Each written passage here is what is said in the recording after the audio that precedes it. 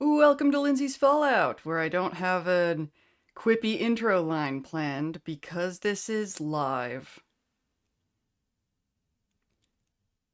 Pardon me for this very unsexy cough. Hello, everybody. Let's get this show on the road while we are, waiting for people to trickle in. 8 Planet Glass, your timing is amazing. I love when people are on time. Okay.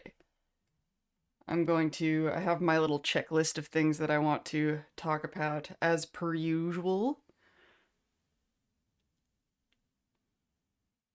Starting with like some housekeeping stuff, I guess, that's not as riveting as I'm sure that we will get. It's not showing me how many people are in right now. It says stream. Maybe this isn't the right screen to have up. Well, hello, Feijun3008. I hate that YouTube has ads for live streams. That might be my fault. I may have turned those on because I want to squeeze as much change out of this. I can turn them off. If I get enough super chats all the time, I don't know what that number would be, where I'm getting enough money where I don't feel the need to put any ads on. I hate ads. I don't blame you. It's a karma hit, for sure. For sure. I hate, selling attention.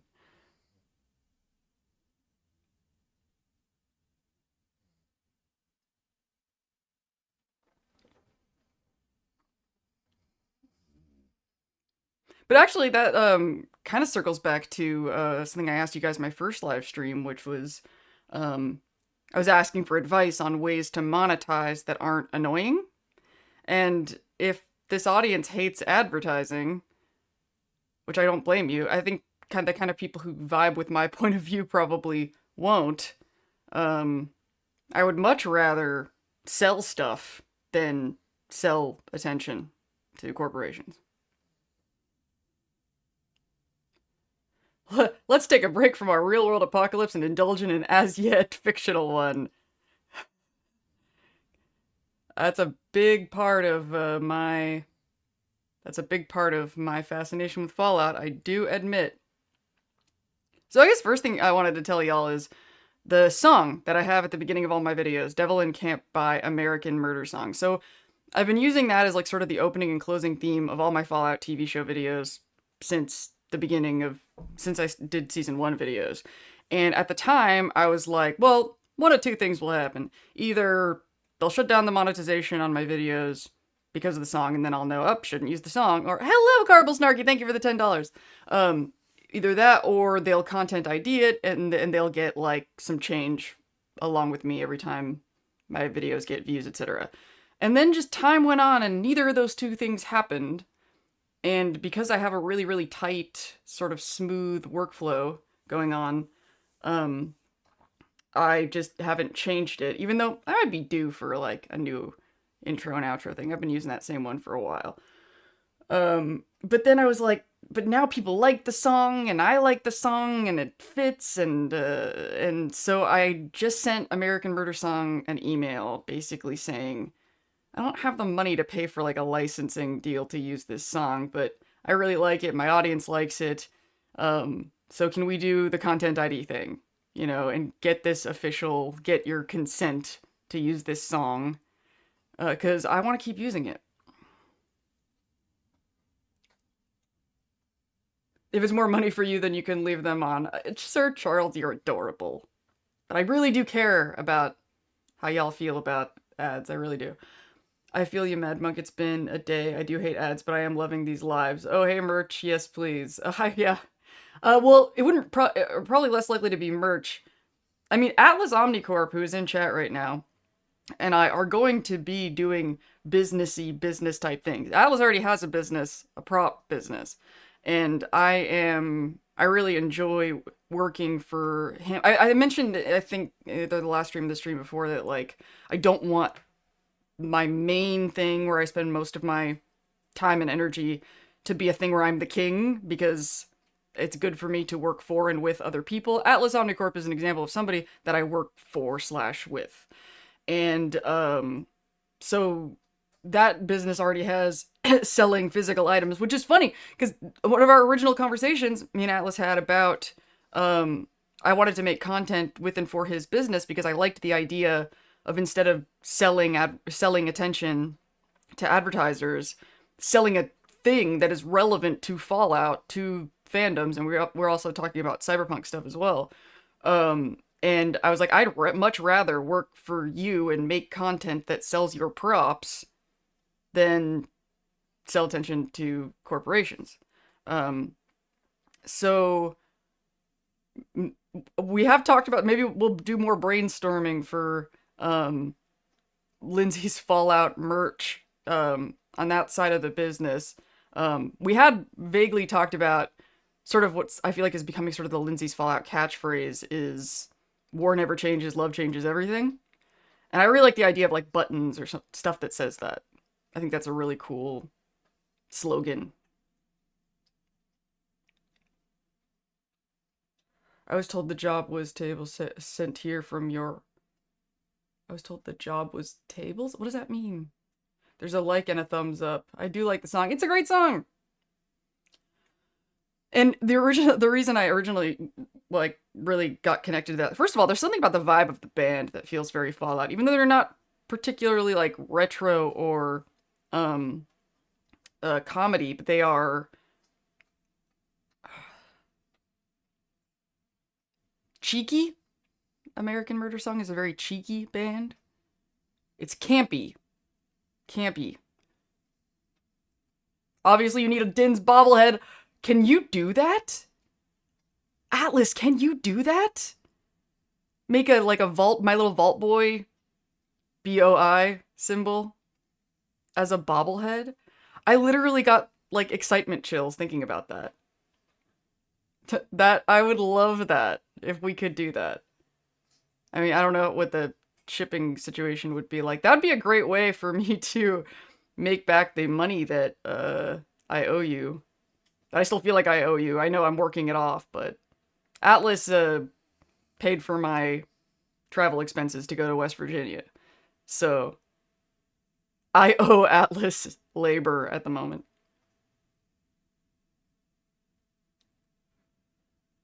Okay, so check that off. And then something else that I wanted to talk about is the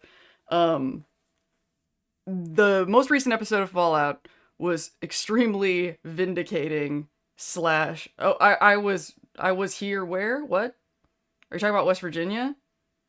Do you live in West Virginia? I haven't been there yet, but the West Virginia convention in May. I will be there. Hopefully with a Trash Can Carla cosplay, but I haven't even started that yet because I'm totally tapped out. Alright, so the most recent episode of Fallout was extremely validating, affirming, vindicating, as far as the themes of the show. So I've been sort of admitting defeat about a lot of my, like, plot and game tie-in prediction type stuff. You know, like most recently I was like, okay, fine, he does go feral without the serum, even though I've gotten some comments back being like that I might not be wrong about that, and I would love to be right, because there's coming to the point where it's like, okay, whenever I have predictions for what's going to happen on the show, this is why I started calling them hopes, or like just ideas that I throw out there, because they aren't necessarily things that I think are going to happen. They're things like, if I was writing it, I would think this would be a cool idea to do, based on the limitations that they've presented. But then I'm like, I don't know if I'm gonna, like, hurt my street cred or something if I keep putting this stuff out there and it turns out to not be true. But what I feel like I haven't been giving myself enough credit for, though, is I've been dead on about the trajectory of the themes.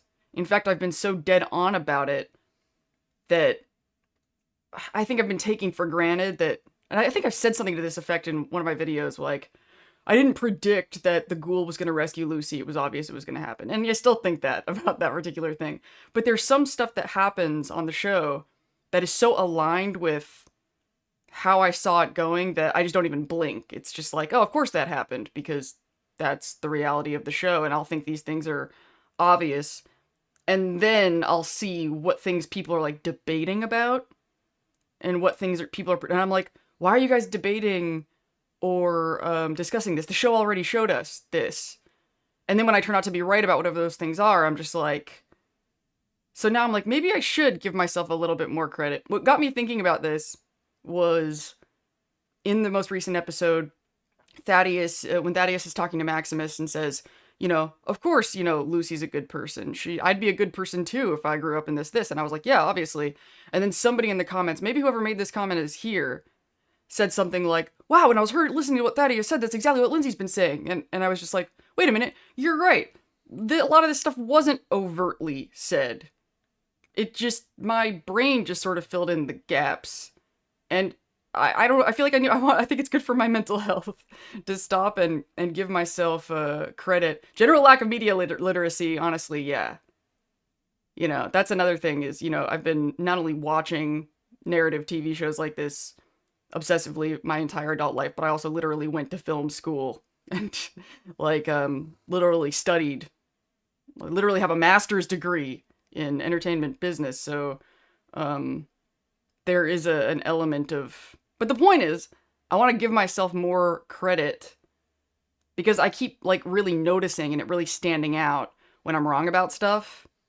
And then, but it's the negativity bias thing. If you're always looking and seeing what you're wrong about and you don't stop and take in when you actually did see things well, then you're just going to have this negative worldview.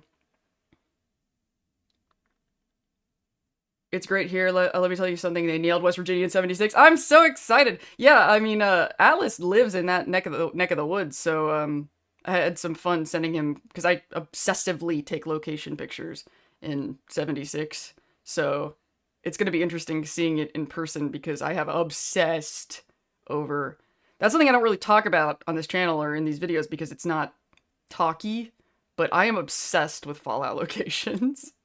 I will be playing 76 and just walking around and looking at the environments and just like, wow. And a thought I think all the time that brings me a lot of comfort is some people go their whole lives and will never love anything the way I love this. The way I love this franchise, this world. And it's bizarre how many just interests and aesthetic preferences and things that just happen throughout different branches of my life all converge in this one fucking franchise. I watched the recent episode of Fallout on Corncob TV after Coffin Flop. What is Corncob TV? Hope everyone here is having a good evening. You too, J Games. Which I misread as Gay James at first. I'm sorry.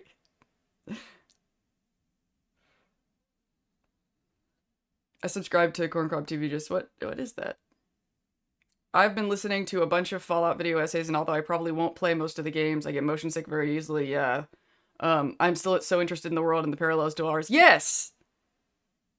I'm so glad that this show exists for people like you. That was why, if you guys look at the beginning of my channel, I was working on a project called Lindsay's Fallout Films. In fact, the banner, the header image of the channel is still from Lindsay's Fallout Films because that was what I originally started this channel for. And my primary motivation was because I had so many friends of mine that I wanted to share this world with and talk, and I wanted to have these conversations. It's one of the reasons I love these live streams so much.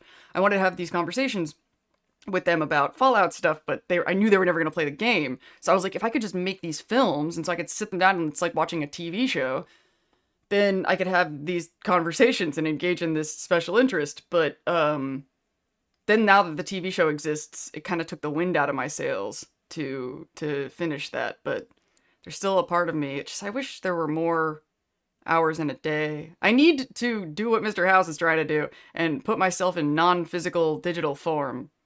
Just be consciousness and not have to take care of this body because my body cannot withstand my creative fury. I am pathologically creative.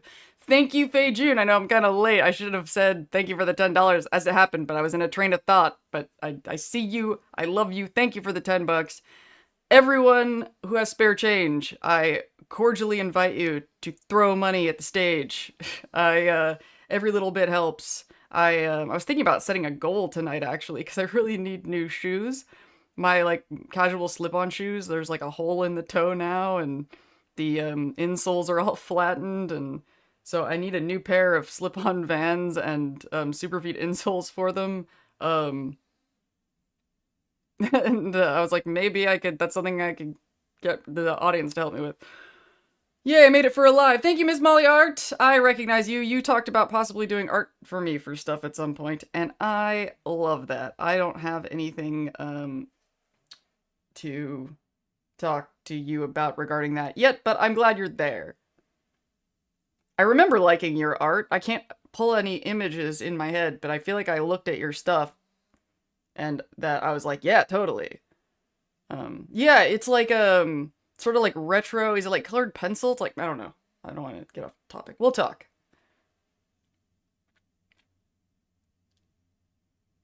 Damn it, now I forgot what I wanted to write down. Alright, saves. So that's further down the list. Okay, Lindsay, don't get too off topic. Alright, so I was talking about the... Oh, wait, finish reading. Ah, thank you, Sir Charles, for the $10. Much, much appreciated. I hope you can go to Helvetia. It's almost exactly like the game, is it? That's cool. Sorry to hear that, Tori. At least tons I won't be there for very long. That's another problem, is because Atlas could help me with the hotel and the badge and stuff, but I have to do dog sitting while I'm gone, and that is pricey.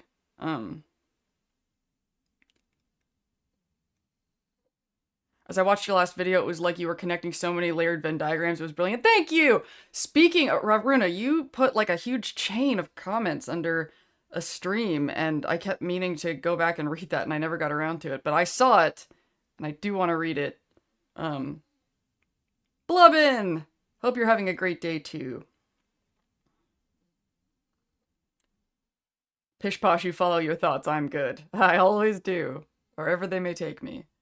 Does anyone else think it would be strange to start working for Vault Tech 3 weeks ago, and then you get your own freezer pot? I think she's playing new to extract info from Norm. Wait, who are you talking about? Oh, you mean, what's her name, Claudia? We'll circle back to that. Thank you, Atlas, and you're right. I'm so glad to hear about it from so many perspectives. Woohoo! Hello, Molly, I agree. I thought about that too. I think it's either that or a bunch of buds were recruited to be good FEV subjects. I don't know if I'm misreading the question there, but I think that people have the wrong idea of who is in Vault 31. Like, yes, Buds said this was a leadership program, you know, that these were supposed to be like the best of the best, but no, these were followers, guys. 31, they're all executive assistants. They're kids that are being told you're gonna be a boss, but they're followers. They're people who smile, people who make lemonade. On paper, it was a leadership group, but these were vulnerable, young, impressionable people. I mean, look at how, you know, so it actually makes sense. So it's not like they got a cryopod because they were so important. It's because they were so vulnerable to conditioning. They're basically automated men, you know, like the what I call Robbie's mind blowers. That's like, it is an actual device in the show that takes over people's minds, but it's also a metaphor for corporate manipulation and taking people's autonomy away for the machine.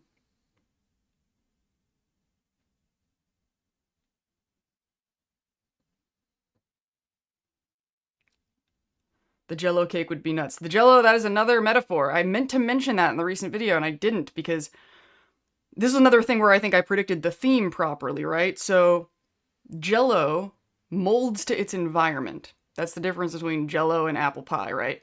They come back to that a lot with whenever they're suggesting how the vault dwellers are being molded to their environment. They bring attention back to the Jello cake. It is very telling that in the very first episode, when the riot is breaking out and Woody is panicking, he looks at somebody and says, "Get that Jello mold out of here! Get that Jello cake out of here!" You know, what he's saying is, break the mold. We can't, this is a new situation that we can't do our normal routines of the ways we're used to doing things. This is new. This is, it's not Jello cake time, you know. Stop mindlessly following your orders to bring this thing out here. This is not relevant to the current situation. We come back to it again in the conversation between Jet and Norm, when Norm's like, when things look glum, vote 31, like, why does everybody accept this reality that 31 is like the higher class power? And what does Chet say? Why do people like Jello cake more than apple pie? You know, he's bringing attention back to that molding thing once again. And then in the most recent episode, when Reg has the conflict with Betty, and she's like, no, we're shutting this operation down. What does he do to stand up to her? He breaks the Jello cake and eats it in her face. He's breaking the mold. Called it. Called it.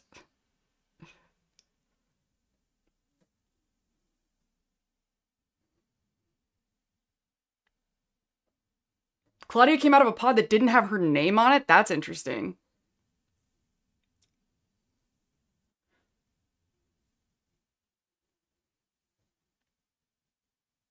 From the second he winked at Norm, I hated that guy. Yeah. Oh yeah, you're supposed to. Hank would have been like them when he came out. Exactly. Exactly. I'm worried about Woody too, but, you know, something I brought a lot of attention to in the recent video is people who can rise above programming. And Woody and Reg are doing that. Woody and Reg, it's kind of nice that we've been watching them since the beginning. Because, yeah, we saw them at the table sitting opposite Betty. But they also ran for office against her.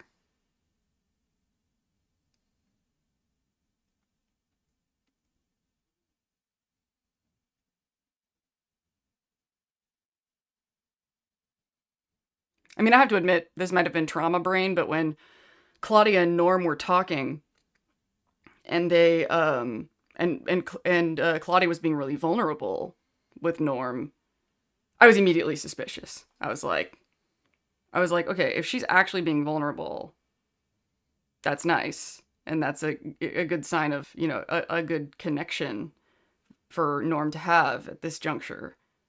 But then when I saw the guy watching, at first she's like kind of calm as she's walking out, and I kind of expected her to like wink or like have some sort of thing with Ronnie, is that his name? The douchey guy?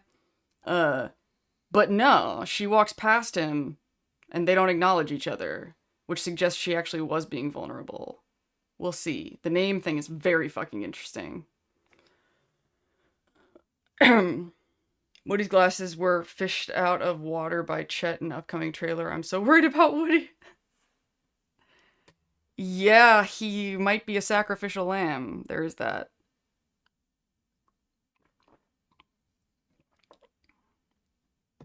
It might be time to kill somebody on the show.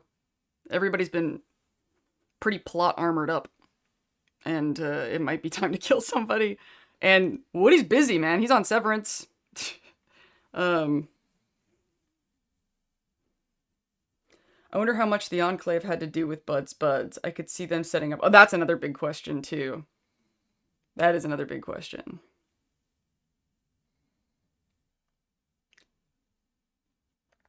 Okay, but going back, now that I'm caught up on chat, I want to zoom back to what I was saying about my theme predictions. I've touched on in other streams that while the lore thumper crowd judges how good the writing is based on how well it lines up with existing lore, I judge the show and the lore against what both of them are saying about the real world and my perceptions of the real world and humanity. So I kind of touched on this in a community post that I put up about the retcon on Vault 21, because I think that the choice that the show is making makes more sense than what the games did.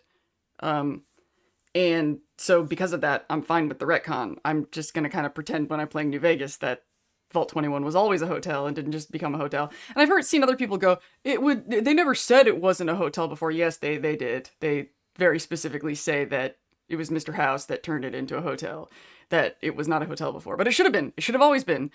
Somebody put a comment saying that it would make sense to have sort of a vault showroom on the strip. Totally agree.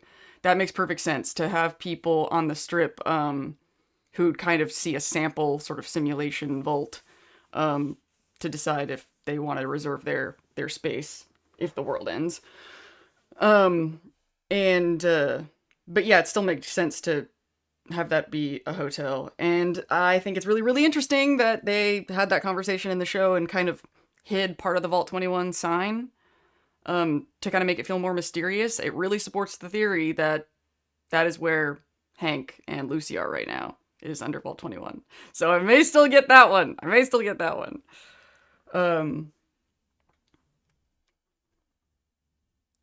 But yeah, going back to this, to the topic of predictions and themes. So that, because of my loyalty being toward a lot of this sort of theme abstraction stuff more than like the nuts and bolts of the lore and the facts, if the show really started to betray a lot of those themes and undercurrents, I might be just as bad as the lore thumper people and be like, this isn't Fallout. Like, I would be. It's almost like there's a competition between me and those, the lore thumpers, and I'm winning in a way, because the things that I love about Fallout are very represented on the show. I think that me and Jonathan Nolan love Fallout for the same reasons. So maybe the tables would be turned, and I will admit, if Anthony House turns out to be involved at all, if the decoy house is Anthony House, I will sound just as bad as those assholes that I make fun of and be like, this is bad writing. I had to really confront that and examine it. I was like, I've been wrong about predictions and stuff before. If it turns out that all these Anthony House people are right, I will hate that. I will hate if Decoy House is Anthony House, and this is why. Because I think it is a fundamental aspect of House's character, why he is the way he is, why he puts all of this pressure on himself to do everything alone, and he has to know everything, and he doesn't trust people, is because of the betrayal of his family. Like, there's a part in, I think it's episode 2 of this season, when they go to the Starlight Drive-In. They meet that lady who was making flea soup by, like, scratching her hair into the bowl, and, as they're leaving, she says something like, my son's dead, and it sucks because he owes me money. And then as they walk away, she's like, loot that body, if you find him, bring me back the money. And in my video about that, I said, it's a Fallout joke, haha, she cares more about money than she does about her son, but how many families do you know have been torn apart by money? That's House's story, was he learned from his family that money is what matters, not family love connection, And Anthony House, by the end of his life, was super paranoid that Robert House was out to get him all the time, and it was a horrendously strained relationship. So saying that Anthony House has been taking money to pose as Robert and they're like chums, I think is a total violation of that character. Like, that I would be a jerk about that. I really don't want that to be true. Really enjoy your thoughts on Fallout. Very thought-provoking. Thank you for live streams. Loving them. Thank you, Amy. Amy. Thank you. I love the sticker watermark thing. Also, have you said anything yet about the fan naming of Bobby Apartment? That is hilarious. I'm assuming this is related to Robert House. IIRC. What does that stand for again? It's something like in my humble opinion, isn't it? It's like, if I remember correctly, that's what that means. It's never explicitly said that Vault 21 wasn't also Pre-War Hotel, just that I'm pretty sure it did. I looked at, when I did the season 2 premiere video, I went back to Vault 21 and recorded all that stuff and looked at all the dialogue and everything before. I'd be really surprised if I remember that wrong, considering I looked at it so recently. Did you watch the bouncing brain on a Roomba thing? There was a bunch of lines Bud said that feel like veiled hints at things, aside from random stuff. I wound up taking lots of pics to muse over. Oh yeah, the brain on the Roomba says all sorts of interesting shit. The vertical integration thing. What better way to hide an important vault than to hide it as a hotel in a city of hotels? That is true. Even though I'm not sure they would have picked that location for that reason, as much as because of its how close it was to House, but I don't know. We'll see. It's still really unclear what House's relationship is with Vault-Tec and the Mind Blowers research that was going on down there. Because now it's looking like House may have just sold it to them and that he's not related, and then Hank may have been talking to Enclave. I don't know. I love that I don't know, though. What other vault is close by? Vault 11, Vault 22, Vault 24. I don't think they look enough alike to be family. Yeah, they don't really look enough alike. And somebody else has brought this up too. Like, supposedly he's been posing his House for 10 years, but like before that, those 10 years, how long did people just not see House at all for them to be fooled that this is him? The cement thing is really weird in Vault 21 in my opinion, so I really agree there in 21. Yeah, the cement thing was not well explained. And I just really feel like, you know, Jonathan Nolan and I agree on a lot of stuff. Or whoever, who knows, his name is on everything, but who knows what people really have the strongest voices in the trajectory of this story. But I could see, based on how much we seem to agree about what's interesting, why he would want to resolve that. The cement in the... Because that was such a weird thing for House to do. Anthony was a paranoid nut job and the two hated each other. It makes no sense for Robert to trust him anyway. Exactly! Exactly, Blubs! You get it. Super paranoid that Robert was out to get him, and he was right. Haha. I think that the House resort was made for Bobby Apartment. Oh, Bobby Apartment! For the decoy? Ah! I will definitely start saying that. I don't know if I can do the chicken effer thing. I know everybody's calling the snake oil salesman the chicken effer. I don't know. I just don't. I guess it just doesn't amuse me as much as it amuses everybody else. I don't know why. What if they make Yes Man the digital copy of Anthony House, which would explain why he wanted to kill House and take over his stuff?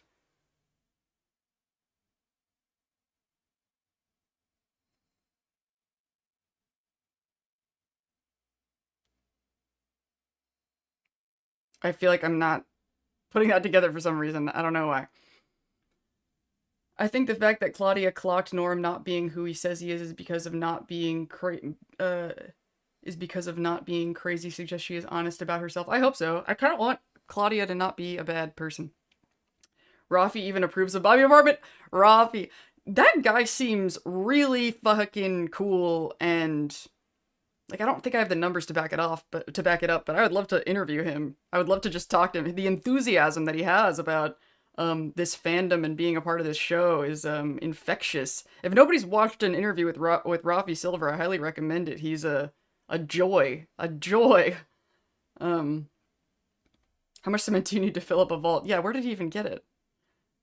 I don't really know anything about cement. I don't know how cement is made. Like, I don't think the vault Hank is using is 21. Well, fine. You can think that it's not, but I want it to be, and I'll live if it's not, but I still want it to be.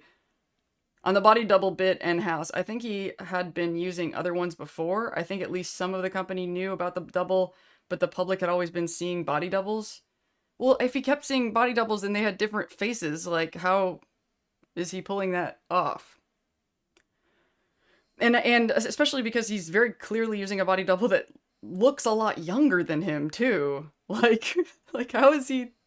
Is it like on a soap opera? You guys ever seen this on a soap opera? This happens a lot where a character will be born and they'll be a baby and then like they'll disappear for a while and then they're like an adult like 3 years later. Like, and I'd be like, no, we were watching the show the whole time. The baby was born, but they are just like really vague about the years.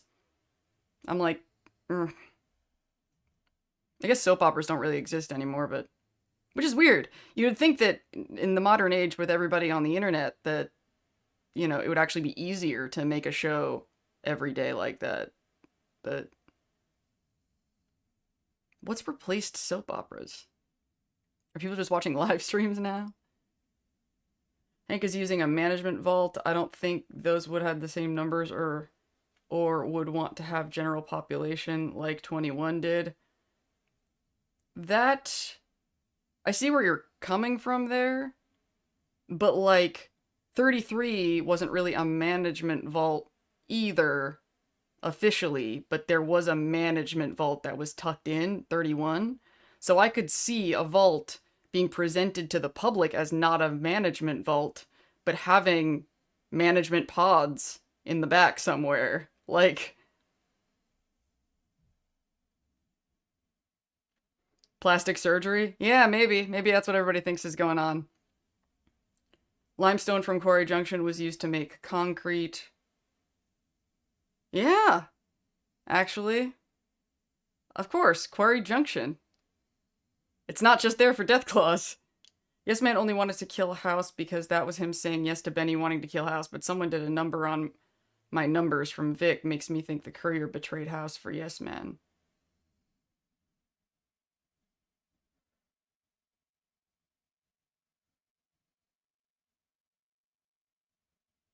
I really doubt we're gonna see Yes Man. I feel like they would have dropped clues about Yes Man by now if he were involved. There's an urban legend from the 60s that Howard Hughes hated the big rotating sign from the Silver Slipper Casino, so he bought the casino and filled the sign with concrete to stop it rotating. Oh, Howard Hughes, he's like Henry VIII. Off with the heads of everything I don't like. Maybe the part Hank is using is connected to 21 but not accessible to the main part of the vault normally. Yeah. Like 21 had some sort of portal or gateway or door to wherever this vault is, and that's what House blocked off with the concrete. Happy to finally be here for a stream. Any thoughts on the duality theming this season? Like 2 houses, 2 Caesars. Ooh, I didn't even think about that.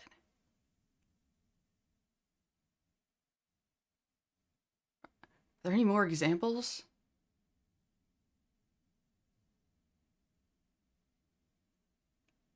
Ooh, I have another theory that they gave Paladin Xander the scream treatment that Drew Barrymore got. She was all over the ads and it offed immediately. It made sense to me. Yeah. Yeah, I feel like they need to kill somebody that we've known for longer. I think it's going to be Thaddeus. I think Thaddeus is going to die.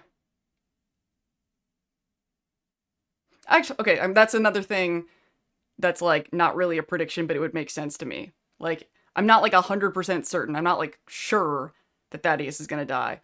But it would make sense for somebody to die soon because too much plot armor going on. And if it was gonna be anybody, Thaddeus makes the most sense. In the cut content ending where you chase Benny through the top's basement, you cut through a part of 21 that also connects to 38. Ooh, hoo, hoo, hoo, Atlas. Yeah. If there's something connecting 21 to the 38, that's a thing. Two Brotherhood sides, Commonwealth aligned versus Quintus aligned.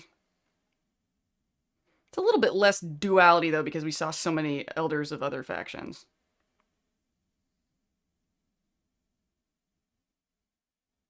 Kate and Moldaver, but I guess Moldaver, the older Moldaver, is now dead because we're only seeing Kate.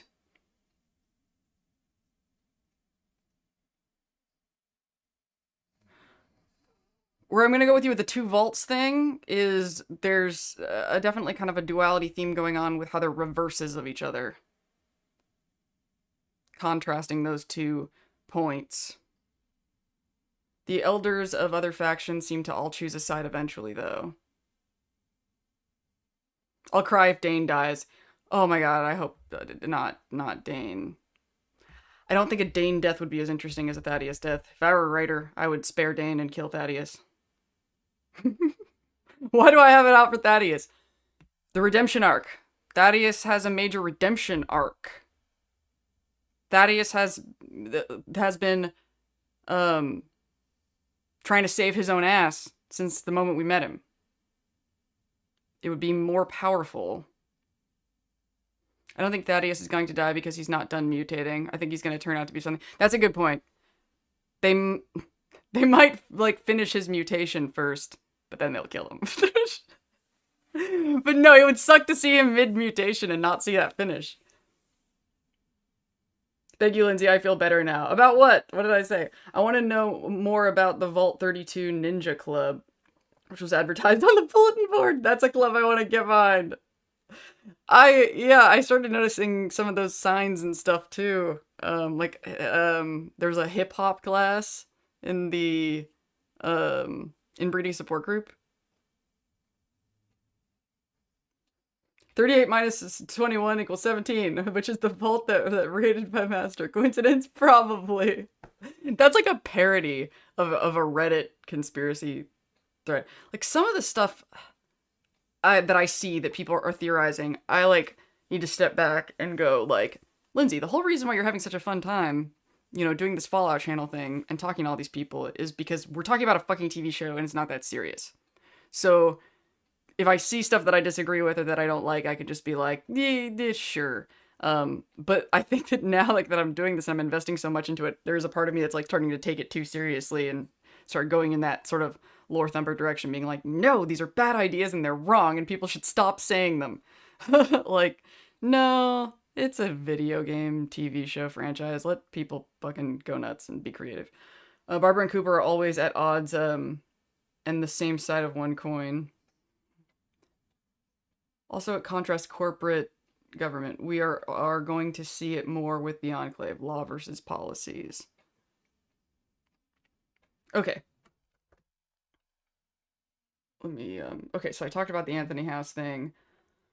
Right, so the next thing that I wanted to talk about is, sort of I've been talking about how, you know, I make the videos talking about the Fallout show and the Fallout, you know, but then on the stream, I'm not just talking about the show and the video games, I'm also talking about this sort of meta-narrative of my relationship with this channel, where I'm going with it, what I'm doing.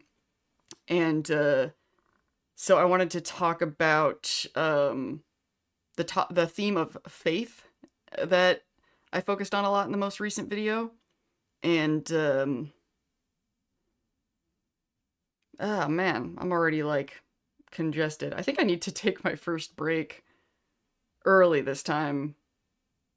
So I am going to, and I put I have a BRB screen that has a song from a 90s video game in it. You guys can tell me if you enjoy it.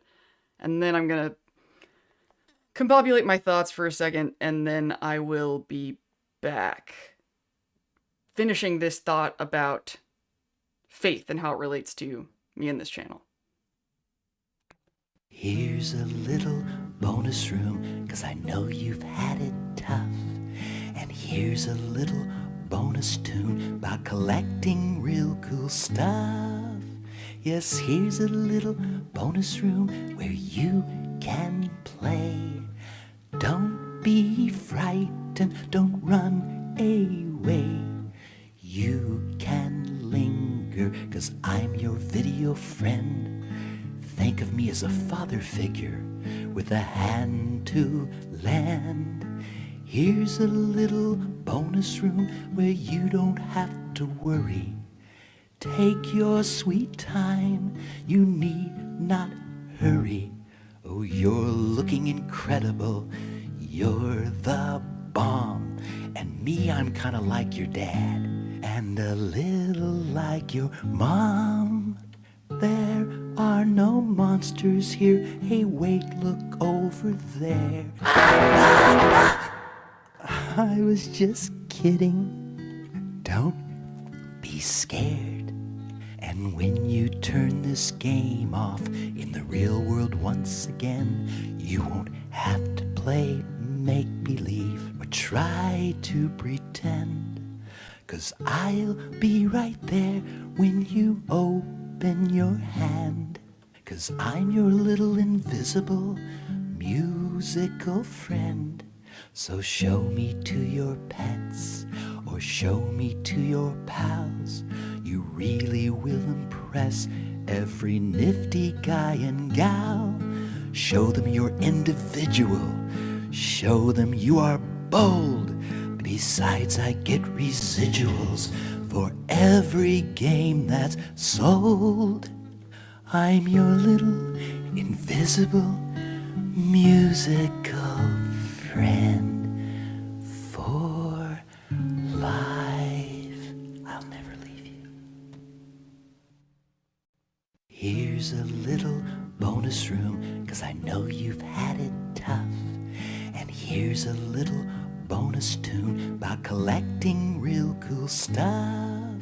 Yes, here's a little bonus room where you can play. Don't be frightened, don't run away. You can linger, 'cause I'm your video friend. Think of me as a father figure with a hand to lend. Here's a little bonus room where you don't have to worry. Take your sweet time, you need not hurry. Oh, you're looking incredible, you're the bomb. And me, I'm kinda like your dad, and a little like your mom. There are no monsters here, hey wait, look over there. I was just kidding, don't be scared. And when you turn this game off in the real world once again, you won't have to play make-believe or try to pretend. 'Cause I'll be right there when you open your hand. 'Cause I'm your little invisible musical friend. So show me to your pets or show me to your pals. You really will impress every nifty guy and gal. Show them you're individual. Show them you are bold. Besides, I get residuals for every game that's sold. I'm your little invisible musical friend for life. I'll never leave you. Here's a little bonus room, 'cause I know you've had it tough. And here's a little bonus tune about collecting real cool stuff. Yes, here's a little bonus room where you can play. Don't be frightened, don't run away.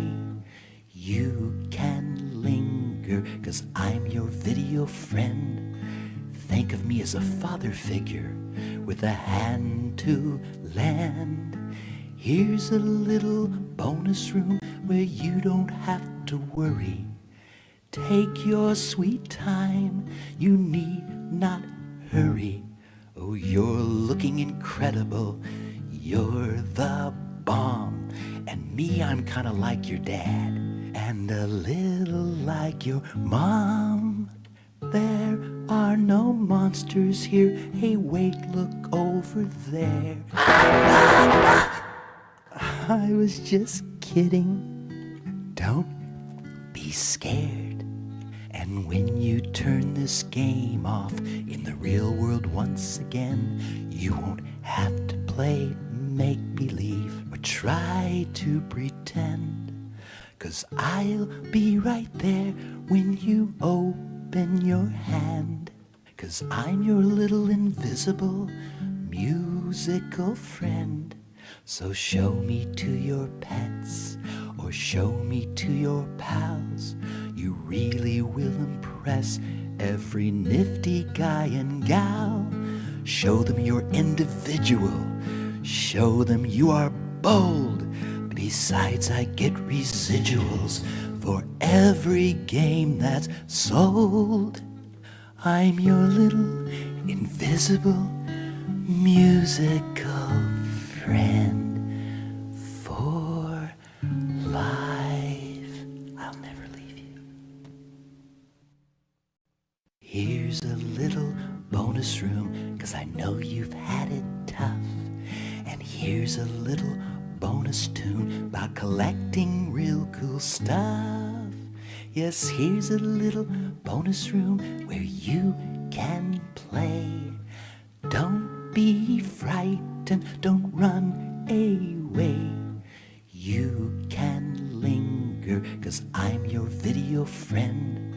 Think of me as a father figure with a hand to lend.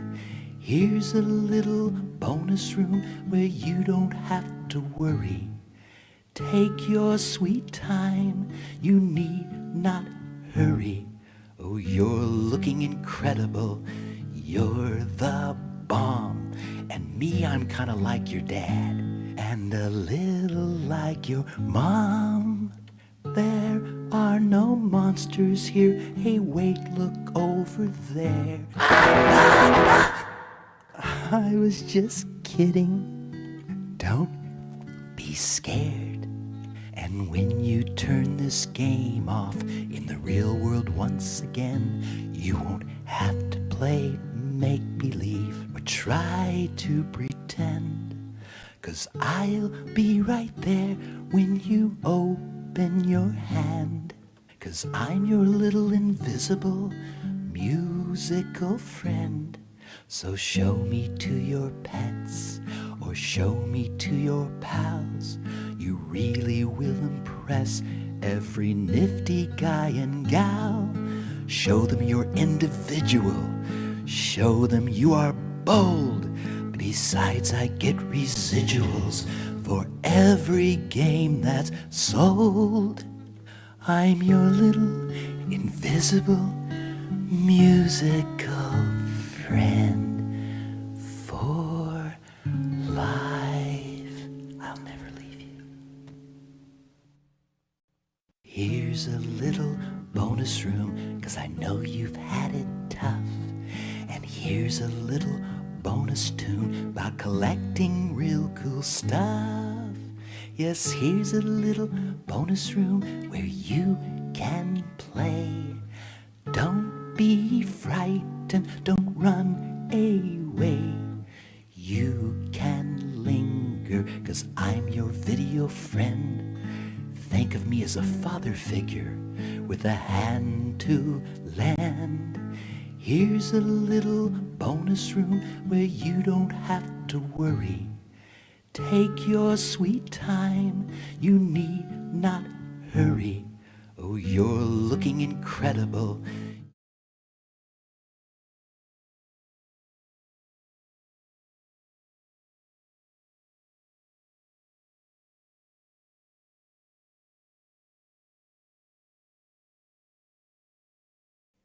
Okay, sorry. I new system. I'm using my Stream Deck now, and I didn't hit the mic button back on.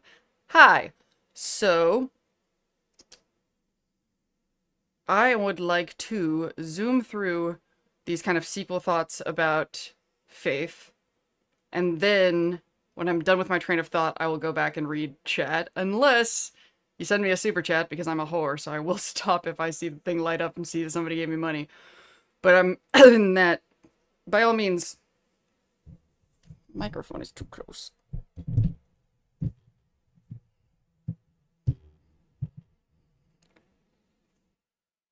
Or am I just... Hmm.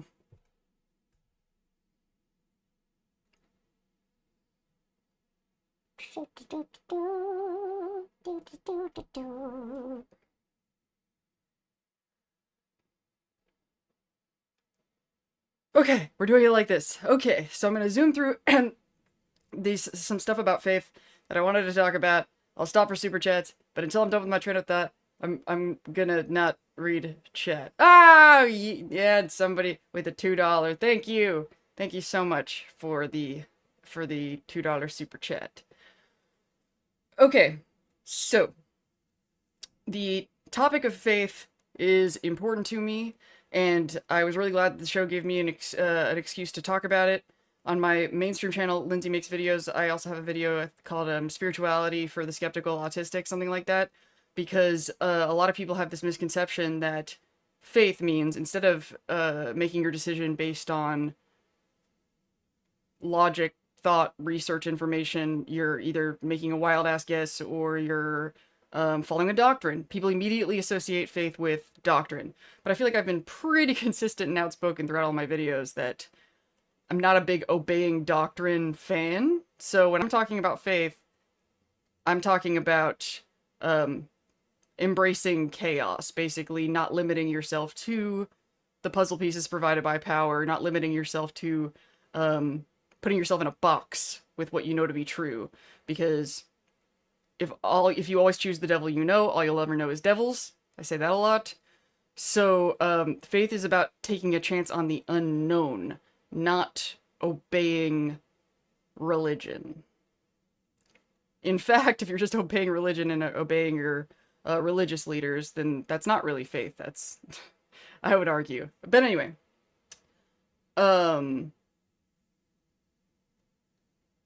so I got a comment. Somebody said something like, just know faith is always this terrible thing, and I have no doubt that this is somebody who just read the title of the video and didn't actually watch it and just responded and then ran away. I really wish my videos wouldn't get recommended to these kind of people, because I'm almost always...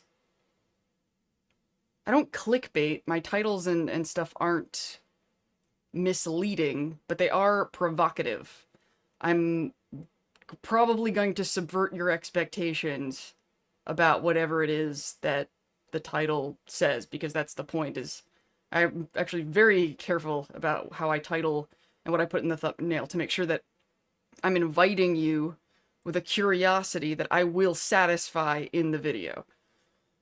So I wanted to talk about how another theme that I go back to a lot is that if you open a door to potential love, potential goodness, you can't do that without inviting potential harm. The reason why society and a lot of people in their personal growth journeys don't go anywhere is because they want to hang on to the old toxic thing and not let go of it until they know what they're going to replace it with. But you're not going to be able to make room for the new thing until you let go of the old thing. And I also talked about how one of the reasons I relate to Maximus so much is that moment when he puts the gun on Quintus. I said that I've been in a situation like that 3 times, where my nervous system was attached to something that I believed was giving me safety, and had to confront that this isn't what I thought it was, which is why I'm intimately familiar with that feeling of when Maximus put that gun on Quintus, it felt like putting it against his own head, because that's how it feels to walk away from this thing that your nervous system is convinced is keeping you alive. And because I've done that 3 times, you could probably connect the dots and figure out that I didn't make the best choices on round 2 and round 3, did I?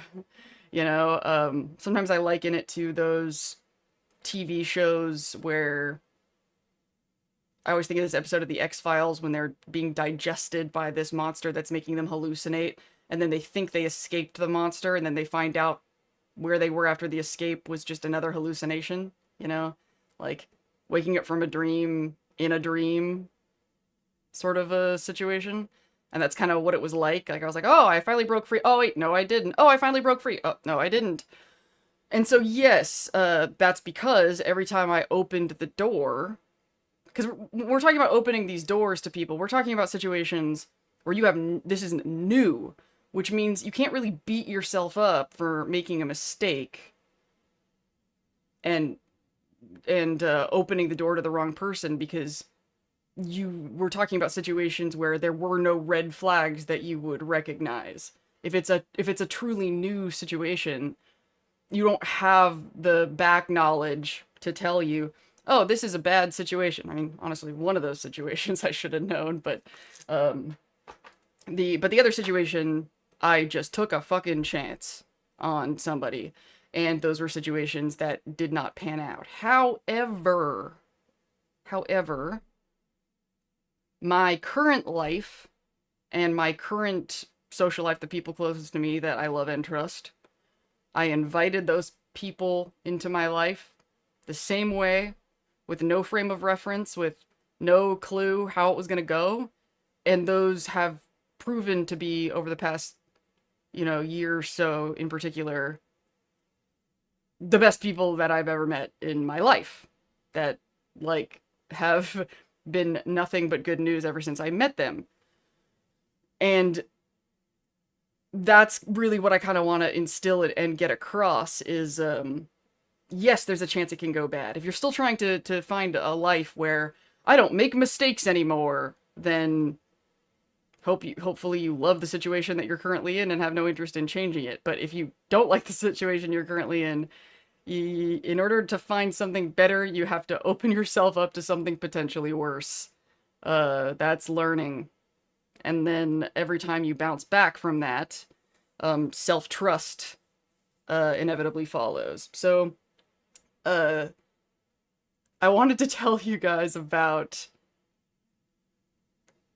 how, and this is related to Fallout, because we're basically now talking about, my best friends now predominantly are Fallout fandom people.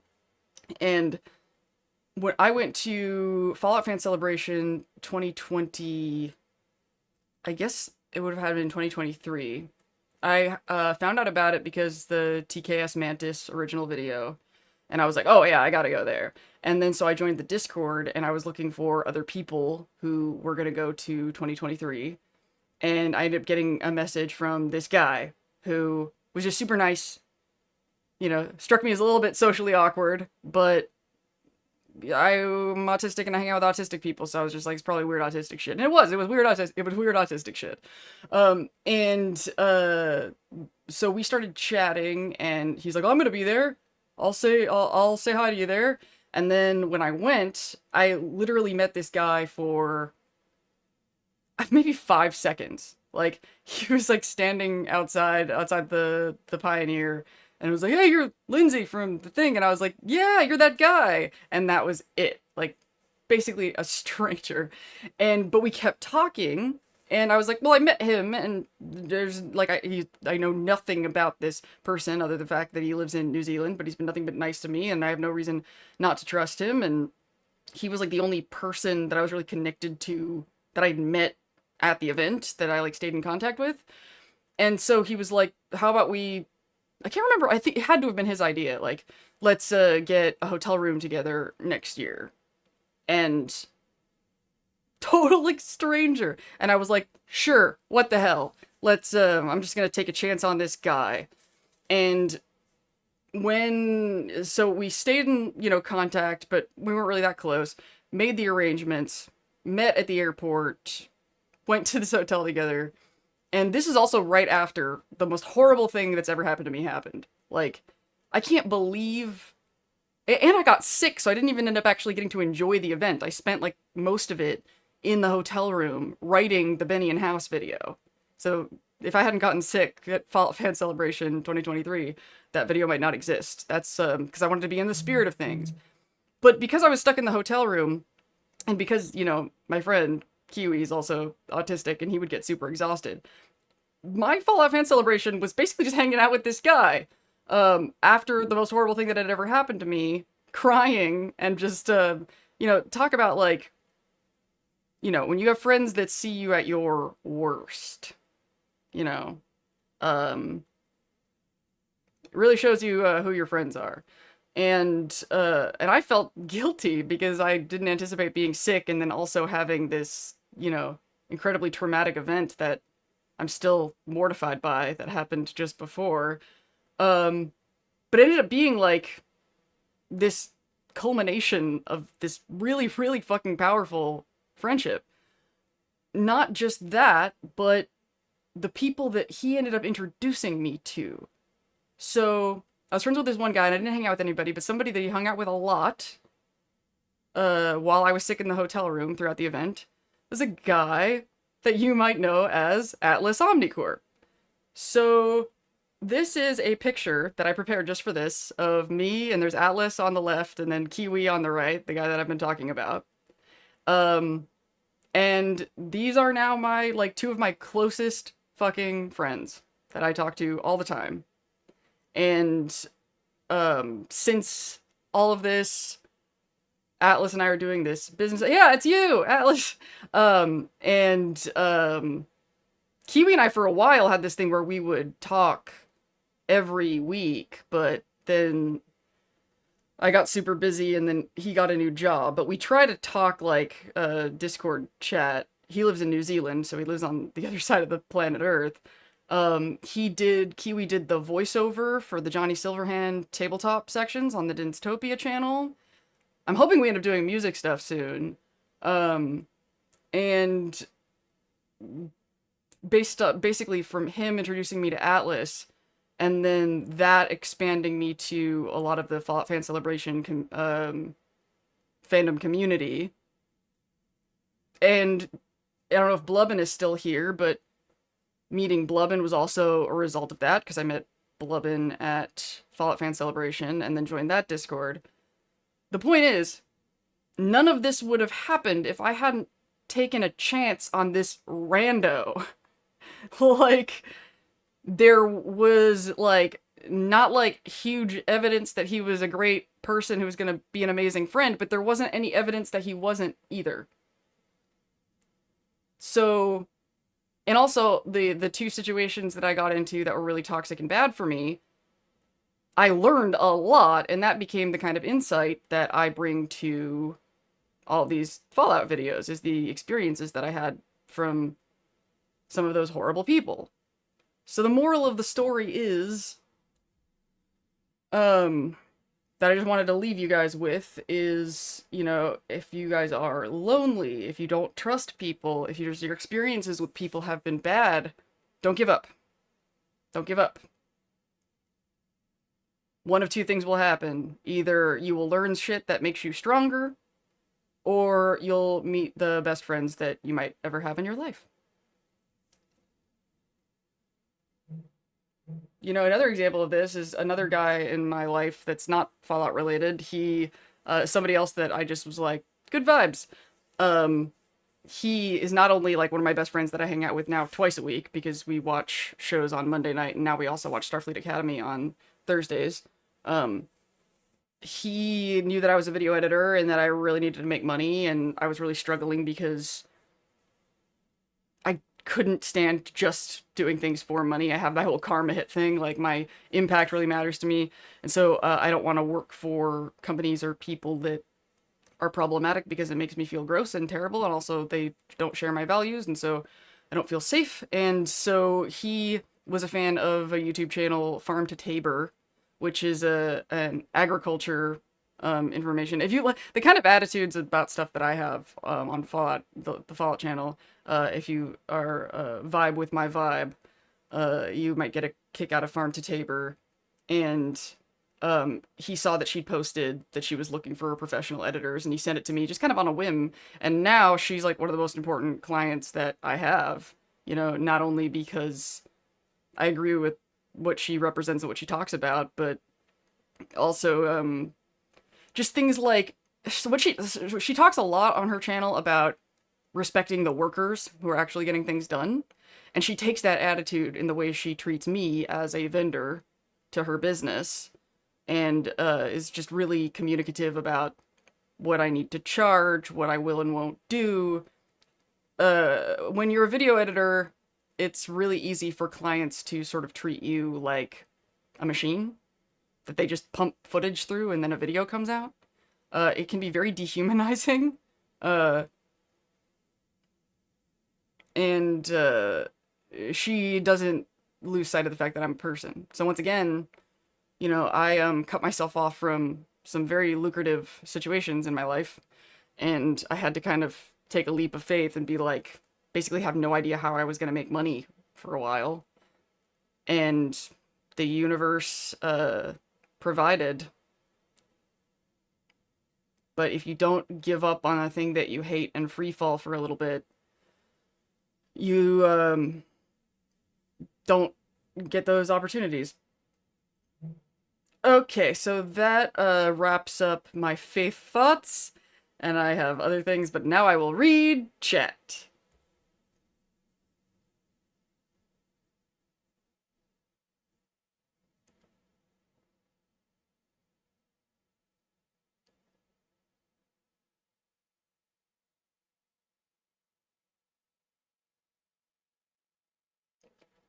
So Wilzig looks the same age in the elevator with Barb as he does later with Lucy.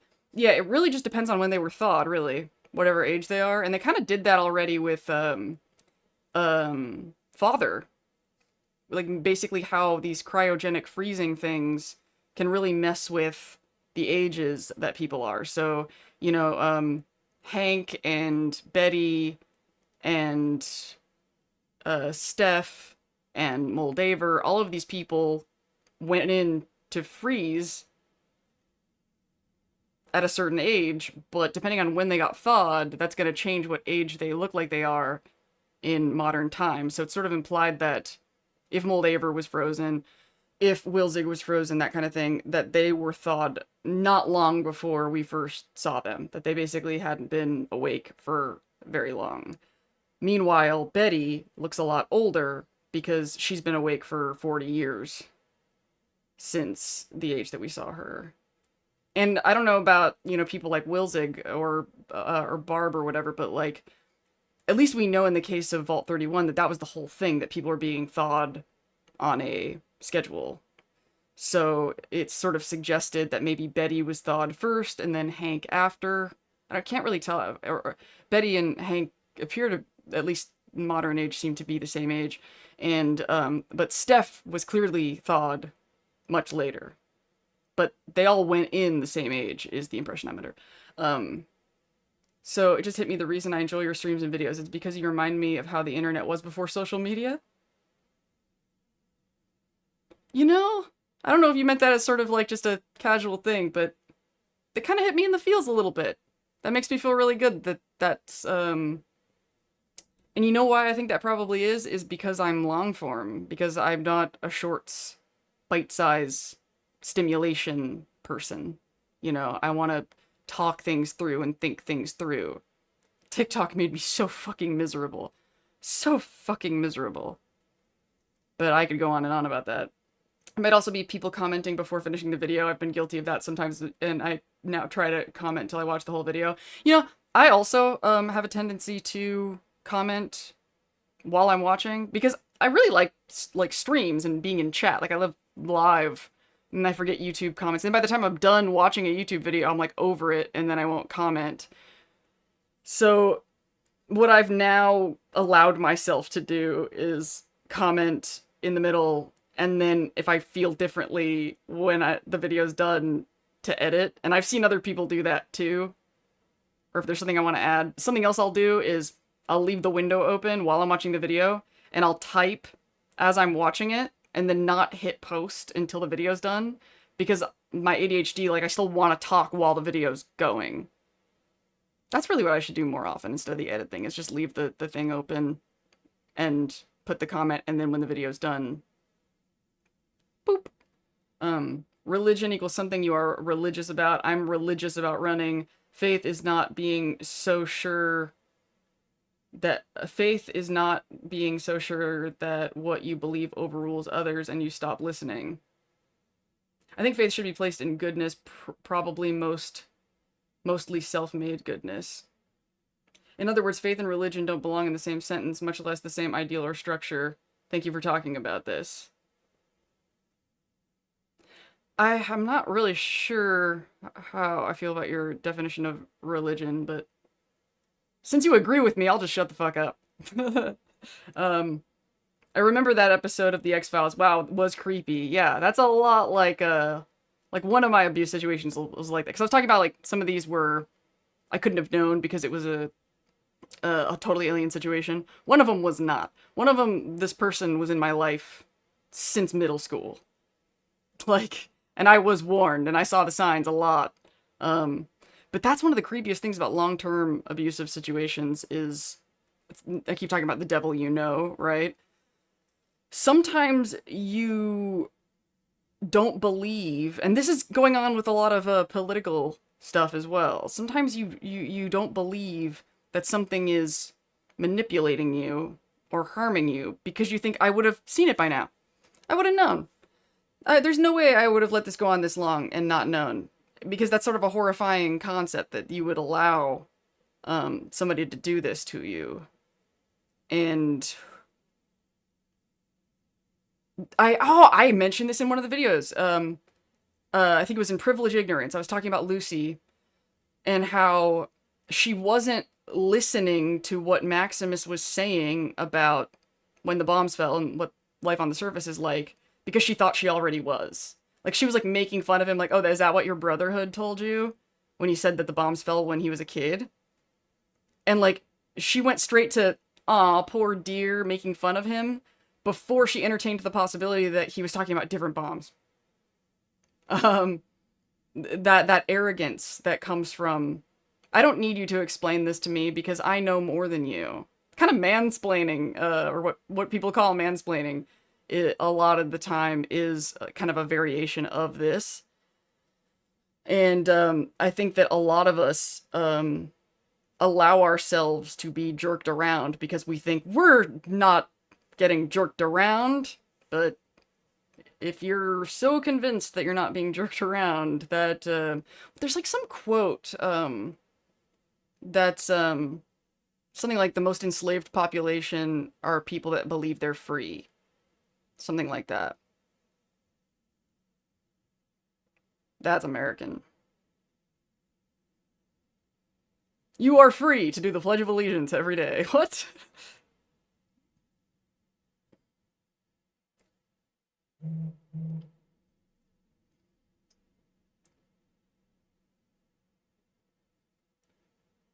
So, I was wondering more specifically about waking from cryo. Was it intentional that they were woken up at a specific time? That is a very interesting question. Yeah. Why was Wilzig woken up when he was? I actually love that question. What made Wilzig more important than other underlings? So we really for certain know they were frozen because I feel like there's too many complications with cryo. No, we don't. We don't know if Wilzig and Moldaver were frozen.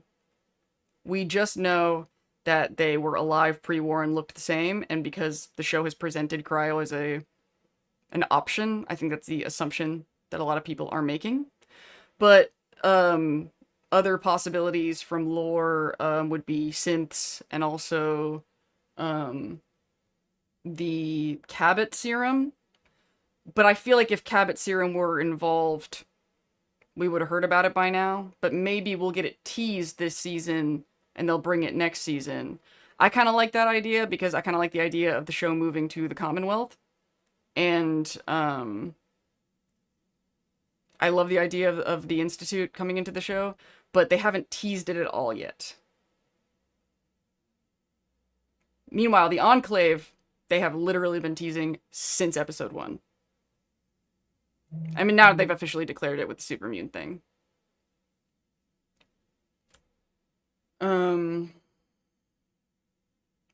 I know the popular assumption is that the Enclave are the hidden puppet master here, but now I'm starting to wonder how much of a role the Institute synths might be playing. Yeah, similar to what I said before, there hasn't been any teases. I'm a little irritated if they bring the Institute in. I would like them to bring the Institute in, but like I said, not yet.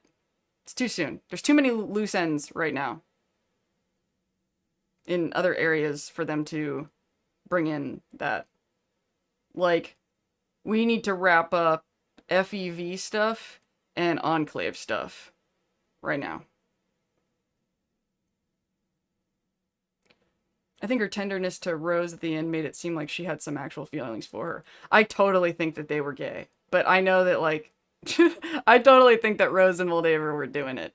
But I also totally get that there's no hard evidence about that. So, it's one of those things that I want to be careful about, because I don't want to say that and people be like, ugh, just what two females were cared about each other. Look, y'all, I have been a woman in best friendships with women, and I have been a woman who has had sexual tension with women. It's a different vibe, and the Moldaver, it's a vibe thing. It's just...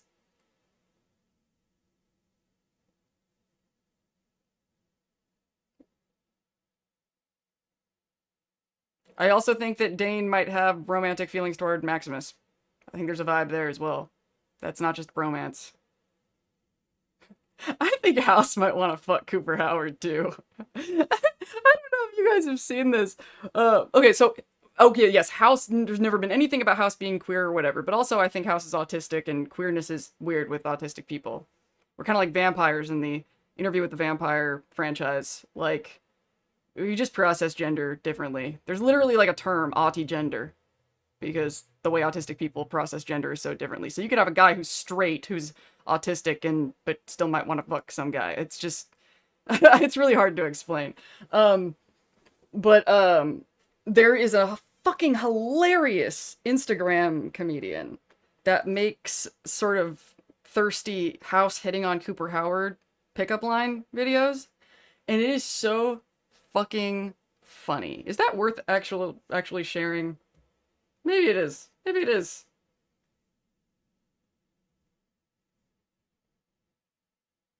I posted a comment and I was like, oh my god, do not stop making these. So trigger warning if anybody thinks that Cooper House gay jokes are not funny, because I do. And once again, this is kind of like, I mean, I don't know if I'm ever going to get around to talking about Ghoulsey.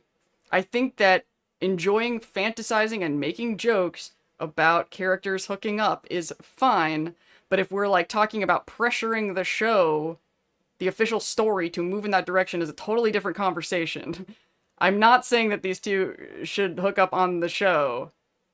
I think it would be too hard of a left turn, but I don't think there's anything wrong with a queer reading of that fucking bathroom scene, because the cruising in the bathroom, there was some queer subtext there, and I don't think it has to be overt.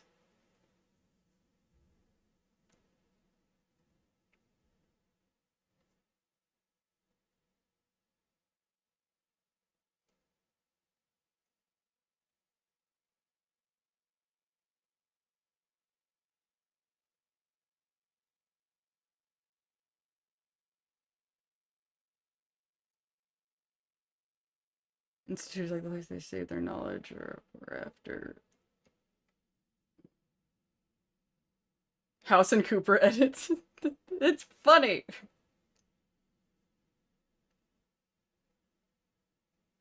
Where's my shaved?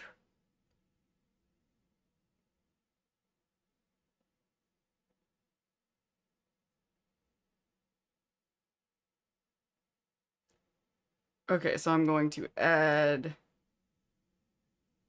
a window capture.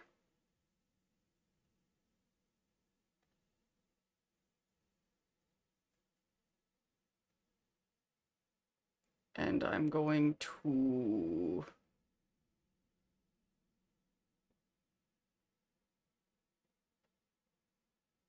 Okay, I'm going to turn off my mic and then turn on...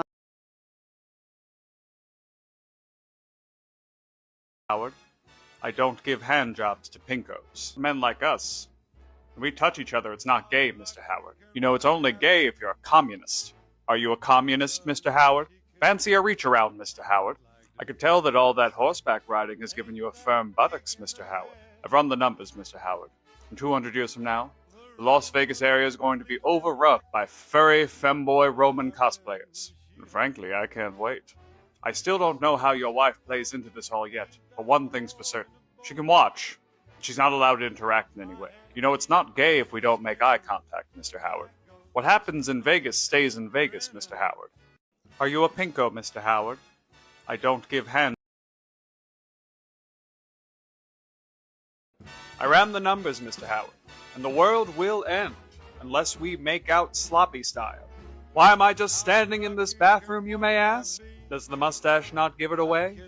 Pissing all by yourself, Mr. Howard. I saw you riding my rocket, Mr. Howard. In front of your wife, no less, you dog. In this world, it's jack off or be jacked off, Mr. Howard. And I will not be jacked off. Can I get you a glass, Mr. Howard? Or would you prefer to just pour the vodka directly onto your face? Need someone to shake off those last drops, Mr. Howard? I made an AI chatbot based off you and uploaded it to one of my Securitrons, Mr. Howard. Is that flattering or weird? Please tell me flattering. I ran the numbers, Mr. Howard.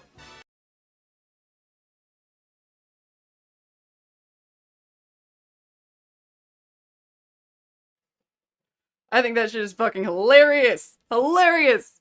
I was like, please keep making more. There's something about the way that they always say, Mr. Howard, Mr. Howard. Because I wasn't gonna make a big enough deal about it to like talk about my videos. It's not really like what I do. But the bathroom scene, I was like, it's not worth triggering all the people that are gonna be offended or bothered by that. I can't breathe, right? It's so funny. It's only gay if you're a communist. That might be one of my favorite ones. Sending this to my friends. I did wonder about that rocket. Yeah!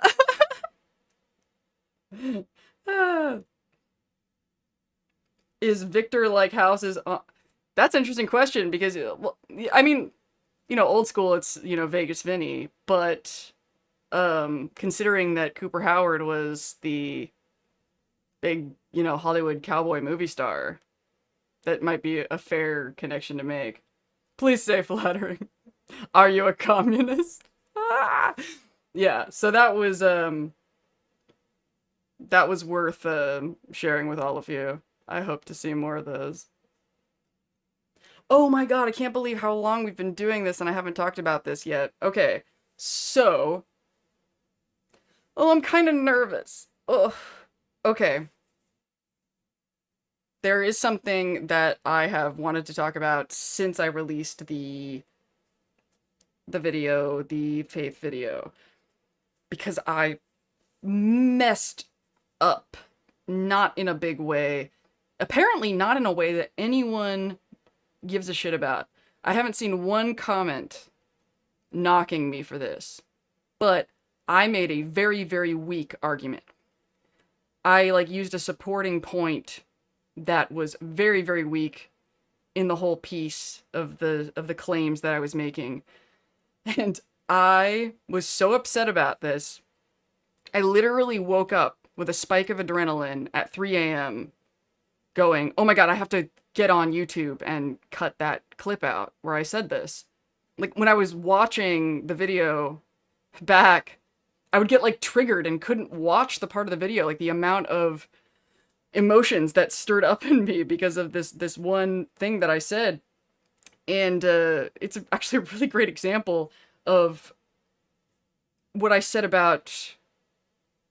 What is the terminology that I used for this? I usually use the word programming when I'm talking about this. When you're triggered and your nervous system is ignited over something, like the way that I talked about how guys who, like men who were pressured to not be vulnerable and not make mistakes get triggered by Maximus because they're, I was talking about how they were most likely taught that a man is not allowed to be like this, so seeing a man be like this is like, no, kick it till it stops moving. I talk about that with other people, but I am no exception. I absolutely have programs that, like, my higher self, my thinking mind, does not agree with. Like, my higher self thinks it's okay for me to put a YouTube video on that has like a weak argument. That's actually one of the reasons why I like doing this stream, is to have the opportunity to sort of clean up any loose ends or anything that, or if I get a comment a lot that's showing that, oh, a lot of people are misunderstanding this, or a lot of people didn't like this, then I can have a thing. That's one of the reasons I put the thumb from the previous video in the thumb for the live stream.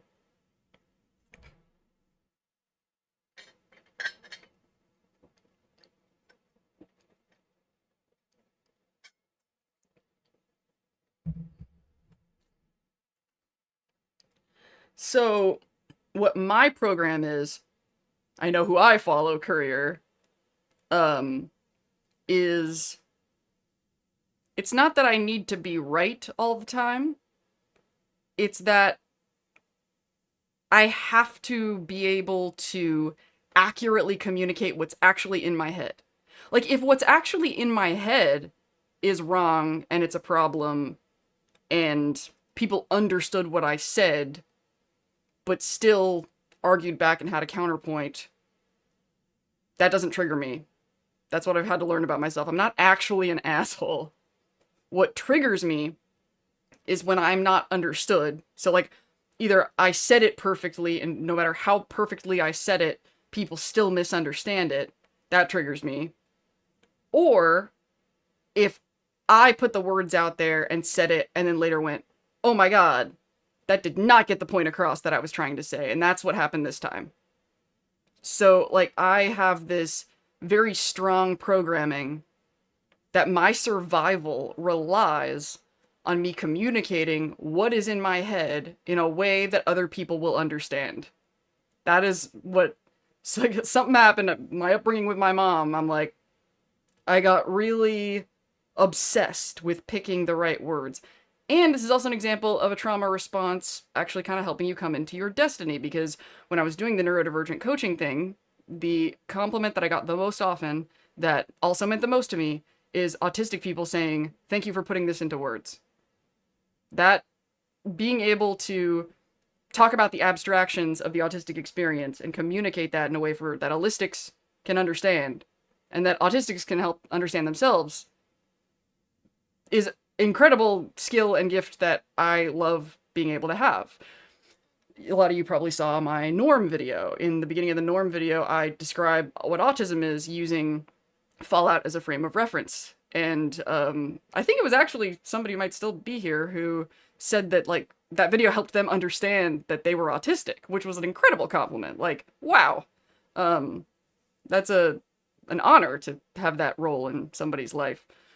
So I'm obsessed, and so when I woke up at that 3 a.m., all I wanted to do was either cut the clip out or hurry up and write a comment explaining the bad point that I made. And some of you are probably like, what was the point? But I will explain what the point was first. But before I do, I wanted to tell this story about why this bothers me so much, because it's interesting, I think. And it was also kind of an opportunity to sort of titrate, to sort of train myself out of this programming. Because basically, if you've never had to deprogram a trigger before, when something like that happens, like me waking up at 3 a.m., getting up and writing my explanation and cutting that clip out would be the worst possible thing to do for my mental health. Because what happens when you do that, when you give into the trigger and you do the reaction that your nervous system wants to do, the nervous system goes, oh, I'm going to reinforce this.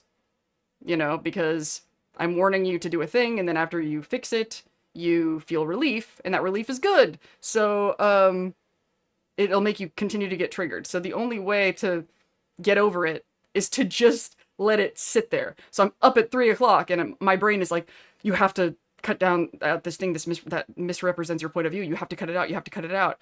But I'm like, what this is doing, if I keep treating it like it's this emergency and I don't just sit and allow imperfect media, then there's no way I can keep doing this, because I'm gonna keep making mistakes. I have to allow imperfect content to sit online. And there are some times where there is shit that I say that is bad enough that it's worth going in and cutting it out. But for the most part, I have to allow. That's one of the reasons I got so hostile about Maximus haters, is I'm like, we have to allow imperfection in our culture, because It's turning me into this mess waking up at 3 a.m. because I have this clip online.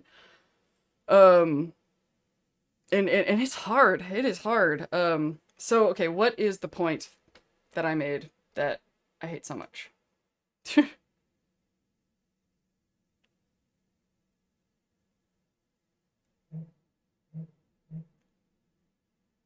Real fast, I'm gonna look at chat first, though.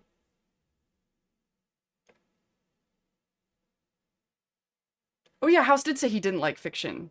Which, my little autist. Can't wait to see Robot House flirting with Ghoul Coop. Me either. Seems like House has a crush on Cooper. That was the laugh I needed. So funny, right? Mr. Howard. If Coop screws House on the Cold Fusion deal, maybe Vic is his parody of Coop.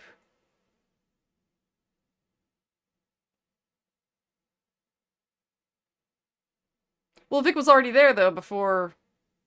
I mean, unless you're saying that he, like, updated Vic. What was the argument? I will get there in a sec. Okay, thank you so much for quoting my favorite character. I don't remember what I said, but you're welcome. I'm getting tired of Barb getting a pass because she was threatened. Maybe the writers mean to do that. Maybe it's because I wouldn't bow to that, but it def hit a nerve. I think that's showing a wee bit lack of compassion for Barb. I don't think you are as certain that you wouldn't cave in. I think you might be surprised. Personally, not trying to start an argument. Barb is the CEO of Vault-Tec. She should be... Is she the CEO? Actually, I didn't pay attention to, like, what her position is. One does not simply become CEO of the largest corp by asking the front door. Also, CEOs have stake on the company, unlike executive presidents that are employees with administrative duties and huge bonuses. In her specific... I mean, that is true. But I really think that she's looking at it like the world is going to end anyway, and she wants to make sure her family is secure. That's really what I think it is here. Like, what you have to keep in mind is it's not like Barb is ushering in the end of the world and is willing to wipe the slate clean to protect her family. She thinks it's going to happen anyway, and as long as it's going to happen anyway, she's going to secure her family's position. Like, a lot of people in corporate America who are ushering in bad things, that's why, is because if they didn't do it, somebody else would, because of the sort of game theory dynamic.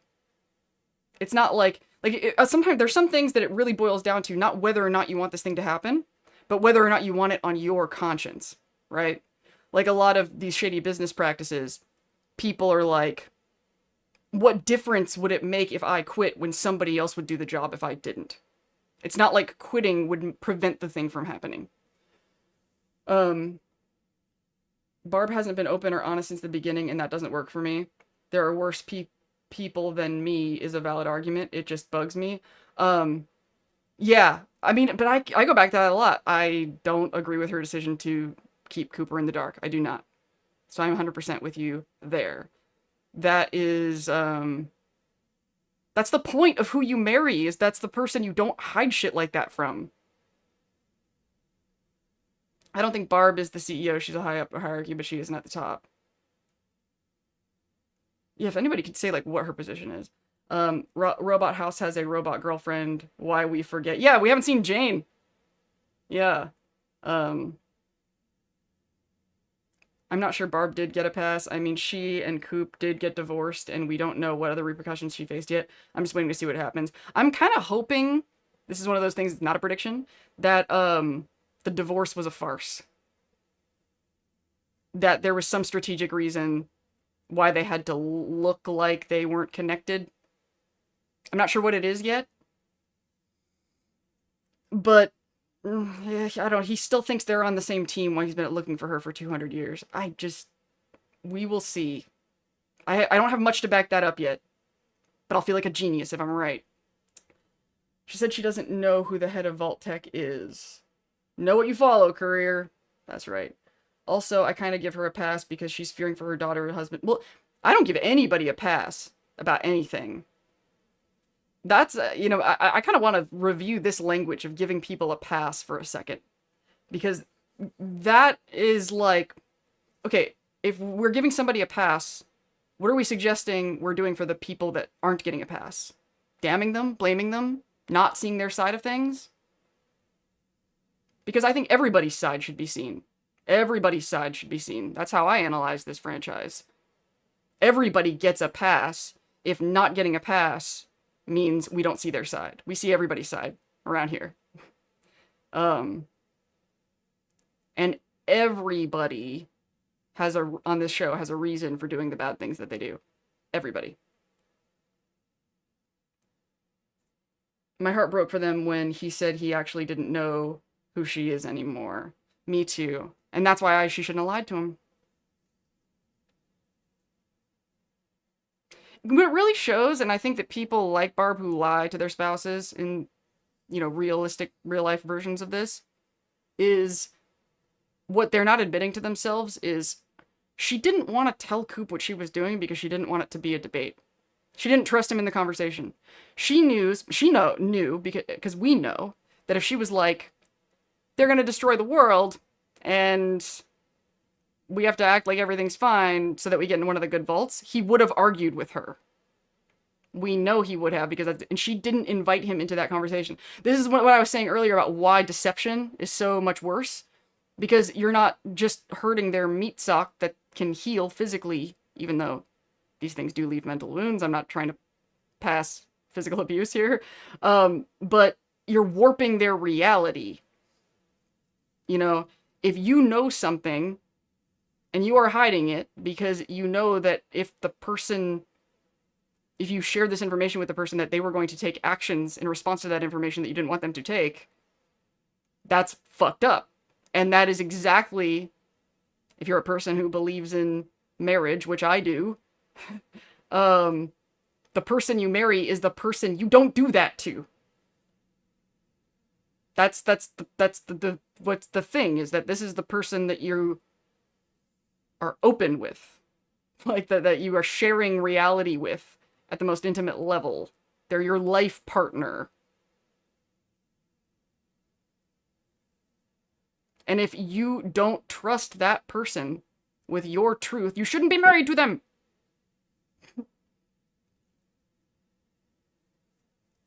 Everyone wants to save the world, we just can't agree on how. One of the greatest lines in the series. Barb actively used Cooper to further her career when Vault-Tec interests. Cooper did not want to work for Vault-Tec, but he did because of love. Yeah, that's another thing that's really fucked up about her lying to him.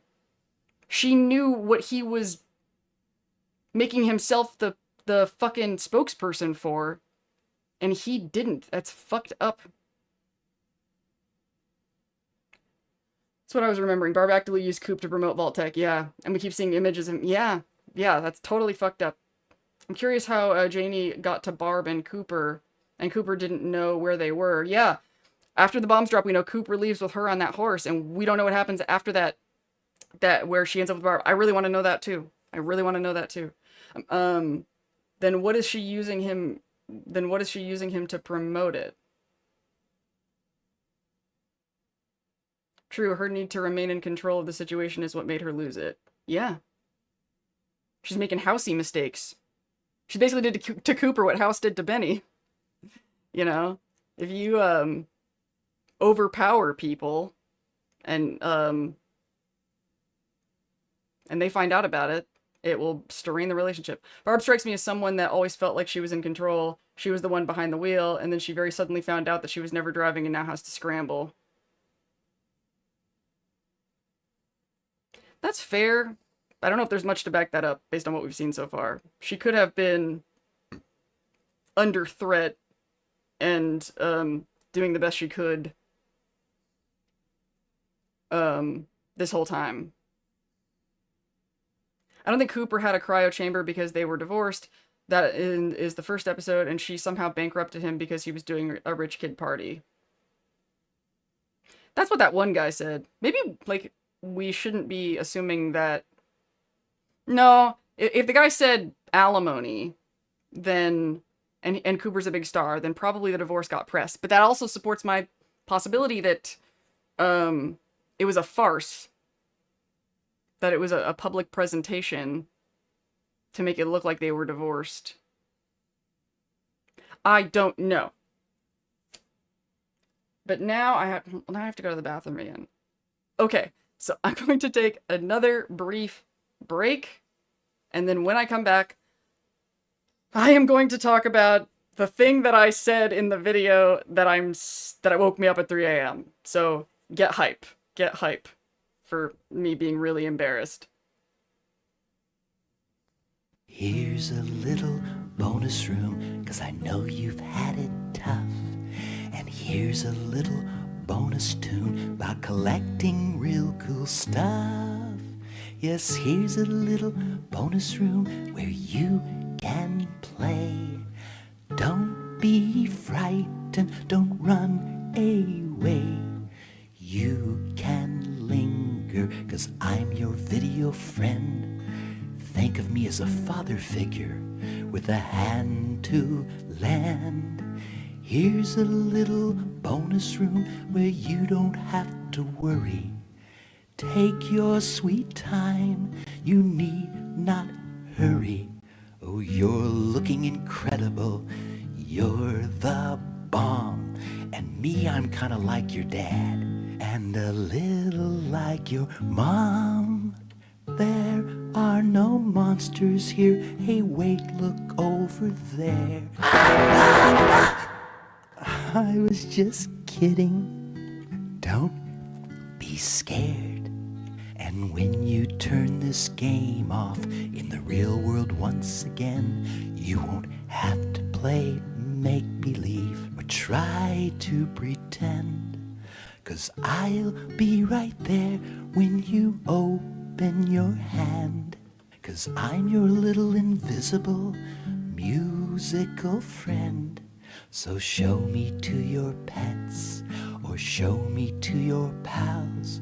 You really will impress every nifty guy and gal. Show them you're individual. Show them you are bold. Besides, I get residuals for every game that's sold. I'm your little invisible musical friend for life. I'll never leave you. Here's a little bonus room, 'cause I know you've had it tough. And here's a little bonus tune about collecting real cool stuff. Yes, here's a little bonus room where you can play. Don't be frightened, don't run away. You can linger, 'cause I'm your video friend.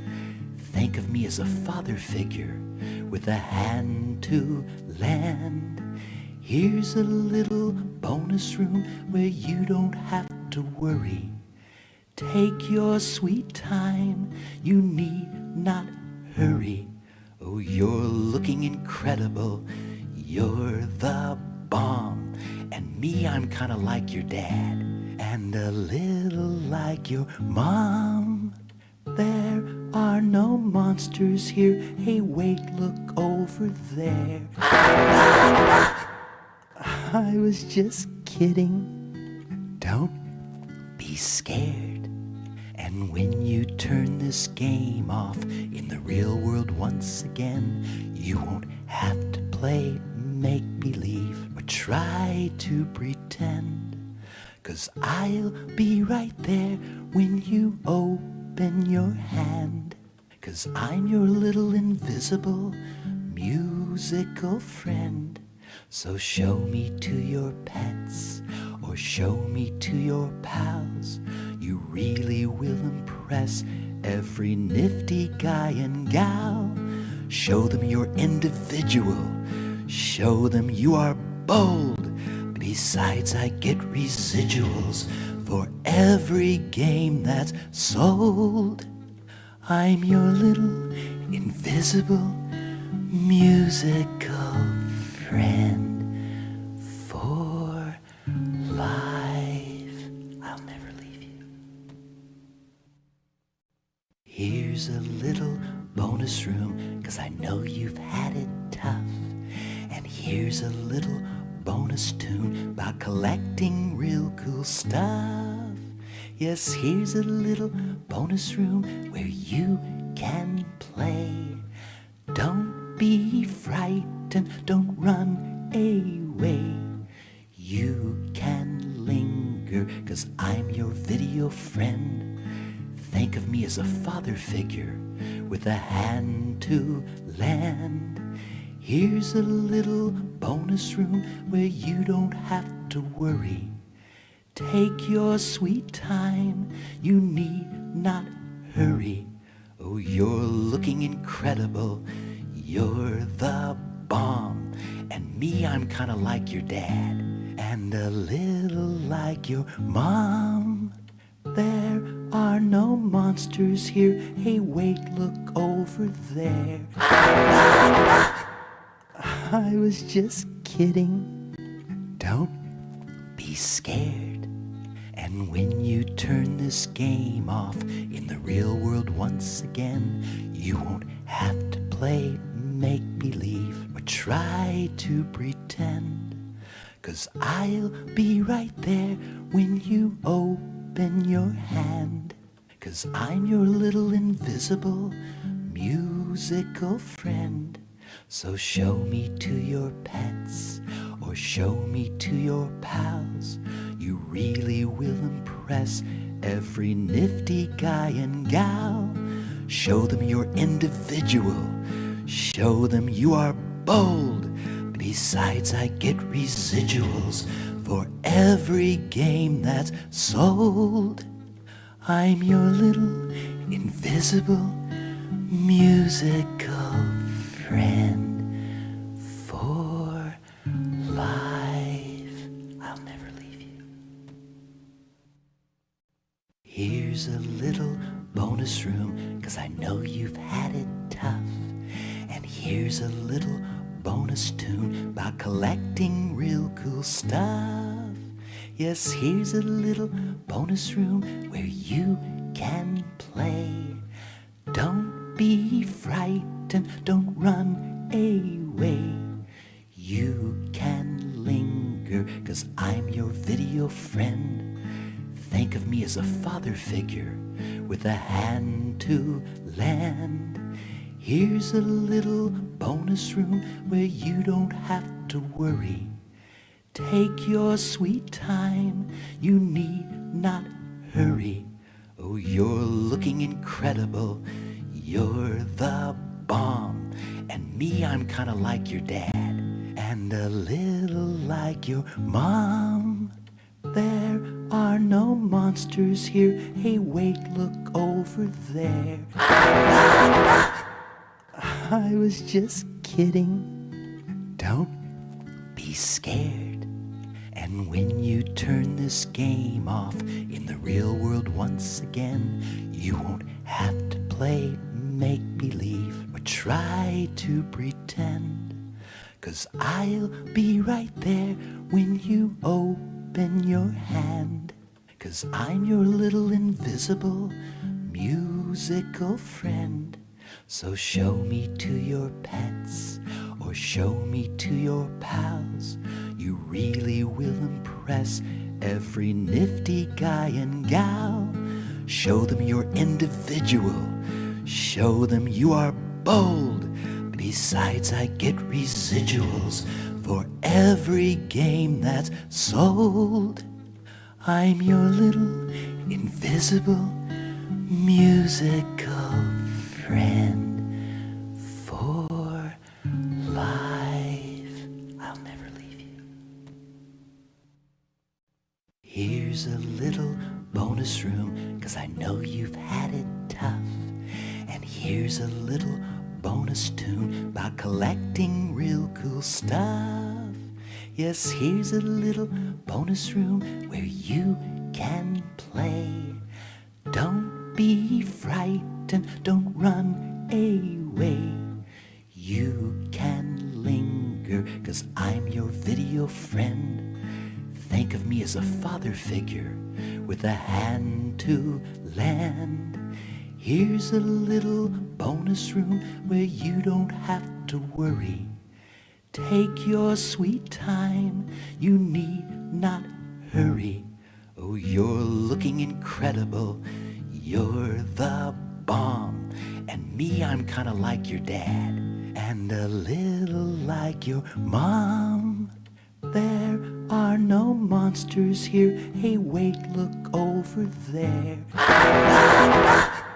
I was just kidding, don't be scared. And when you turn this game off in the real world once again, you won't have to play make-believe or try to pretend. 'Cause I'll be right there when you open your hand. 'Cause I'm your little invisible musical friend. So show me to your pets or show me to your pals. You really will impress every nifty guy and gal. Show them you're individual. Show them you are bold. Besides, I get residuals for every game that's sold. I'm your little... To be fair, I'm looking at chat. If we end up going to the Commonwealth, a montage sequence that would be fucking hilarious is Preston Garvey sending Lucy another settlement needs your help. And if it was a lesson where Lucy was learning about capacity, like how it doesn't matter how big a hero she wants to be, she can't possibly do it all. And Preston Garvey was there, older, and he's like, another settlement needs your help. I would love if the Minutemen made it. I really would. Sending her to help a bunch of settlements and having her completely spread herself too thin would be on theme, a hilarious. It would be like the bringing in patrolling the Mojave sure makes me wish for a nuclear winter. It would be like that. It would be like an inside joke that they made work into the plot that would be an appropriate lesson for Lucy. Okay, so other than that, I also saw something that Shindia said, right, like as I was walking out, about how Coop wasn't being honest with Barb. I'm putting a pin in that because that's relevant to my last topic of discussion that I want to do tonight. But I gotta get through the stupid thing that I said first because I've hyped it up too much. I can't leave that hanging. It would be bad writing. So I'm just gonna rip the band-aid off and tell you the stupid thing I said, and then we're gonna unpack it. Okay, let's do this. Okay, let's do this. For the bulk of the video, I'm talking about the importance of feeling bad, allowing yourself to feel, and that going numb is an impairment. That I talked about Dabrowski's theory of positive disintegration a little bit. And, you know, I mean, overall we're talking about faith, but faith is going with your gut, going with feelings instead of logic, the alternative to logic, when it is appropriate to just feel things out because you don't have the information to make logical informed decisions. So the whole thing, but I really equated in the bulk of my argument about the video is feeling with compassion, with feeling for other people. And then, in an act of bad writing at the end of the video, I'm so embarrassed. As an example of a character that didn't go numb, that maintained feeling, the example I stupidly dropped was Maximus watching Titus die. Oh my god. I'm trying to make the argument that he didn't go numb, and I used the clip where his most sociopathic moment. Why did I do that? Why did you let me get away with that? So that's the stupid thing I said that woke me up at 3 o'clock. But now, here on live stream with the 35 of you, in the secret club, I gotta name my fandom. Followed him. I can't say fandom. That makes me feel like a toxic top. Why the fuck did I say that? Why the fuck did I say that? This is why. So, I don't really like have a religion or anything, but when I'm describing my spirituality to people, I usually just say I have what I call a oneness perspective. And the best example of my oneness perspective that I've used in these Fallout videos is the thing about the air is just as much a part of Lucy as her finger is, if not more so, because she can live without the finger, but she can't live without the air. This is the core of why I think war never changes, because we're just fighting ourselves in this big interconnected thing. We are to the earth as the cells are to our bodies, you know? We're supposed to be in a balance, an equilibrium, a flow that we are very divorced from as a species. So, I think a part of having a oneness perspective, it kind of requires stepping out of your ego, you know, the avatar that you play as an individual. And once you do that, people always assume that stepping out of ego means you're going to value yourself less. But these are the same people that confuse collectivism with inclusivity. Collectivism says your individuality is written over, or is irrelevant, and your inclusivity means every individual component matters.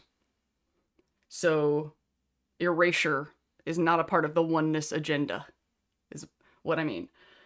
So, I find that the more I step out of ego, it doesn't make me value myself less. It makes me realize I should treat myself just as kindly as I treat everybody else. You know, it's realizing self-compassion and compassion for other people are not as two different things, you know. And so consider for a moment, looking at it that way, that instead of Maximus standing up for himself by denying Titus the Stimpak, imagine if he had watched that happen to somebody else. Imagine if he'd watched that happen to Dane. If Maximus had watched Titus treat Dane the way that Maximus was being treated. I mean, the nuts and bolts of the specific drama would have to be altered, but he would be just as mad, and I think you all agree with me, and no, I'm telling you the truth when I say that. It wasn't just that Titus was being a dick to him. It's that Titus was being dishonorable and immoral and unethical to a subordinate. He would have been mad about that anyway. You know? So what I didn't develop well at the end of the video is going numb isn't just about numbing yourself when you have to hurt somebody else. It also involves numbing yourself when you are being harmed. You see what I mean? That's why I said that line about numbing yourself gives the people who hurt you a pass. That's what I meant by that. Is when you step out of your ego and you look at it a oneness perspective and you realize other people don't deserve to be treated like shit. I don't deserve to be treated like shit either. Naturally makes sense. So that's why I said what I said, is that I wasn't talking about his passion, his compassion for Titus. I was talking about his compassion for himself. If he had gone numb in that moment, he just would have let Titus boss him around. But that's why I talk a lot about Maximus's dignity. There are things about him that come off to people as like huffy and puffy and arrogant. Like I said something in the Maximus video like, maybe he's acting like he deserves better because he fucking does. So that's what I meant. But I focused so much of the video about compassion that I forgot that idea of self-compassion and compassion for other people isn't as automatically connected to everybody else as it is to me.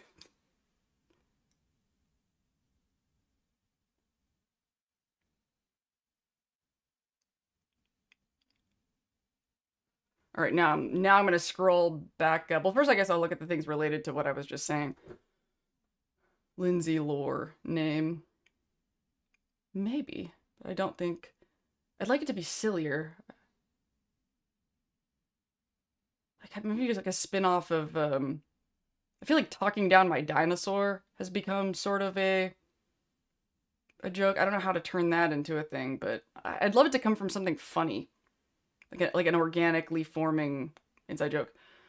I so believe he would have followed through Titus having Max killed. But then again, I am arguing against my own Barb argument now. Can we beat Lindsay's secret lore squad? I mean, you can, if you guys like that name, it's your name. Shadow Psyker Caps gang. Lore never changes. Has anyone done that? I think I've wanted to make that joke before.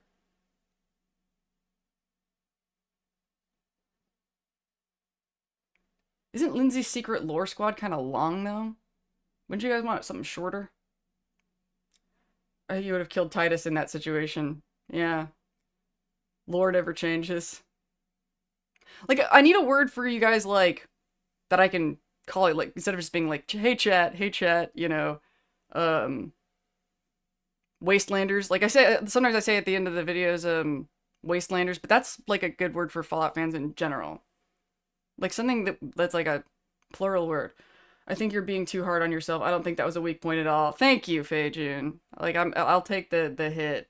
If anything, like that's why I spent so much time kind of hyping that up, because I think that the fact that it bothered me that much was a moment of examination and growth. Being like, Lindsay, this is why you always burn out on YouTube, because you hold yourself to an unrealistic standard every time.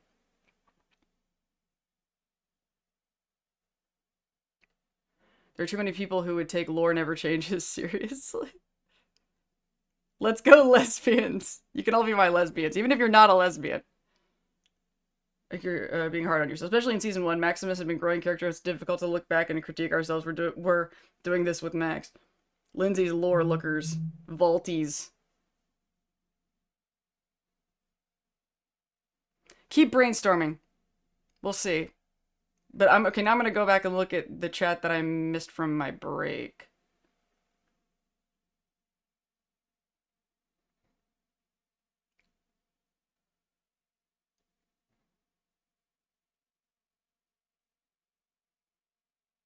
I don't think that Barb and Janie are actually in those cryopods in the same place where Hank and Lucy are. I would not, I mean, I would be intrigued, but not surprised to find out they're not really in there, because we couldn't see their bodies in there. It was all fogged up.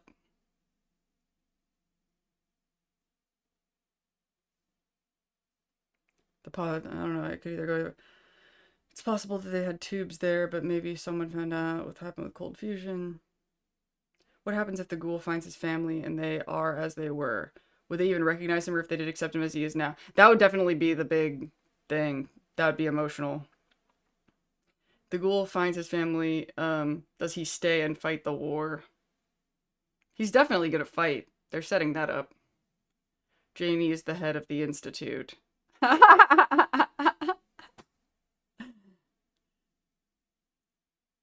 What if they were placed in a control vault? Bigger plot twist. Janie was the super mutant who tried to recruit the ghoul. That was Janie. Not now Ron Perlman. I transitioned, Dad. Respect me. That's something the ghoul mentioned in episode 1 or 2 when he and Lucy went into Vault 24, being afraid of finding them turned dead. Yeah. How does Janie get into a vault? Most likely scenarios, Coop will run into a vault. Tech executive pick up the team.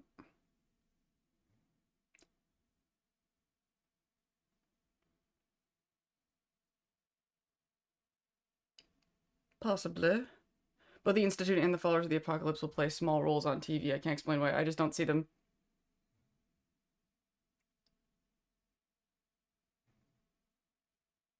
I don't think we're going to see the followers of the Apocalypse at all. I'm sure they are all dead by now.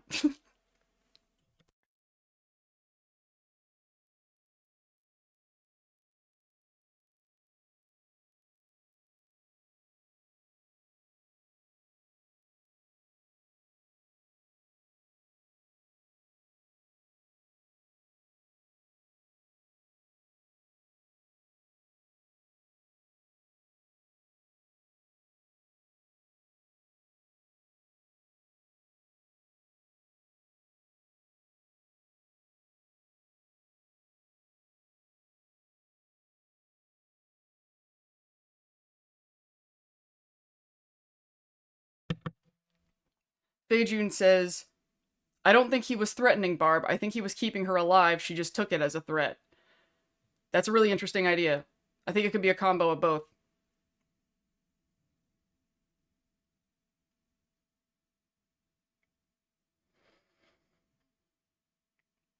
Because, I mean, we know when we met Wilzig, we know he wanted to betray the Enclave and bring the cold fusion to Moldaver. So, and he gives Lucy the best fucking advice that was pivotal to the unfolding events of the series.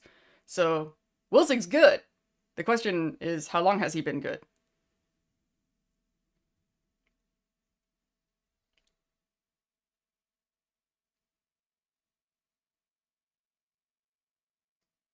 I was like, oh, please tell me I turned the microphone back on. I was like, that'd be so annoying.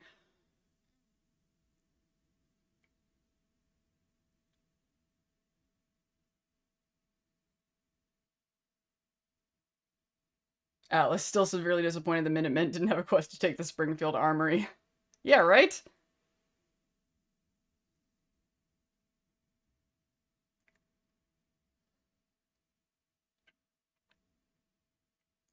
The actor of the guy that died sucks so bad none of us noticed. That guy is a very famous, very accomplished actor. He's not a bad actor at all. That guy was in True Romance.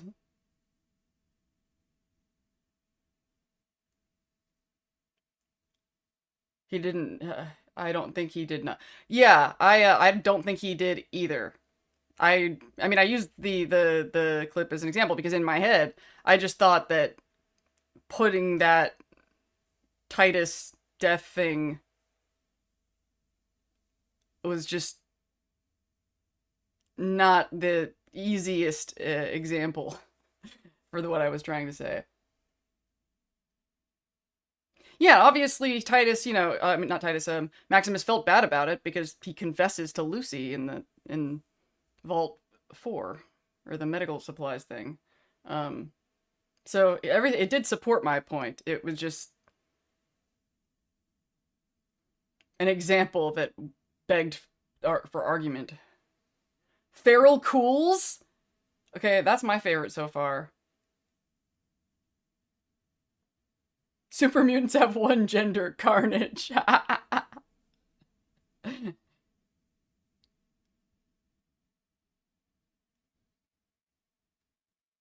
No, actually, it's kind of interesting how much there is gender, considering that they can't breed as well. But female super mutants tend to be pretty aggressive about presenting as female.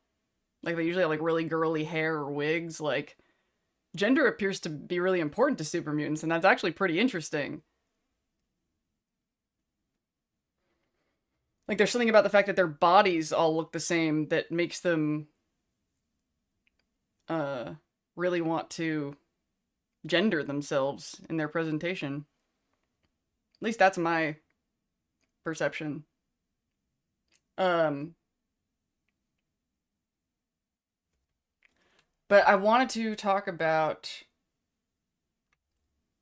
Feral Cools. Something about it doesn't roll off the tongue. It is my favorite so far. Maybe I'll think about it and it'll gel into my brain. You'll know if I say it in the video.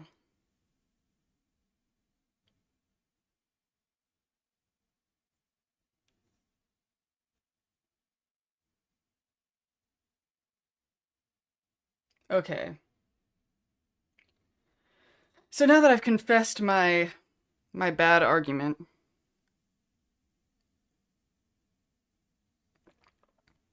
because it's a link to their humanity. That's actually a good point.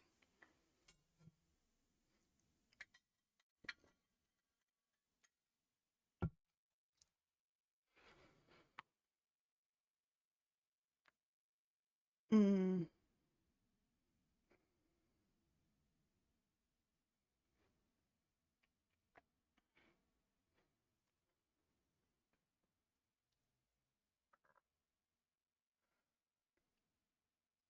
Oh, speaking of gender, I was making an observation that it looks like gender and sexuality is repressed in the Brotherhood of Steel. And in my video talking about that, I was like, even though I think that's an interesting idea and other sci-fi stories have done it, I kind of hope that that's not where they go with it, because I didn't, from a broader socio-political perspective, I didn't like the idea of having a genderqueer, transmasculine character, have it be suggest that they were brainwashed into that, and that wasn't authentic. And I noticed that sort of direction of the genderless brotherhood that has really fallen out of the view of the story, hasn't it? So maybe that is what they were suggesting, but they just never overtly talked about it, and now they never have to.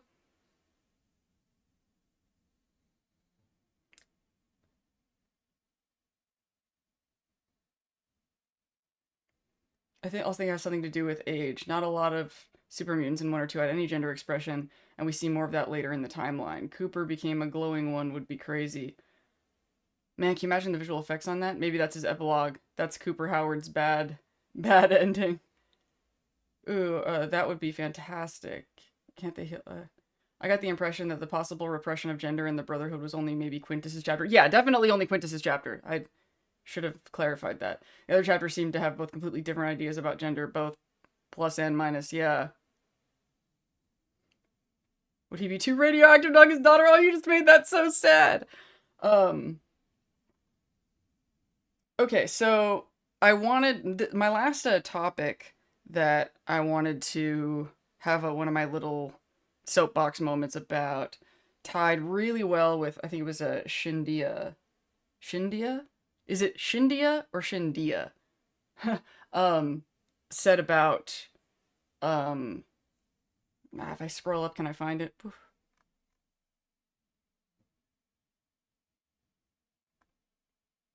Yeah, I'll just look for the purple icon. This is what it was. Playing devil's advocate for a second, Coop also didn't confront her right away. He spied on her first, so he's not being honest either. That is a really good segue to something that I was going to talk about, what I'm calling the distrust feedback loop. This is a concept that I just admitted. So you'll notice when you have that kind of devil's advocate attitude, you can always go to somebody else in the puzzle and be like, but what about their side? That's one of the beautiful things about Fallout, is you can just unpack everybody's side and find what everybody was reacting to that made them do the things they do. There's no like endpoint where you're like, it's their fault, which I think is one of the main themes of the series, right? Is like, yes, it's Enclave, but it's not really about who the big bad is. It's about all the people that were following orders. And that really just seems like the more we go into the story, that's the point that they're trying to make, is that what if Mr. House isn't the house, right? It's what if it's just the network of all of these people? And that goes along with my whole oneness perspective thing, right? We are all connected to the air, and the air is connected to us, and we're connected to the sun and sunshine, and plants creating oxygen. Like, everything is connected. Like, we're all a piece of this one organism that is, you know, the surface of the planet Earth.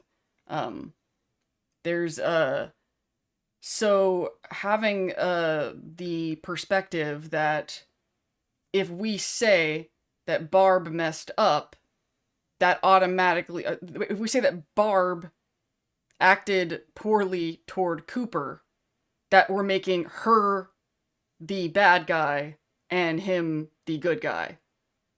If there wasn't that binary understanding, then it wouldn't be devil's advocate for you to... Because to me, those are both things that are both true.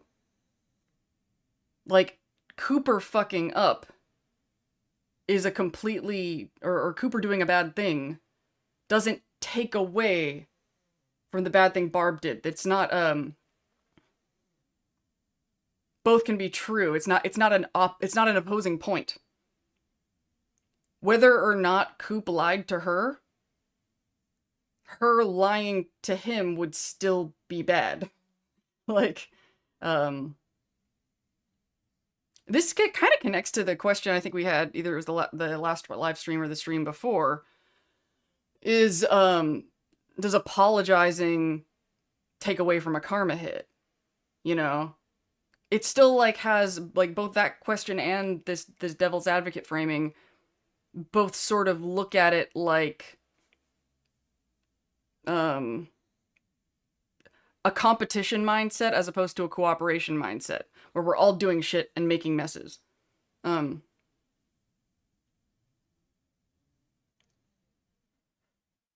a devil's advocate since the consensus seems to be mostly to side with Coop. Yeah, but when you say side with Coop, why? Why does pointing out what she did wrong to Coop imply side with Coop? The fact that there is a side is exactly what I'm questioning.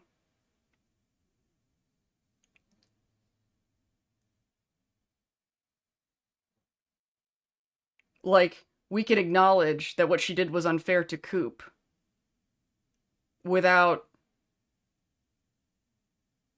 that being, like, him, whether or not he did something bad as well.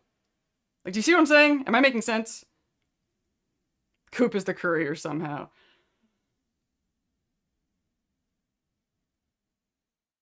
Could he be?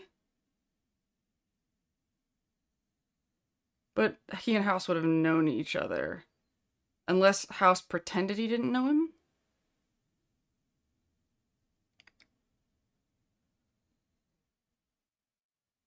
Yeah. When you call something when you call something out in someone that is harmful to you, and instead of acknowledging it, the person says, well, what about the thing you did? Yeah, that's a problem when people do that. Because the pot and the kettle can both be black. The pot and the kettle can both be black. I say that all the time. I haven't said it in a long time, but it's one of my little isms. Like, people go, you can't tell me that I did this thing because you did it too. Why not? Why not? We can get to what I did to you in a minute. The one thing at a time. Please don't use what I may have done to you. Yeah, that is the most cowardly thing in the world. I have zero patience for that. Like, if I tell somebody, you did this thing that hurt me, and they're like, well, what about what you did? I'm like, cool, I'm never going to talk to you again. Earlier I was talking about Atlas and Kiwi, my two best friends. They would never fucking pull that shit. Would never. Have never.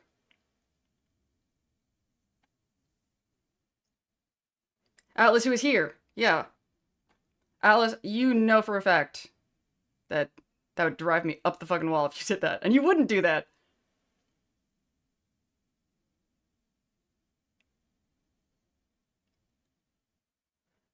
And also, I want to make it clear that I'm not, like, calling people out who do this devil's advocate, because that's kind of aligned with what I'm trying to say here, is that, I guess I just want to interrupt that thought process. Like, people go from one to the other. Another example of this, where I want to interrupt the thought process, is when I give an explanation for why a character did this or that, and they go, that's not an excuse. It's the same thing. It's the same problem.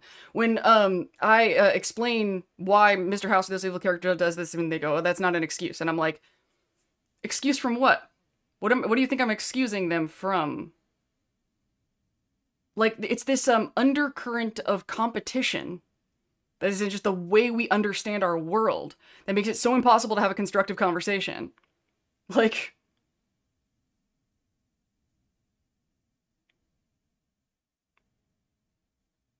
if we keep obsessing over what side we're on, or what side we're perceived to be on, then we can't just look at the world as a big mess of moving components that it is.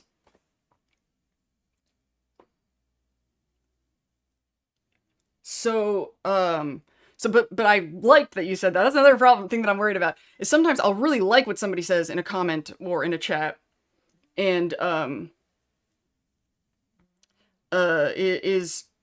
I like if it makes me think about things, and so sometimes it seems like, oh, I'm arguing because the thing it made me think of is like a counterpoint or a challenging point, But I am sincere when I look at these things like intellectual puzzles. It's fun for me to figure it out. That's why in the last video I was like, come to me with if you find hypocrisy, if you find something that I said that didn't make sense, challenge me with it. Because normally I don't really get to have these kind of conversations unpacking these ideas because they get so hostile. And so like having like a safe space or a community that enjoys overthinking Fallout, then I want to be challenged and figure out how to address. And that kind of goes back to what I was saying at the beginning of the stream about the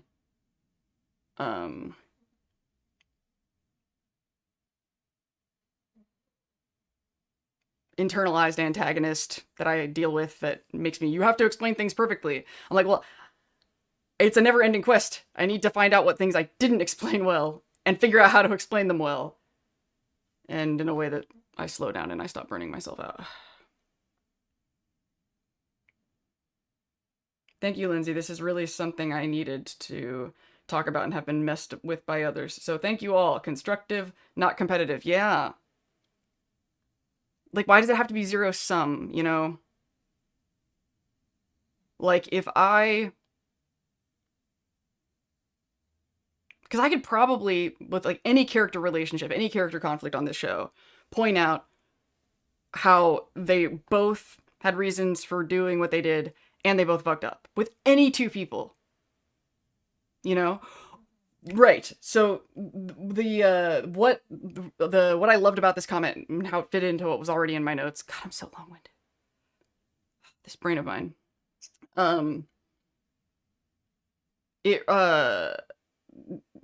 The story arc where this keeps coming up is Lucy and the ghoul, right? This is definitely a situation where it's like, I'm on the ghoul side, I'm on Lucy's side. Wait, now I'm on the ghoul side. Wait, well, whose side am I on? Neither in both. The whole way through. So when I say something that I'm mad at Lucy for doing something, then people might be like, well, what about the ghoul side? And then, but I feel like over the span of like 3 videos,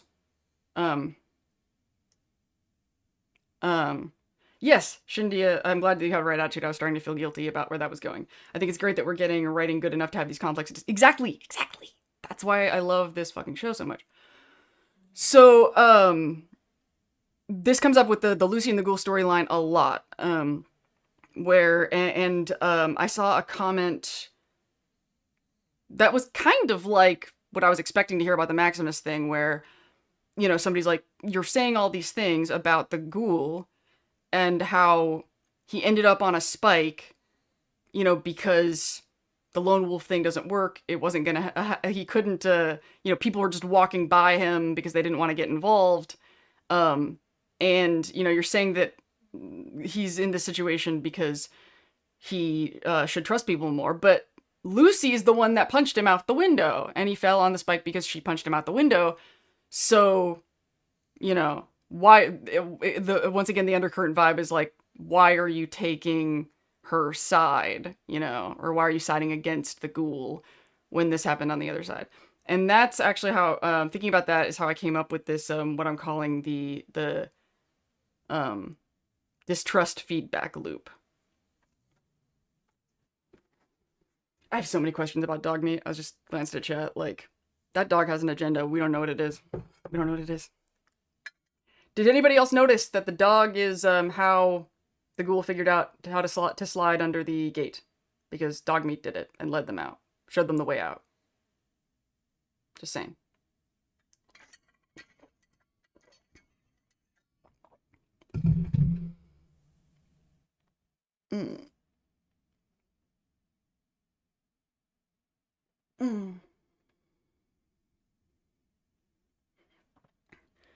Dog meat has an agenda. I just saw dog meat is a faultless character. Dog meat, he's just been like, or she's just been like decoration at this point. She's gonna be more important. Dog meat, everybody wants everything to be a synth. Okay. Finishing this thought about Lucy and the ghoul. So,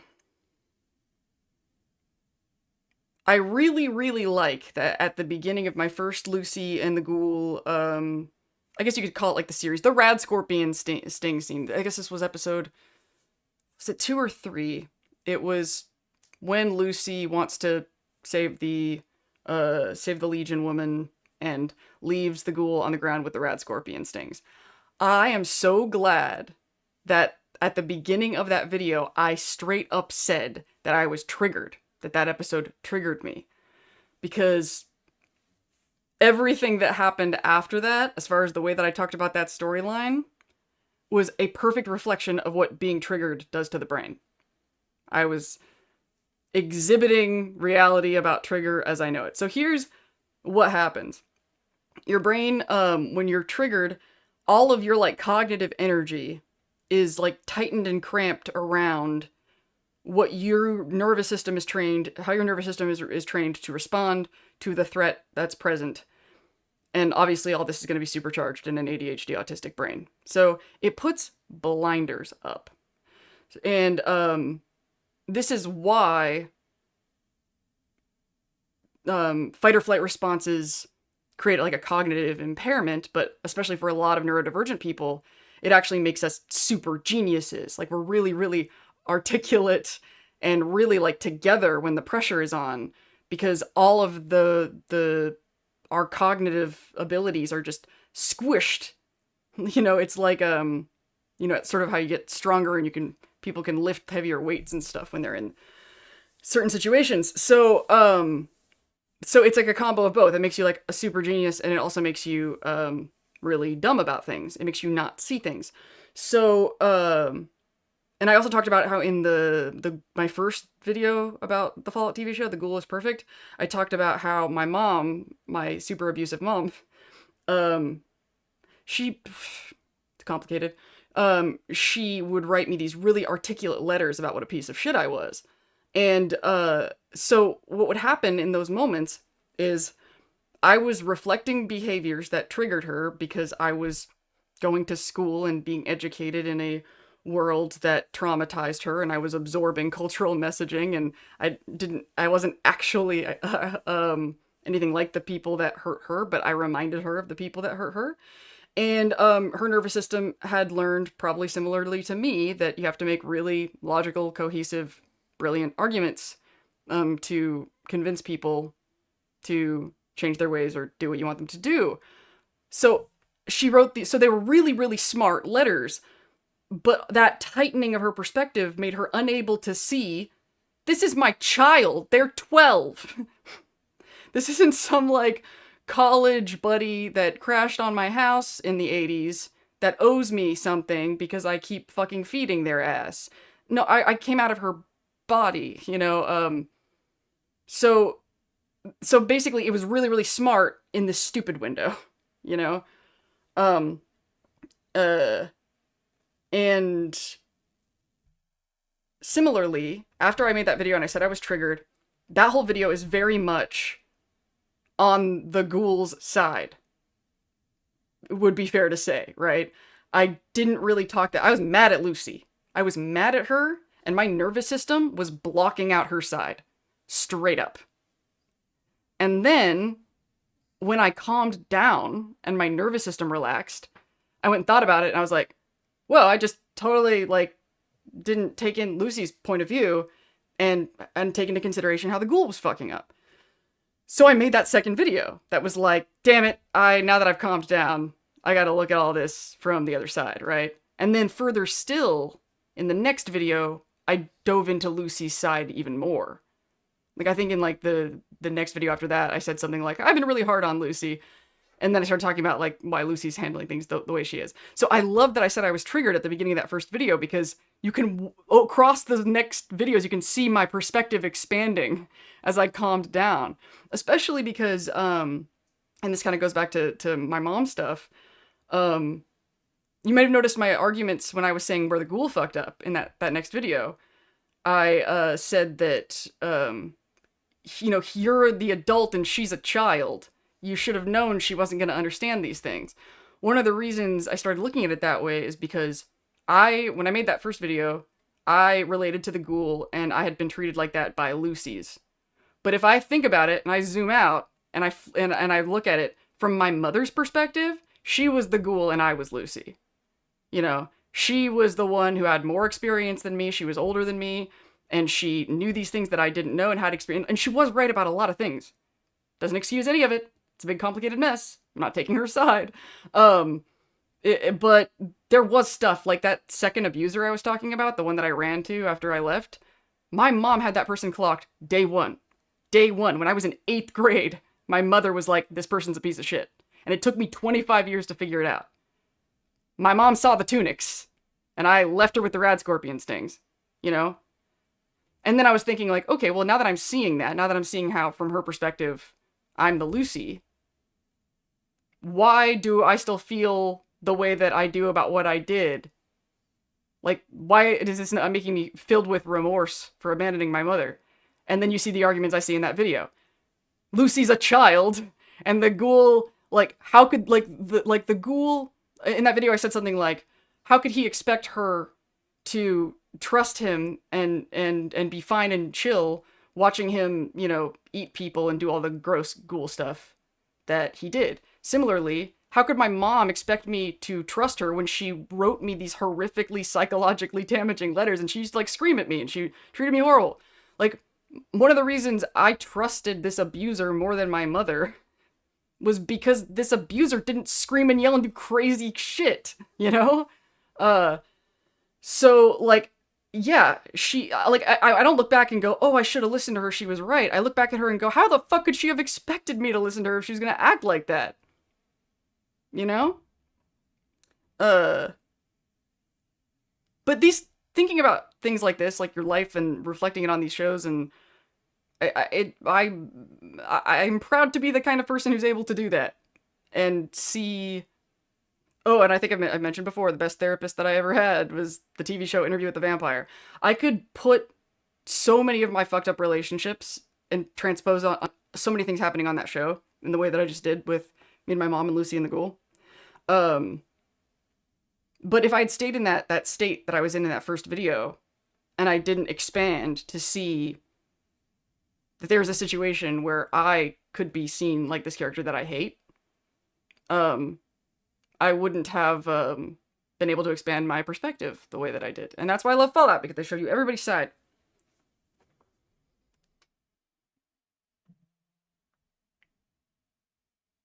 Like, are the expectations that we have for people fair? It's not about giving them a pass, you know? It's not about taking their side. It's about having useful information for making decisions, you know? The more we understand about what people are up against, like, for example, let's say you are mad at somebody for, like, mad at your assistant because they always get the wrong color stickers, and you're just always mad. Like, how could they always get the wrong color labels? I want these labels, and they always get the wrong color, and then you find out they're colorblind. It's like, you've been mad and making up reasons for why this person isn't doing this thing that you think should be easy. But, like, if you know that they're colorblind, you won't send them to do that task anymore. It's not about giving them a pass to keep getting you shitty labels. It's about putting people in the role that's appropriate for what they're capable of doing. How is that not useful information? Just people get so hung up on, like, whether or not they're giving somebody a pass, giving somebody an excuse, like, giving somebody a... Or worst case scenario, they think, if I see this person's side, then they're going to be able to abuse me because I'm going to have this compassion for them and they're going to be able to hurt me. Y'all, you can have compassion for somebody and still walk away. You know, I talk about how my mom was such a shit to me all the time. I have a great deal of compassion for her. I don't call. I haven't talked to her in 5 years. Not because I'm trying to teach her a lesson, but because she's a threat to my mental health. Like... But I have a great deal of compassion for my mom. You can love somebody and not let them hurt you. I swear to God, it can be done.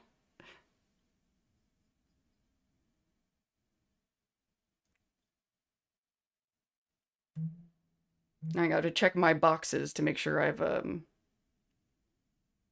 everything that I've said and not said. Having a roommate that was... Oh, wait. Keep checking boxes.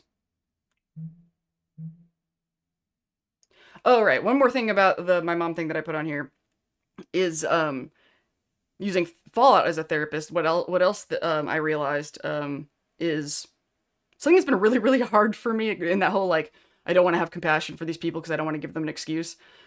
Is the people who've hurt me the most in my life um are like really numb and emotionally kind of dead and disconnected. And an inconvenient truth that I have learned that I've had to face in am I like slightly out of focus? Hmm. The autofocus on the GH5 is absolutely horrible. Um is that now I'm not talking about like true psychopaths here, by the way. Like people whose like empathy centers are truly fried. Like those people are such a small percentage of the population. Narcissists, and avoidance are common. And narcissists and like these kind of people who can't feel or emotionally connect with other people, something that I've learned about trauma is those people were hurt worse than I was. We kind of touched on this actually with Thaddeus and Maximus, when Thaddeus was like, I've seen a lot of weird things in the wasteland, but good people, I've never seen that. And Maximus is like, I lived in Shady Sands, I remember good people. So, and you also may notice that Maximus has had a lot more yearning, a lot more emotional pain, a lot more inner conflict. While Thaddeus is just like, I'm gonna exploit all these kids. I'm gonna hustle this guy. And he's like, seems way more chill. But the reason he's so much more chill and why these numb, narcissistic, avoidant people are so chill is because they've never been loved before. So they don't perceive what they're missing. So they're not yearning. That's why they seem so much happier. But there's something very cold and sad and dead and empty. I would put House possibly in this category as well. But Maximus is in so much pain because he had that and it was taken away. And that's what I've kind of come to understand is it feels like, oh, I'm having such a miserable time in life, yearning for all this love and attention that I'm not getting. But what I've learned about trauma and what they're kind of showing on the show is the reason I am so miserable is because I was loved once. Like, I think that when I was really little, my mom was a good mom. And I'm not saying I remember her being a good mom, but based on what I know about trauma now, the results of the person I am are more reflective of a person who was loved and had that taken. Because the people who never were are just sort of dead and empty inside. And those are the people that end up hurting me later in life, is because like I end up chasing that approval. And, something that I go through a lot with my toxic relationships is having friends who don't care when bad things happen to me. My mom did. And I think that the kind of trauma that I'm talking about is really, really common for privileged people, because basically the sort of enmeshment trauma that I had with my mom was the messaging that I basically got from childhood is you are brilliant, you are amazing, you are smarter than everybody else, you're supreme human, healthy, optimal species, but you can't do anything on your own. Like, basically, you're amazing, but you can't do anything. So really high self-worth, really low self-efficacy. And if you have, like, this deeply embedded high self-worth, low self-efficacy, then of course you're going to boss people around and have people do things for you, because you think you're worth it and that you deserve it, and you can't do anything on your own. Right? So, and you're entitled to have your needs met, even though you can't meet them on your own. High self-worth, high self-efficacy. Or high self-worth, low self-efficacy. So, I think that Maximus, coming from Shady Sands, has really high self-worth. you know, having that sort of a peaceful upbringing. So when people treat him like shit, or he's in a situation where in order to survive, you need to be treated like shit, something in him goes, no, I don't think so. I don't think I should be treated like shit. I think I should be treated well. And I'm gonna be mad at people, and I'm gonna withhold a motherfucking stim pack if you're not treating me well. So I feel like Maximus kind of helped me see that. You know, I'd already kind of begrudgingly faced the fact that my worst abusers had it harder than me. That was a hard thing to see as a possibility. But all the pieces of it make sense. And it makes it just really, really, really tragic that that my mom took a hard left. And then I ended up spending the rest of my life trying to get that love back, being like, you know, when you had your yuppie family and your handsome husband and your 2 kids, you loved us and treated us amazing. And then when that marriage fell apart, all of a sudden, I was the devil. I was leftovers from the life that you wanted. You wanted the whole set. You know, like an autistic person who has like a collection of figurines or cards, but if one card's missing, the whole set is ruined. That's kind of how my mom felt about my dad leaving. It was like, what's the point of having the kids if there's no husband? So, having a roommate that was a compulsive liar in college, I now spot that pattern, but it can be hard to get that across to others since they often think I'm being paranoid. Yes! Didn't I kind of talk about something like that? Or maybe that's why you brought it up, how, with Stephanie, the covert narcissist character, I was like, the worst thing about seeing it in advance is if you see it first, then to everybody else you threw the first stone. There was no problem until you pointed it out. It's a fucking psychological nightmare. I'm sorry you had to deal with that. Think about my viewpoint of known and unknown and adults. Yeah. I've had a lot of cruel people get so confused when I say, I don't want to speak with you, and then when they ask questions, I just wave and walk away. I love that. Just like, no, we're done here. Had a similar experience with extended family. Liars yeah, liars, is the stuff they say conflicting with the displayed reality? Especially if you're like, I mean, I guess ADHDers are good at this too, but autistic people are like, your words don't match what you're doing. You're a liar. Okay. I think the argument against what Thad is saying is Vault 32 and 33. They have all that food and safety, and they aren't necessarily good people.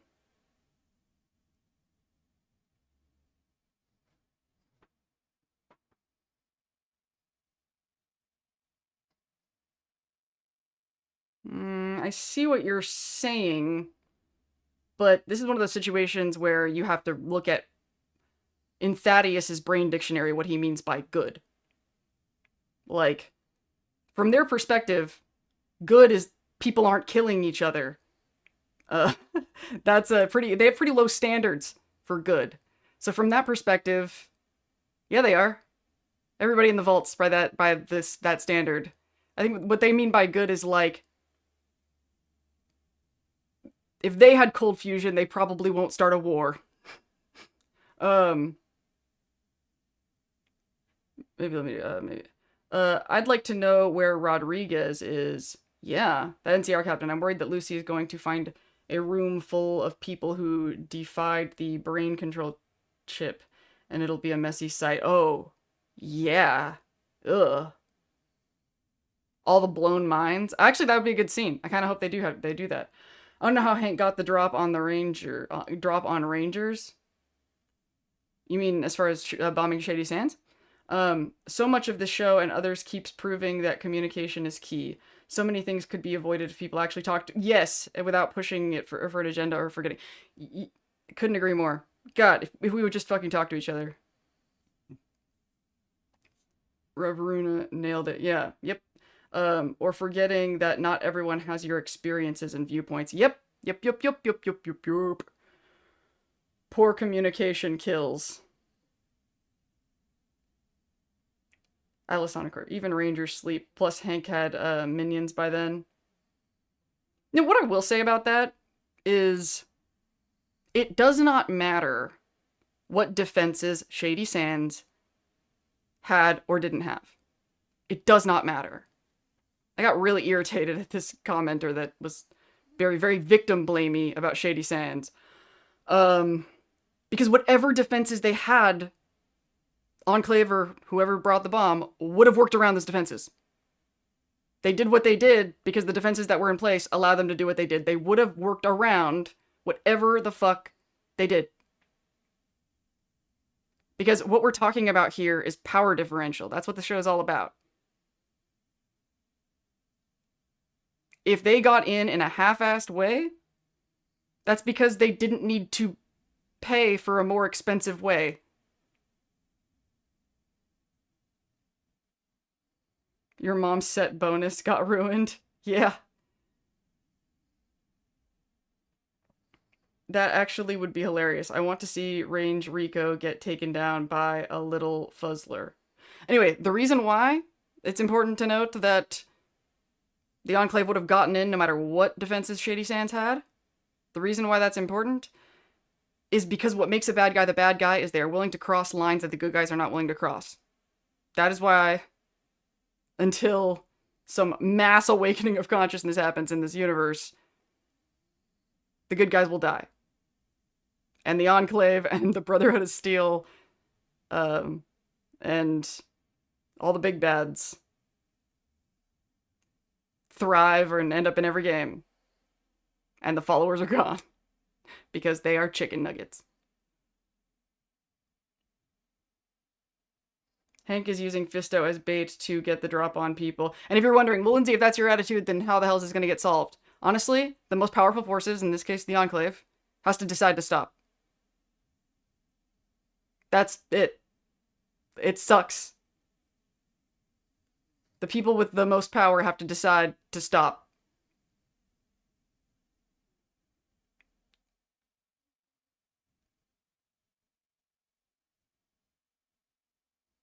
I didn't know that, and I've been pretty impressed by the chicken lover's abilities, so to... Alright, did I have anything else on my list?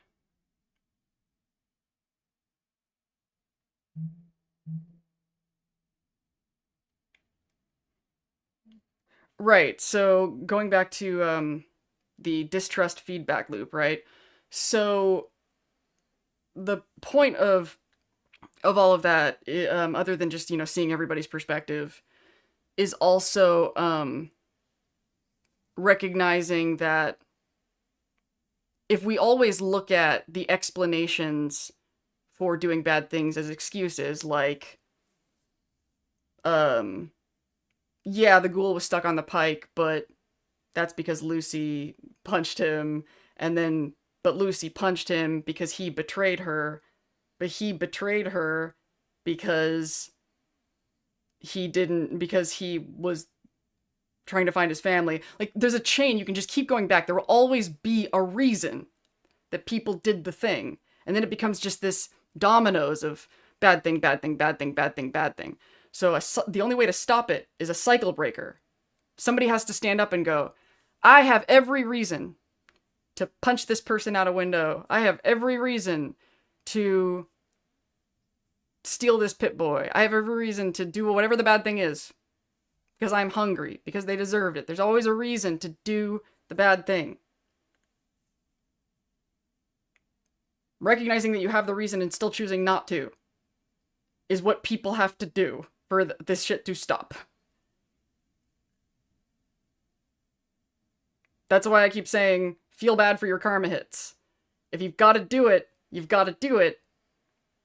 But if you numb yourself to feeling bad about doing it, then there's no natural force to fucking reel in this psycho, mad civilization that we're living in. Like, how far are we gonna go before enough is enough? I mean, that's the whole Jesus thing, right? Like, is that he didn't go to war. He just was like, yeah, if I don't punch back, then I'm gonna die this horrific, gross death on this cross. But I can't fucking fight. That's not what I'm here to do. The fighting doesn't stop until the fighting stops. It's just that simple. It is just that simple. somebody who has every reason to fight has to go, nope. Somebody who has every reason and gains everything from and protects their children if they drop this bomb or has to go, nope. And everybody has to agree. And the only thing that's going to get us to not do it anymore is to go, we're destroying the planet that we all live on. I'm not saving my kids anymore. I'm killing them. I'm killing their grandchildren. We have to start thinking in a oneness perspective way. And recognize your piece of the big puzzle as best as you can.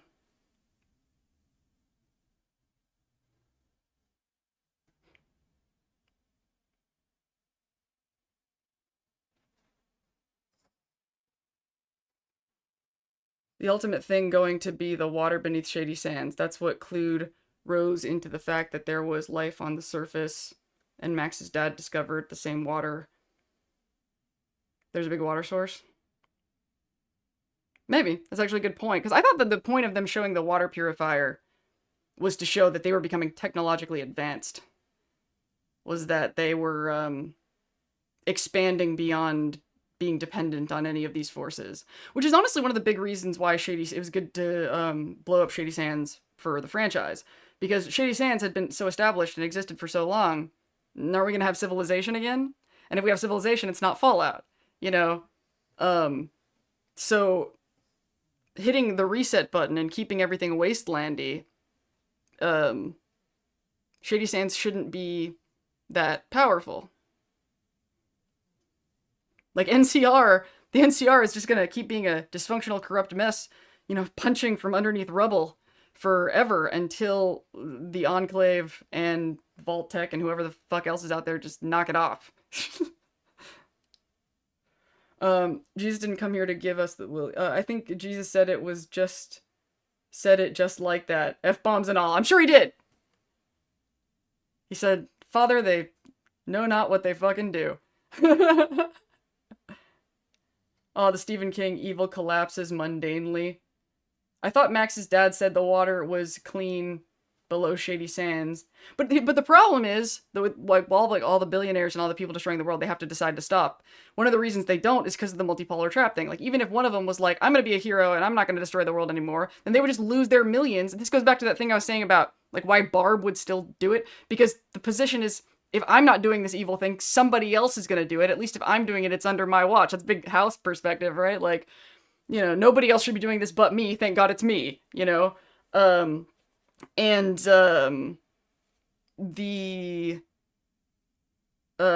Basically all of these, like, the 0.5% billionaires need to all get in a room and be like, guys, let's not destroy the planet. Please. That's one of the reasons why it's so dangerous that, like, you know, people didn't want governments to be too powerful, right? And so they were like, oh, it's free market enterprise. But because we're giving all of this basically to fucking predators who are willing to cross more lines than nobody else is, and that's what makes you a gazillionaire. And so that's why we end up with this, like, horrible percentage of the population with all of this money, because these are people that are willing to basically treat humanity like farm animals that they extract resources from. Because you have to be because if you're willing, whoever's willing to cross these ethical lines is who's going to win. So, that's why all of these, it's really, we're just in their war games. They're all competing with each other. They live, we sleep, you know, and they're like manipulating our reality with all these apps and all this fucking A/B testing. And, like, everything I'm saying isn't like accusatory. It's math, dude. It's game theory. Like, it's, they have to decide to stop because they don't want to destroy the world. I just can't imagine this ending any other way. They have to go like, guys, what's the point of having $1 gazillion on a pile of ashes? Like, that's really something to boil. That's one of the reasons why, when I'm talking about covert narcissists, quintuses, manipulators, and stuff like that, this is why I'm always saying, they're not happy. This isn't aspirational. They're never satisfied. They never have enough money. They never have, because it's stuff going on in their nervous system. You know, it's an addiction. It's they have to figure out, like, we have to get these people to stop doing this. Not for us. For themselves. They're not happy. They're dead inside. I was very close to a billionaire for a period of time. It's sad. It's not aspirational. This person could do and pay for whatever they want. They're not happy. I promise. They project an image that makes them look like they're happy because their survival, their feeling of survival depends on you believing that they're happy. They're not.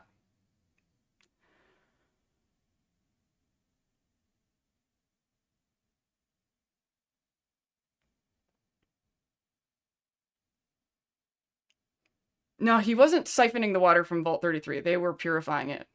Zero rads. That's a water purifier that you can have in Fallout video games. Almost exactly. Someone literally played Fallout 2 right now, and inside of Vault 15. It seems wild to build Vault 13, 15, 31 so close together. Shady Sands is right next to Vault 15. Well, now that we know that, you know, Vault Tech headquarters and it was like central in the LA area, it probably makes sense why there's so much activity going on over there. It really supports the Shady Sands isn't the original one theory. If I ever get to that Dinztopia Fallout TV lore break video, I'm gonna dive into that stuff. Because Atlas has also talked about not being the original Shady Sands, and I don't quite understand that. This is a generation of billionaires raised by millionaires. They have never come close to reality because they can afford not to. 100%. I really wish that wasn't true. I really wish that wasn't true. I really believed in this person that I was friends with. But the entitlement to avoid emotional convenience was impenetrable. I think the same reservoir was going to both the vaults and Shady Sands, so yeah, he totally could have been siphoning it. Rose noticed the water level changing. The Enclave are inside the house too. Yeah. I don't want the rich in my compost. My dog is being fussy. That's like category C violation of food health. Composted billionaires. They'd make the food bitter with their greed. I thought it was really cool, for those of you who aren't familiar with this, that according to Fallout 76, which is the earliest game in the timeline, technically, 25 years after the bombs dropped, the original raiders were the rich people. The original raider gangs, the raiders at Crater, were, or they started in the ski mountains, like ski slope areas. That's how the origin of the raiders were the rich people. I thought that was hilarious. The poor people made fucking Foundation and organized because I think that's there is some good lore. There is some good lore in 76. I'm so close to falling asleep at my desk right now. I need to go to bed. I'm gonna go back and watch the end of the season, watching all Fallout in one fell swoop. Night, guys. Thank you for coming. Have a good night.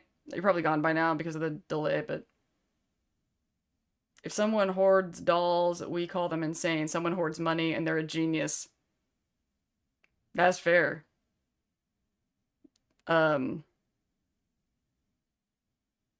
there's so many things I can... Okay, so I have now been going for 2 hours and 45 minutes. I'm doing a better job of... I am going to plan to end at 4 hours. But I think I finished everything on my list. Which is great. Oh, wait, I have one more thing that I wanted to talk about. But no, we're actually making good time. I don't feel like I'm ignoring stuff. I'm going to take another pause. But I would love more questions. I love questions. I mean, Pepper's always asking, like, these, lore, you know, and sort of game prediction stuff. I want more questions about the ideas and themes and less stuff about, like, lore, if you can think of any. I demand the questions that I want. But I don't know. I'm just giving you a brainstorming idea, like thinking about the themes in Fallout and these characters, and less like, is this thing from Fallout 4 gonna be on the show? I don't know. I guess I'm getting... It's not that I'm bored of those questions, it's that I just don't have an answer. Like, I'm like, we don't have enough data to say whether or not that's going to happen. Like, I just don't feel like I have, but I do stop and get intrigued if somebody asks a question where I feel like we really have been given enough. But, alright, I'm taking a break, and I want to figure out what's wrong with my dog. Why does she sound so sad? Here's a little bonus room, 'cause I know you've had it tough. And here's a little bonus tune about collecting real cool stuff. Yes, here's a little bonus room where you can play. Don't be frightened, don't run away. You can linger, 'cause I'm your video friend. Think of me as a father figure with a hand to lend. Here's a little bonus room where you don't have to worry. Take your sweet time, you need not hurry. Oh, you're looking incredible, you're the bomb. And me, I'm kinda like your dad, and a little like your mom. There are no monsters here, hey wait, look over there. I was just kidding, don't be scared. And when you turn this game off in the real world once again, you won't have to play make-believe or try to pretend. 'Cause I'll be right there when you open your hand. 'Cause I'm your little invisible musical friend. So show me to your pets, or show me to your pals. You really will impress every nifty guy and gal. Show them you're individual, show them you are bold. Besides, I get residuals for every game that's sold. I'm your little invisible musical friend for life. I'll never leave you. Here's a little bonus room, 'cause I know you've had it tough. And here's a little bonus tune about collecting real cool stuff. Yes, here's a little bonus room where you can play. Don't be frightened, don't run away. You can linger, 'cause I'm your video friend. Think of me as a father figure with a hand to lend. Here's a little bonus room where you don't have to worry. Take your sweet time, you need not hurry. Oh, you're looking incredible, you're the bomb. And me, I'm kinda like your dad, and a little like your mom. There are no monsters here, hey wait, look over there. I was just kidding, don't be scared. And when you turn this game off in the real world once again, you won't have to play make-believe or try to pretend. 'Cause I'll be right there when you open your hand. 'Cause I'm your little invisible musical friend. So show me to your pets, or show me to your pals. You really will impress every nifty guy and gal. Show them you're individual, show them you are bold. Besides, I get residuals for every game that's sold.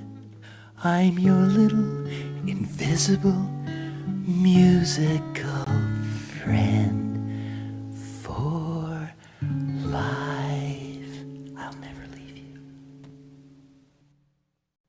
Here's a little bonus room, 'cause I know you've had it tough. And here's a little bonus tune about collecting real cool stuff. Yes, here's a little bonus room where you can play. Don't be frightened, don't run away. You can linger, 'cause I'm your video friend. Think of me as a father figure with a hand to lend. Here's a little bonus room where you don't have to worry. Take your sweet time, you need not hurry. Oh, you're looking incredible, you're the bomb. And me, I'm kinda like your dad, and a little like your mom. There are no monsters here, hey wait, look over there. I was just kidding, don't be scared. And when you turn this game off in the real world once again, you won't have to play make-believe or try to pretend. 'Cause I'll be right there when you open your hand. 'Cause I'm your little invisible musical friend.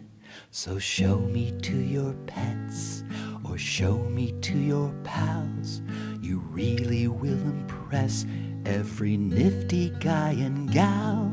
Show them you're individual. Show them you are bold. Besides, I get residuals for every game that's sold. I'm your little invisible musical friend for life. I'll never leave you. Here's a little bonus room, 'cause I know you've had it tough.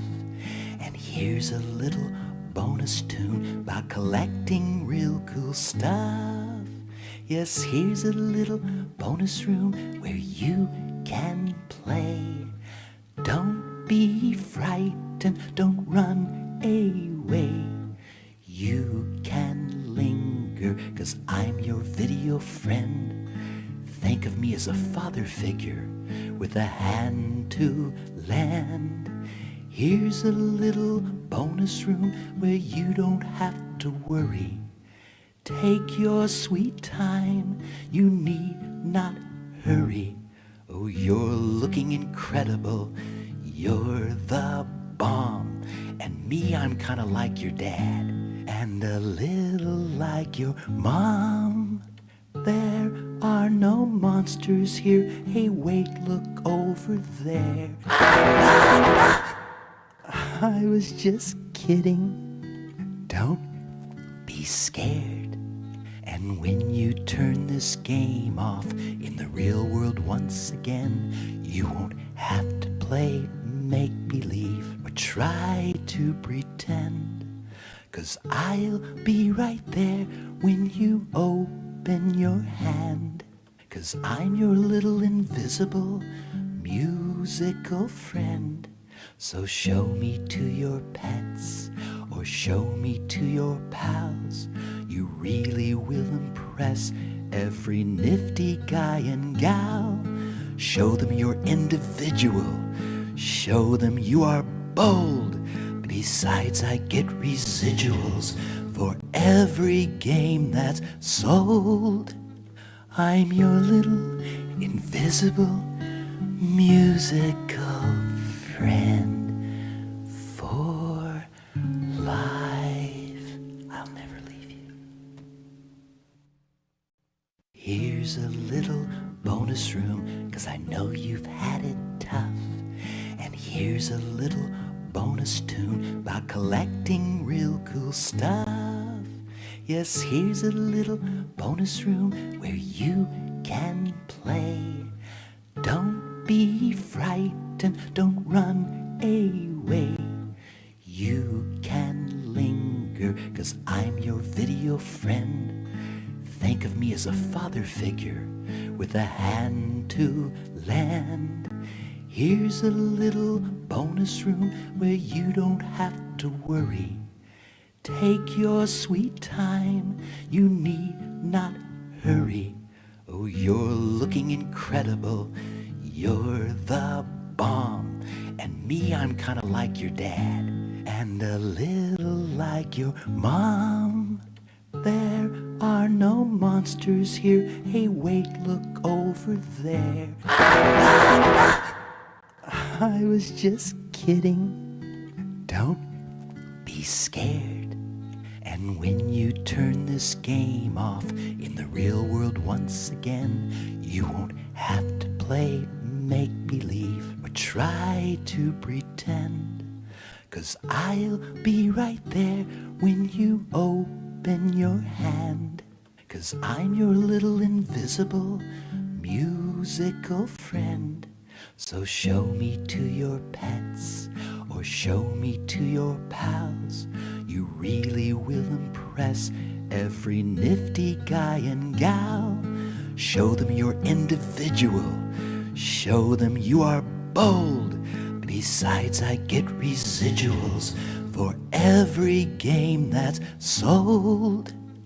I'm your little invisible musical friend for life. I'll never leave you. Here's a little bonus room, 'cause I know you've had it tough.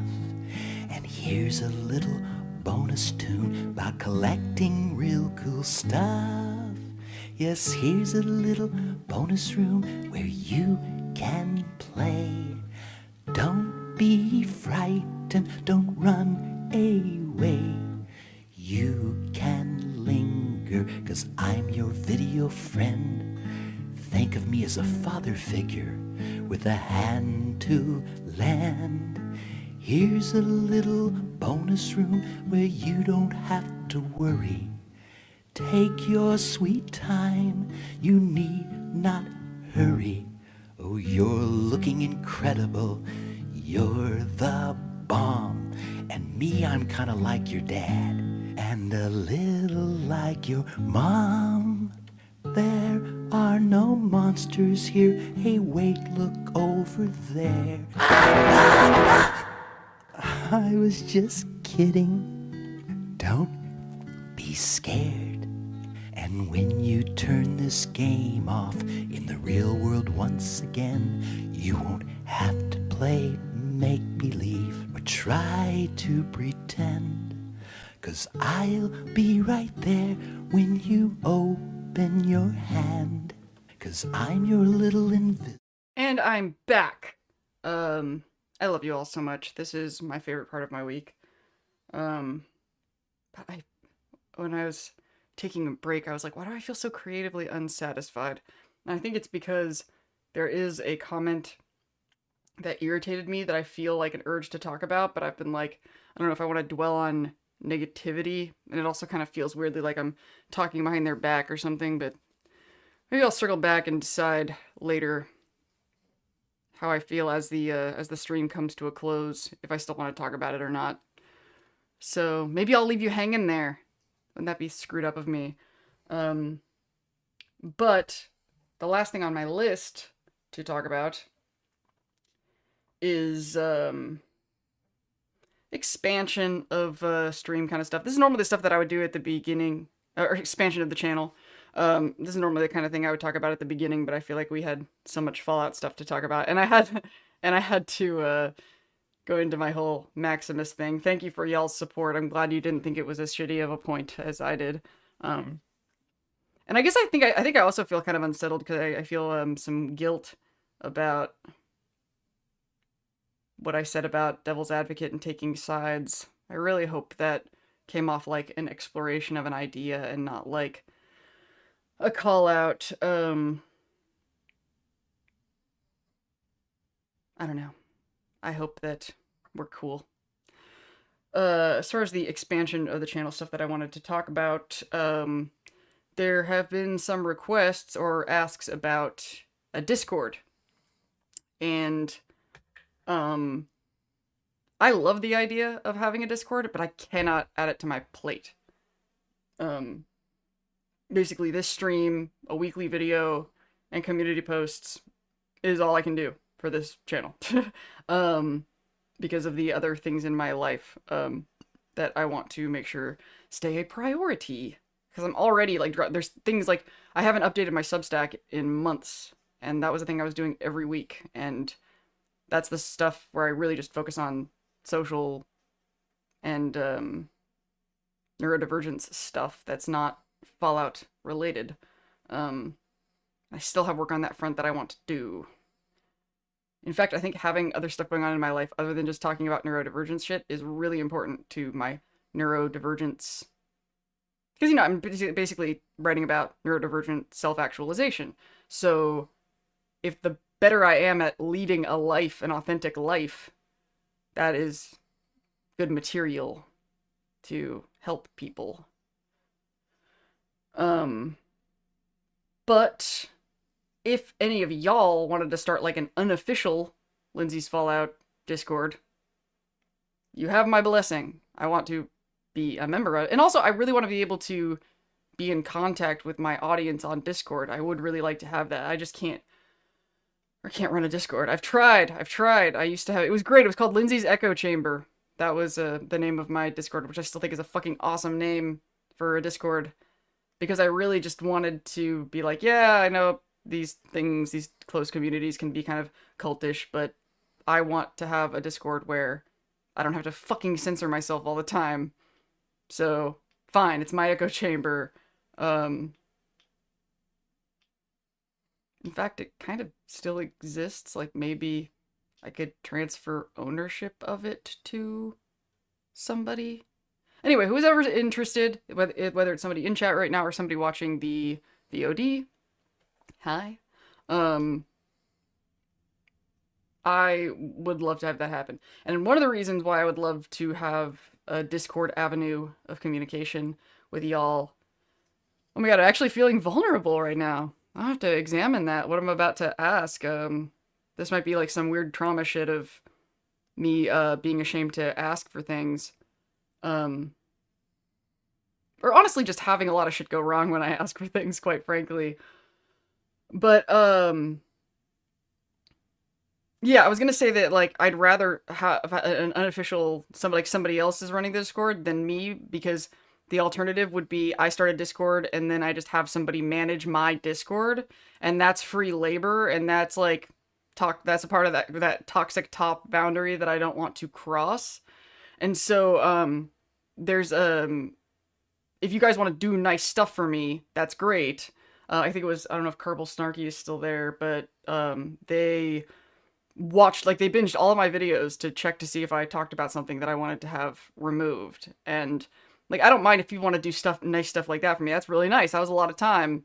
But, you know, it's basically just somebody, you know, binging my videos. It wasn't something that I felt like, and I'm entertaining as hell, so I'm sure it was a blast. It's not, I don't feel guilty about people doing like that, but, like, running a Discord, like, that's, you know, if you want to do that for you, but if you were doing it for me, I would not feel comfortable not paying you for that. But this is something where I could really use help, like, where, it would really make my life easier if you guys could help me with this. And I think I'm gonna do a community post about this too.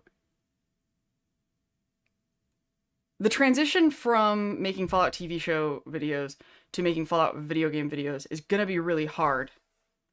Because when you'll notice that my workflow, like how my Fallout TV videos are made, is a very specific workflow that I refined so that I could get the videos done as fast as possible. So, like, the intro and outro is pre-made, the text is already in, I make all the stills by taking the episode and speeding it up to about, like, 10,000% and then exporting it into PNG sequences. So I don't have to go in and take stills one at a time throughout the whole episode, which is what I used to do. That was crazy, the amount of time that took. So, like, everything's designed to be able to do it as fast as possible, and it's really easy when I'm talking about the show because I can go to that specific episode, that specific time code, find that exact still, you know, I can pop it in. Video games don't work that way. There's not like a linear thing. So in order for me to record the footage that I need, I need save files. I need save files. I don't know if anybody else out there is like I am, autistic as fuck, about organizing all your save files to show like, oh, when I make this decision in the game, it goes here. I need save files. Like, I would really, like, I wish there was like sort of like a wiki or something, or some sort of sharing of, I've never seen that. I've never seen people share save files.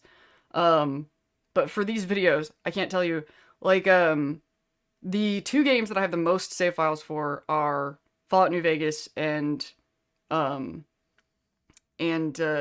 2077.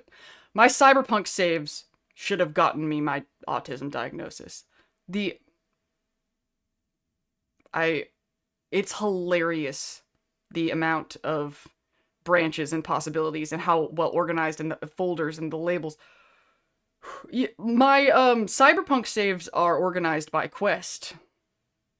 My Fallout New Vegas saves are organized by character and location.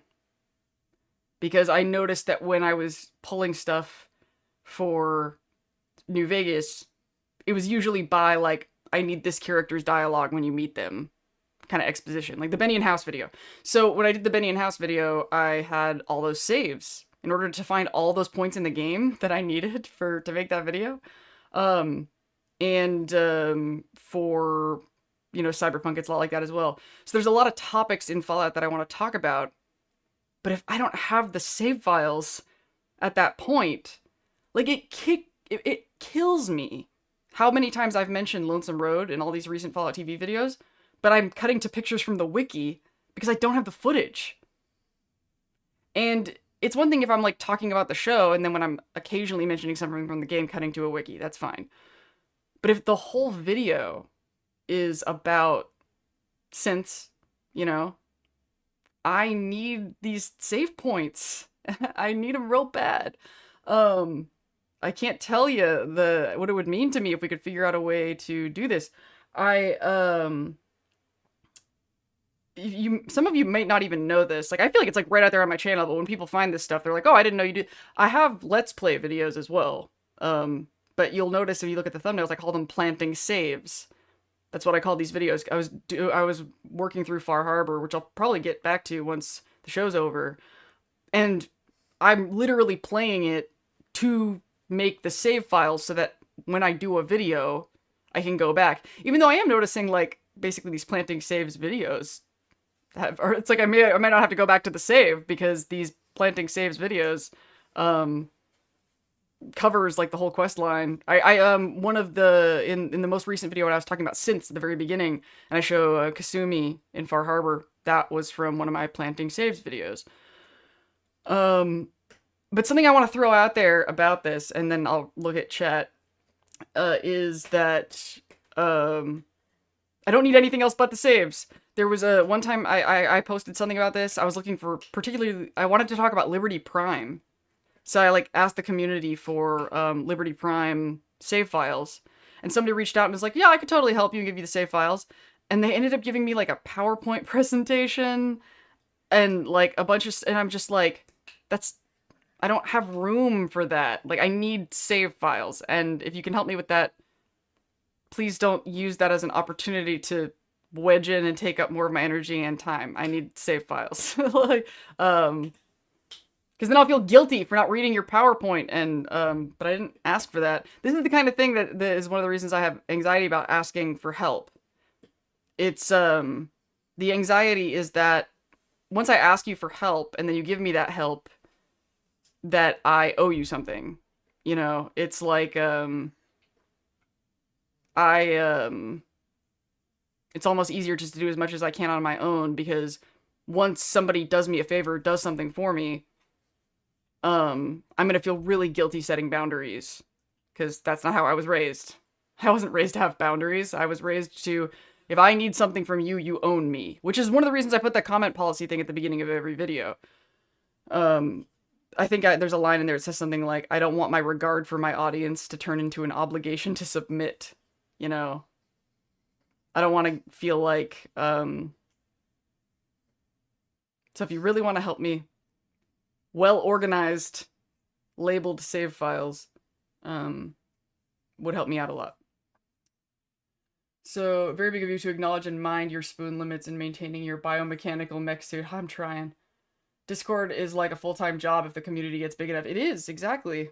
It is a...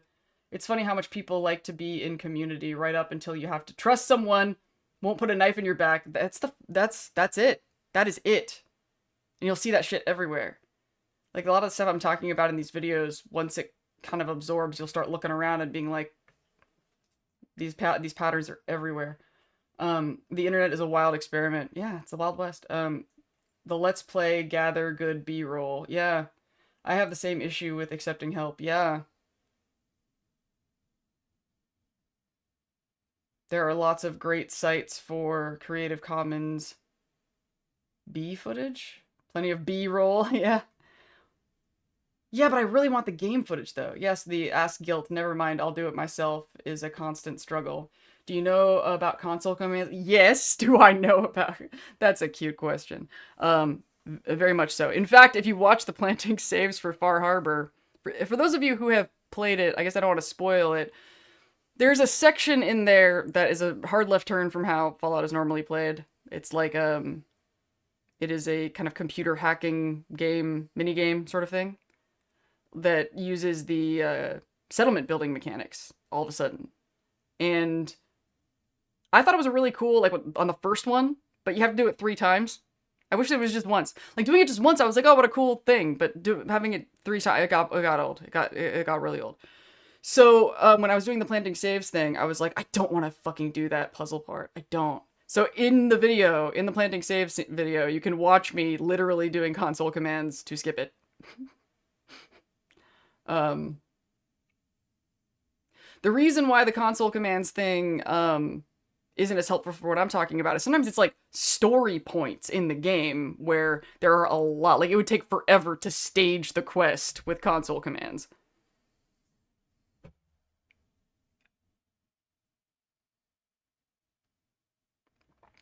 However, sometimes you can kind of cheat fake scenes. Like, if you watch the Benny and House video, there are times where I'm just like talking about Nero, I'm talking about like the heads of the 3 families, and I staged these shots of the 3 families' characters standing in front of their casinos, and I did these kind of dolly out, dolly in shots. I used that Benny shot a lot. I've used it in a lot of Lindsay's Fallout TV videos as well, because it's great B-roll.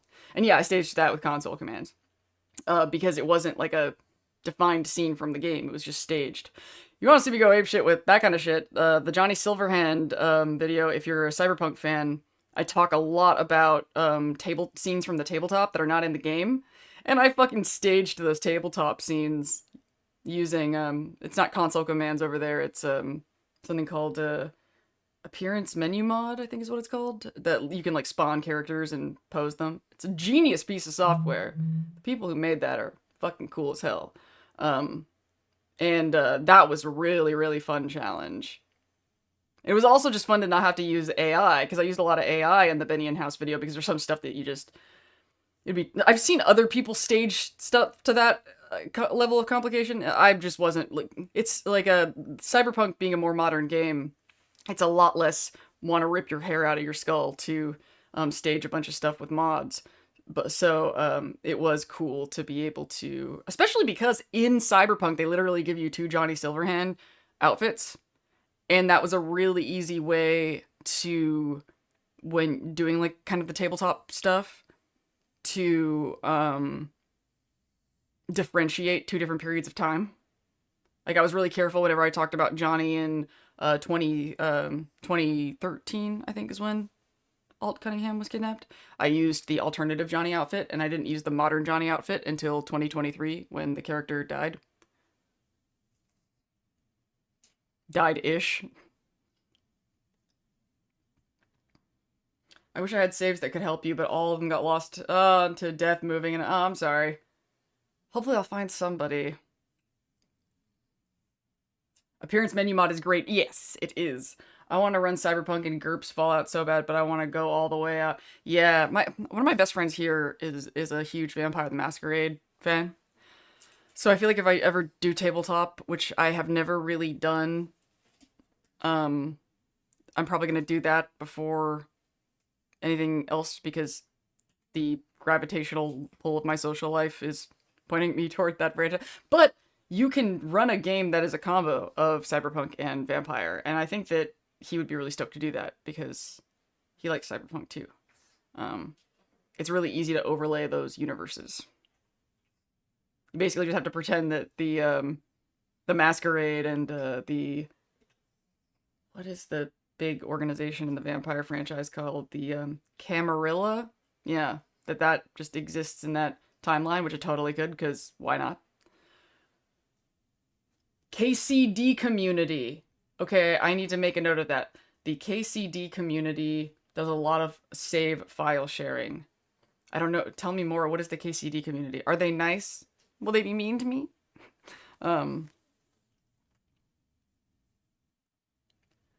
26 concurrent users.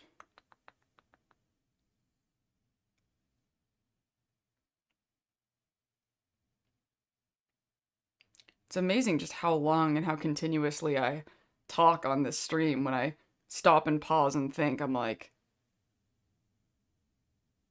it is now becoming clear to me how rarely I stop and pause and think, and I should stop and drink beverage.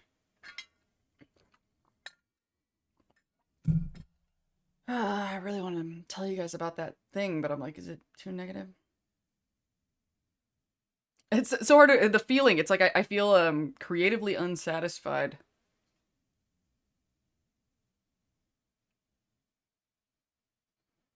I'm just gonna watch chat and see if a new chat thing comes in. KCD is Kingdom Come Deliverance.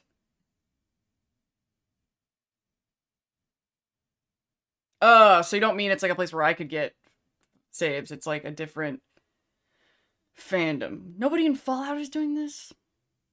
Hopefully somebody in the comments will of the recording. Wow, Peg is actually chilling. I was worried. She had the zooms during my break, pretty hardcore. And so I was like, I don't want to put her back in the crate. But she seems to be really relaxed now. I don't know if any of y'all have ever heard your dog is your mirror, but I really think there's something to that. Peg is calm when I am calm. She's like a little ASMR dog. She's like, when I'm focused on something, until like she has like a breaking point where she's like, I have too much energy, you need to rub my belly and wrestle for a little bit. Nexus Mod Manager might have your solution. I think I've looked there before, unless the situation has changed, but I can look again. Nexus.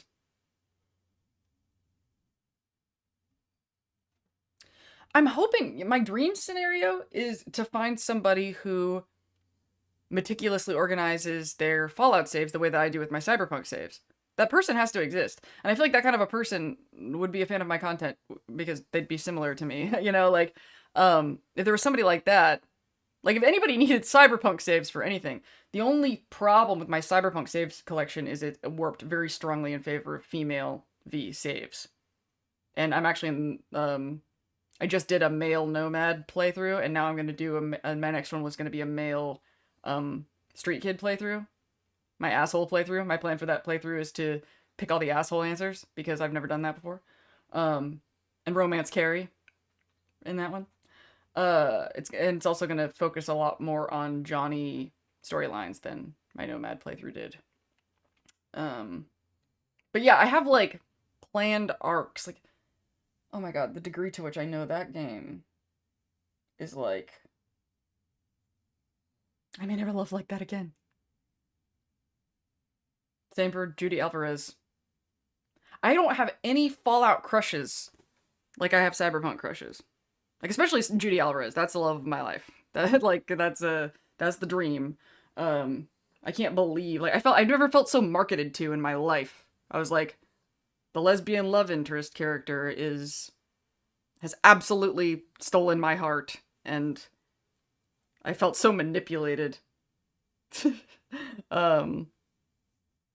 And straight men fucking love Pan Am, so I really be curious how straight women respond to River and how queer men respond to Carrie. I mean, queer dudes have to love Carrie. They just have to. Like, I feel like I've met enough gay dudes in my life, but there's no genre of human being that mystifies me more than heterosexual women. I don't get it. I'm really glad I don't have to date them. I don't think I need, like, New Vegas, I've got, like, saves all over the place. It's Fallout 4 and Fallout 3 that I really need. I mean, 1 and 2 would be nice, too, but, like, Lonesome Road is, like, the only thing from New Vegas that I don't have saves for.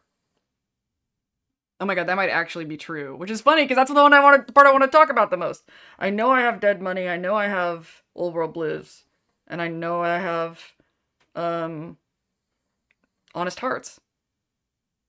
I hate myself. Why don't I have any Lonesome Road? And, I've started a new Lonesome Road playthrough, because, I knew that I wanted to collect the saves, but I don't know how many of you have ADHD or have this same problem, but I hate doing things more than once. Hate it. Hate redoing things. Like the cyberpunk things feel different because I'm like doing it for a different reason. You know, like I'm picking different quests. Like there's like a different roadmap. But I do hate doing the parts in Cyberpunk that you have to do over and over again. Like, how many Fallout 4 playthroughs have I done where I just didn't track the saves? I am so glad I've at least gotten over the hump where I don't have to go through fucking Kellogg's memories for the 100th time. I'm just like, but there's a lot of Fallout 4 that I don't have. And I think I told you guys, I think in the last stream, that I was gonna do the synth Nick Valentine video for Dinztopia, and then I decided it's a better fit for Lindsay's Fallout. And I talked about, so the current Fallout 4 save collection that I have now is just really Nick focused. So I'm not done with Far Harbor yet, but I have all the Eddie Winter storyline stuff. The stupid thing where Kellogg's voice comes out of him and then there's no follow-up on that whatsoever. I could kick Bethesda for that. They should have removed it. All these updates, and you couldn't remove that one stupid loose end. I wonder, I've never looked into theories about that. A ton of people make fun of River. Does he trigger those Maximus feelings? Because he's like a dude that chicks dig, then it makes men mad? My pan-ass hating every character in Cyberpunk. Oh, that's disappointing. Because you know how I am about like seeing everybody's point of view. Cyberpunk is the same way. Cyberpunk, it's like everybody has their reason. I mean, there's definitely characters that I find more annoying than other characters. That I find a harder time forgiving. Who do I dislike in Cyberpunk where like I don't see their side at all? Who's like a... I mean, I guess Atom Smasher, but he's kind of a concept, isn't he? I mean, there doesn't seem to be any redeeming qualities of Saburo Arasaka. But Yorinobu, definitely see his side. Hanako, actually, you know what's funny? Is Hanako triggers, you know, the way that Lucy made me feel when she leaves the ghoul with the rad scorpion burns, and I keep talking about that. Hanako triggers some of those same feelings for me. It's not the same like situation, but Hanako reminds me of people that hurt me a lot, and it's hard. And also, I was talking earlier about, you know, people who are really emotionally avoidant because they weren't like loved as children and they don't know what they're missing. I see some of that in Hanako. That there's this numbness. Fallout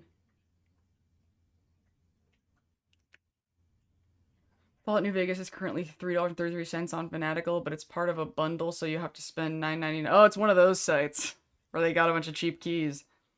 It's because of how quick and kind of awkward River's romance quest plays out.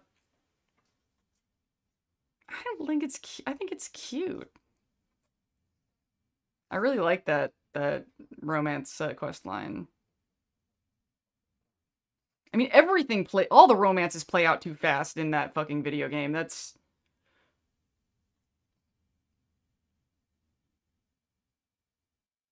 Cheers and high five, Tori. Doesn't help that everything keeps getting scarier and scarier. Was I gonna say something else about the Lucy and the Ghoul? Oh shit. The recording. We are approaching fucking 4 hours now, and that's when I said I would quit. Is there anything else that I want to make sure that I talk about before we end this thing?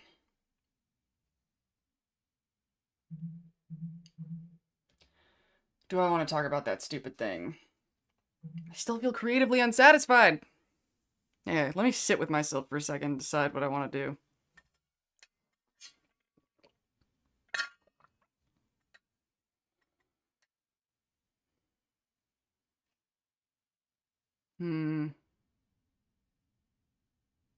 Oh, apparently I've been live so I haven't been 4 hours yet. It's 3:45. I was looking at, like, because, you know, I hit stream on OBS before it went to... Hey, Lindsay's Fallout, the first of the mind blowers are done. Oh my god, are you serious? Are you serious? You actually did it. Did you actually do it?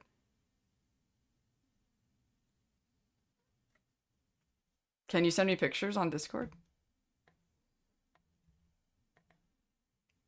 Oh my god. Oh my god. Oh my god. Can I show the picture on stream? Awesome. Okay. Let me shave. This is exciting stuff, guys. This is exciting stuff.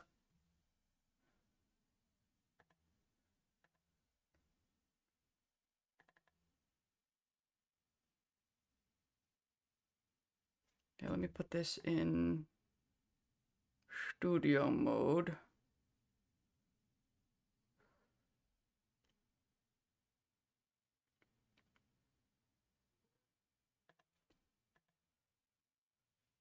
Preview.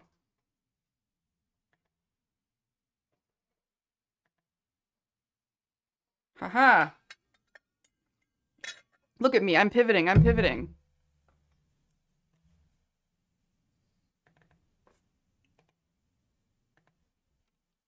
My autistic brain is pivoting.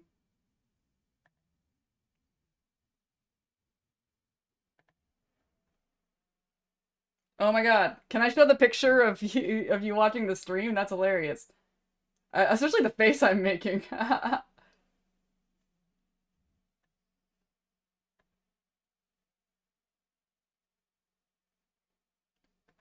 Yeah, the real Daddy Daggett. I was already romancing Judy rather than River, so I had to sit through.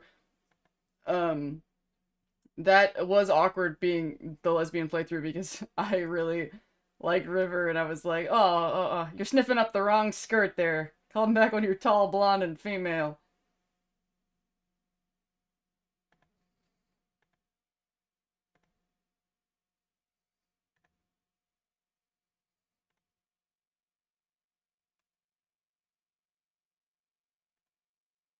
You magnificent bastard. I can't believe you're doing this. Okay, so, while I'm loading these pictures into the stream, so here's the deal. I ran a message, I mentioned earlier that Atlas is a prop maker selling, cool, Fallout recreation prop things. Oh my heavens. Why are you such a big graphic? Yeah, I'm glad I'm doing this in studio mode. And so I had an idea for something that I thought he should make that is a prop from the Fallout TV show. That seemed like the kind of thing that would fit the product line, and I'm always trying to, you know, stay on top of trends and what little gadgetry doohickey toy that the Fallout fandom is going to want. And that is what I'm so excited that he made. Well, I guess he already gave it away in chat, so there's no point in me being coy like that.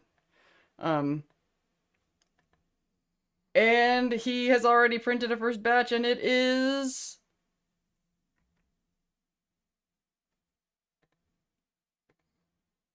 Robbie's Mind Blowers. I guess now we're calling the Automated Man. This is definitely a distinctive doohickey object from the show that I think that the people might enjoy. So I was like, did you model that from just the pictures that I sent you? Were they that good?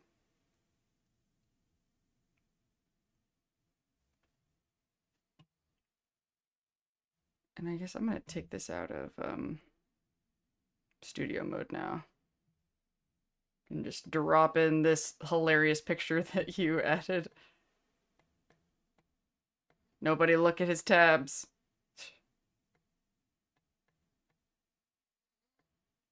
Ha, that's funny. Working on the picture.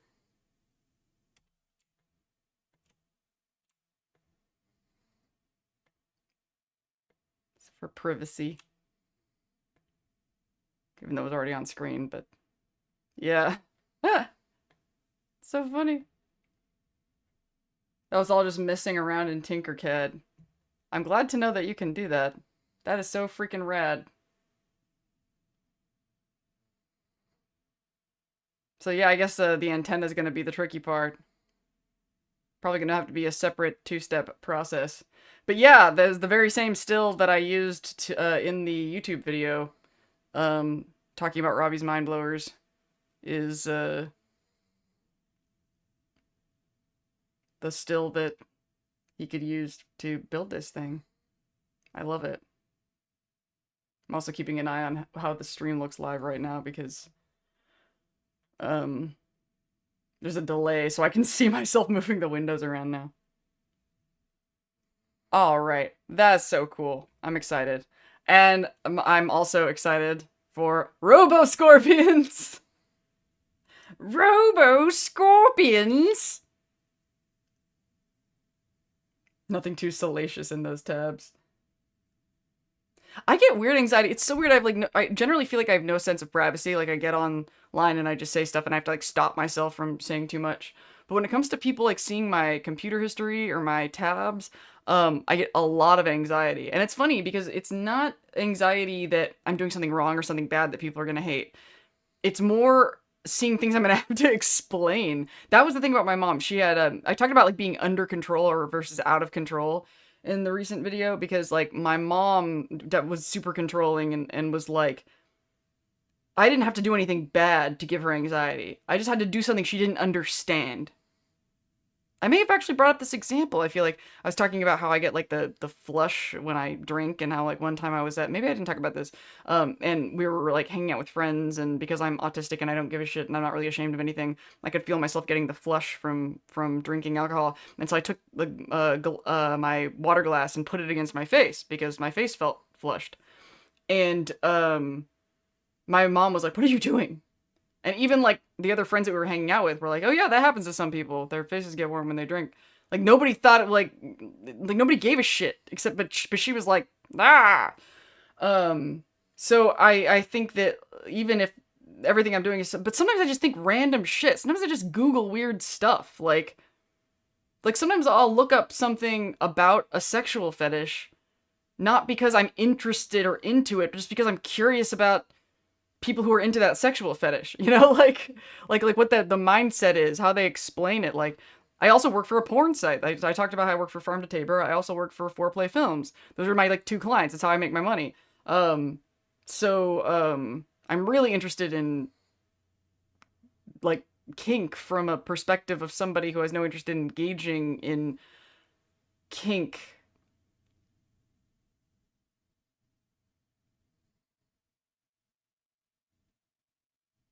I can make them at any scale. I was actually going to replicate the still. Yeah. That would be the different sizes in that case. That would be a really cool display to have at con, I think. I'm the same way with my computer. Like, I don't like I and then I realized that that's one of this kind of deprogramming things is to be able to go like I don't have to explain that to you. To anybody. Why? Knowledge is power, puzzling out the clues as various things come about. Okay, I guess just so I don't feel like I'll lose end, I will, now that we had that fun moment with Robbie's Mind Blowers, I'll talk about that comment that, that bothered me. I'll just zoom through it, see if I feel satisfied after I just say something about it. So this was, somebody, I don't know if they put this under a post, I had to have put it under a video, because, it had to be after the end of this video, because I was talking about, with an understanding that we don't have the fully fleshed out understanding of who bombed Shady Sands and why. Like, we have at the end of Fallout, at the end of Season 1, Moldaver says that, that's how Vault-Tec handles competition. That basically when Vault-Tec saw that there was another society that was doing all these things, that they burned that city to the ground. But at that time, we still kind of felt like he was working for Vault-Tec, and that Vault-Tec was, I mean, there was definitely vengeance involved, but it was sort of like him following Vault-Tec doctrine, you know. And, but then things got super unclear when Hank ends up in the Vault 21 we don't know if it's Vault 21, in the, bunker with the Robbie's Mind Blowers experiments, and he says Vault-Tec doesn't know anything anymore, and implying that he's working for somebody else that might be House, might be Enclave, unclear. So, that's why when I say we don't really know why Shady Sands was destroyed, we know that Hank did it, but we don't know for who and why exactly yet. But based on what Moldaver said, and the themes that the story seems to be going in, because like I said, I've been wrong about a lot of specifics plot-wise, but as far as the carrying of themes, I don't think I've been wrong yet once. Correct me if I'm wrong.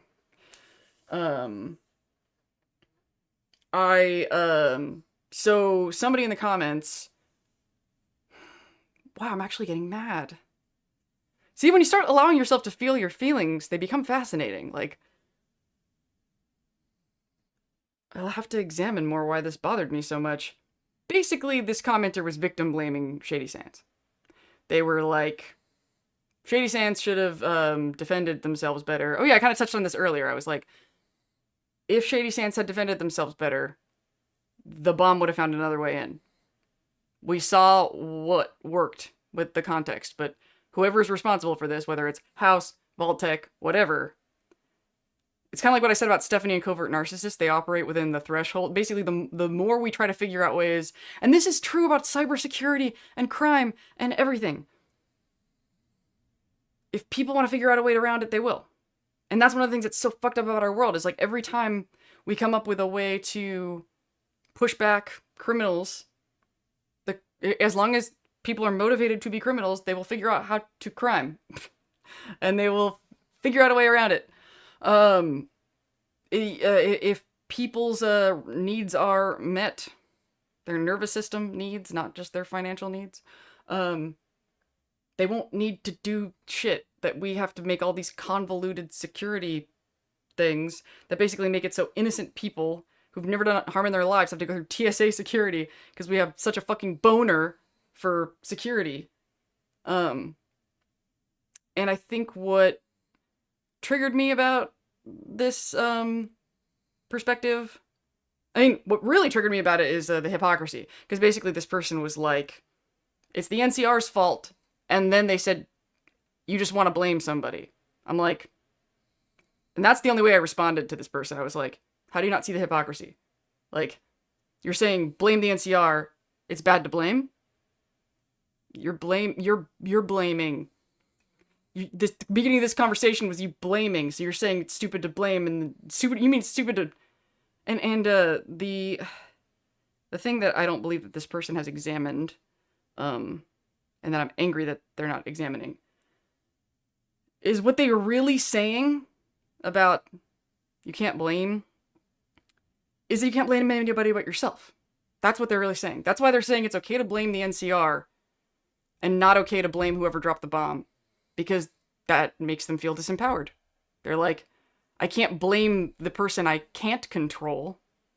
because I can't control them, and that's a waste of time. So instead, I'm going to blame myself. It doesn't matter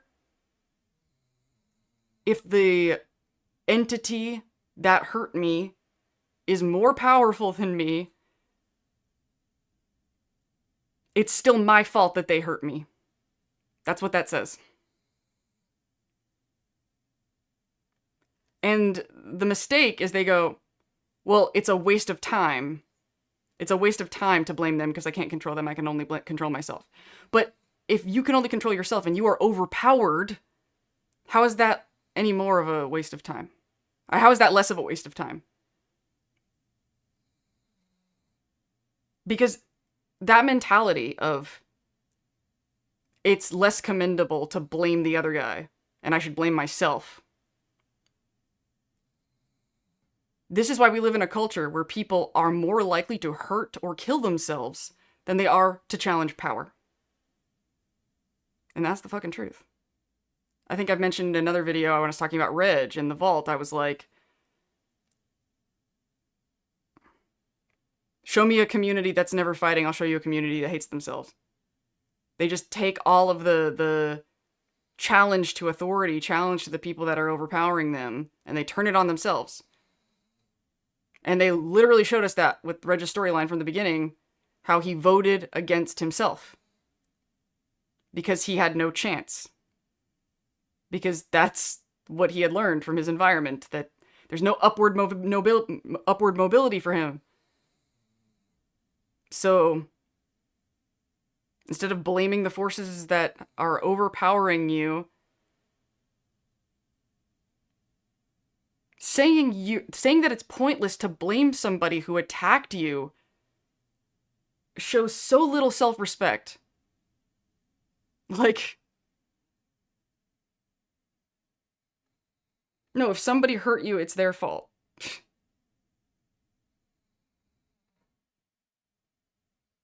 Yes, the blame should be on your enemy and your attacker, your abuser, your oppressor. Yes, the blame should be on them. Obviously. You know, like there's like no better than victim blaming of sexual assault victims. You know what? 100% of cases of rape, without fail, 100%, every single case of rape. You know what's always present? A fucking rapist. It's the rapist's fault.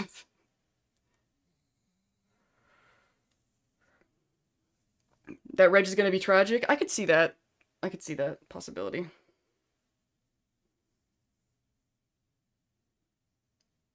It's also kind of funny after playing the Long 15 expansion, because it shows how hard it is to get into NCR land, how many paperwork it took, but criminals will always find a way. I mean, the idea, and Robbie's mind blowers are a metaphor for, like, there's a million ways to control people's minds in real life that aren't that overt. But the idea is that their autonomy, their agency is being taken from them, you know? And so the idea, looking at that metaphor, is it was an NCR soldier that brought in the bomb. You know? It was one of their own people. Tainted, corrupted. So, what security would NCR have in place to prevent that? You know, it's easy to say, like, oh, well, they should inspect his baggage. But yeah, that's what I'm saying is, like, the extension of that is the TSA approach, making every single citizen feel like a criminal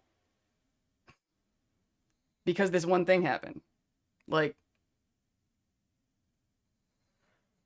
thank you, Dins, for verbalizing so much of the unsaid, hard to say things that too many don't want to dare acknowledge. Thank you. That's a really nice thing to say. I agree. So much of what she said is what we want to say. I bet Lucy would look cool in that style.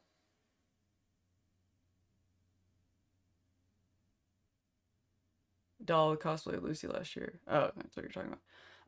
Upward nobility. I feel like there's a good Brotherhood of Steel metaphor in there. Hey friendos, I'm Brack. What's the haps? We're about wrapping up now because I'm trying not to burn myself out, and I hate ending stream because it is so much fun. Actually, Blubs, maybe you would have a some insight. I don't know if you'll see the VOD or recording of this. I was talking about I need saves, Fallout 4, Fallout 3 saves. I'm actually getting some anxiety, even though we're not done with the TV show yet. I am getting some anxiety because once I start making video game videos, I'm like, I don't have footage of all these games, and I might need to clear server space and get more organized. It's a totally different footage collection challenge. I might actually have to just do playthroughs and planting save videos for a while, just to get the footage together for topics that I want to do. That's gonna kill my numbers. I'll figure it out. I don't have to figure all of this out right now. Stay with us, Lindsay, forever and ever and ever. Hey, wouldn't they have gotten bombed if they were on guard constantly at all times, and if they slip up even once, it's on them? Thank you, Midnight Whimsies. Actually, me and Midnight Whimsies were already talking about this, and I thought, like, okay, maybe I'll be satisfied, because we had that conversation about all of this, and then I got on stream and I was like, I'm not satisfied. I want to address this because I'm just so bothered at the normalization of self-blame in the face of oppression and fucking, like, monstrous hostility. We have to stop blaming ourselves. Like, it's just very unique beast, but you got this.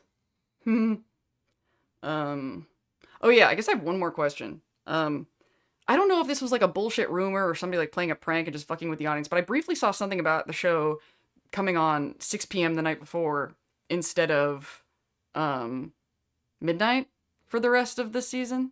Is that true? Can that be? I don't even know where to get that information. Has anybody else heard this? And then other than that, if anybody else has suggestions on where to get saves or where to ask, I'm looking for a nerd on my level who plays Fallout games, particularly 2 and 3 3 and 4 obsessively, and has a bunch of organized saves, so I can jump to certain quest points to record footage that is relevant to the videos. They won't be... another thing I'm going to have to really challenge myself about is I'm not going to be able to to keep up the pace that I'm doing at these 12 to 15 minute videos every week. I can't be ridiculously precise with what clips and footage. And a lot of Fallout YouTubers will literally just show gameplay that has nothing to do with what they're talking about, and they'll just play it while they're talking. I watch them do it, and it makes my professional editor brain implode. I'm like, number one rule, I've been editing video as a job for decades, but like, show what you're talking about is like the number one rule of like television media editing. Whatever you're talking about, show that. You can be really vague and have lightly, but putting things on the screen that are not in any way related to words being spoken collapses my mind. I can't allow it. So I'm gonna probably have sections where I'm talking about a storyline in Far Harbor, but you'll see, by God, you'll see gameplay from Far Harbor on the screen. It might not be the exact aspect of Far Harbor that I'm talking about, but you'll see me running around shooting Mirelurks and shit in Far Harbor because I can't just not show anything relevant. There's a console commands you can do, but it can be messy. I talked about that earlier. Like, I will do that just to go to different locations, but there are times where I'm showing plot and story things. Unless you're saying there are console commands that can summon and all the, like, things about that quest at that progression. Because sometimes, like, you could summon everybody from a certain quest, but if you don't have the, your character hasn't done the checkpoints to unlock a certain response from these characters, I just feel like it would literally just be easier to play the game and plant the saves than it would be to stage all of that. Juicehead. Yeah, he's a great example. And Juicehead, I like Juicehead in general, very professional content creator, but he is involved in the Anthony House stuff that bothers me so much. Though I did see on the same video where he mentioned the Anthony House thing, he also seems to be on the same page with me about Vault 21. No, he was on the same page as me about the Death Claws. That was cool to see. Only he thinks the Deathclaws are there to guard Vault 21, not to guard Mr. House. Which, at this point, could be both. But Juiced and I noticed the same things that made us think these are guard Deathclaws. I think that he and I both pointed out that these Deathclaws weren't knocking down the gates, and those gates are no match for them. Like, the fact that people think that those gates would keep Deathclaws in is cute. There's no way. They could totally bust down those gates. In fact, I feel like they kind of emphasize, like, what they have, like, one padlock. Like, they're not barricaded. They're just exposed. They're trained. I think now that me and Juice Head, who's, like, such a major YouTuber, are both saying that, I think we're right. Quests have stages and you can set them. Blubbin. We'll talk. We will talk. I didn't know that you could set quest stages. I thought you could only just reset the quest. If we can actually skip to a point of progression, oh my god, we'll talk. I should have known, the wiki guy. Wiki guy.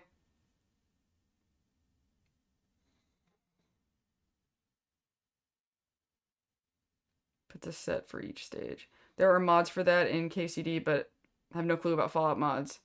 Do you think we'll get a smart Deathclaw? Not this season. It wouldn't wrap anything up.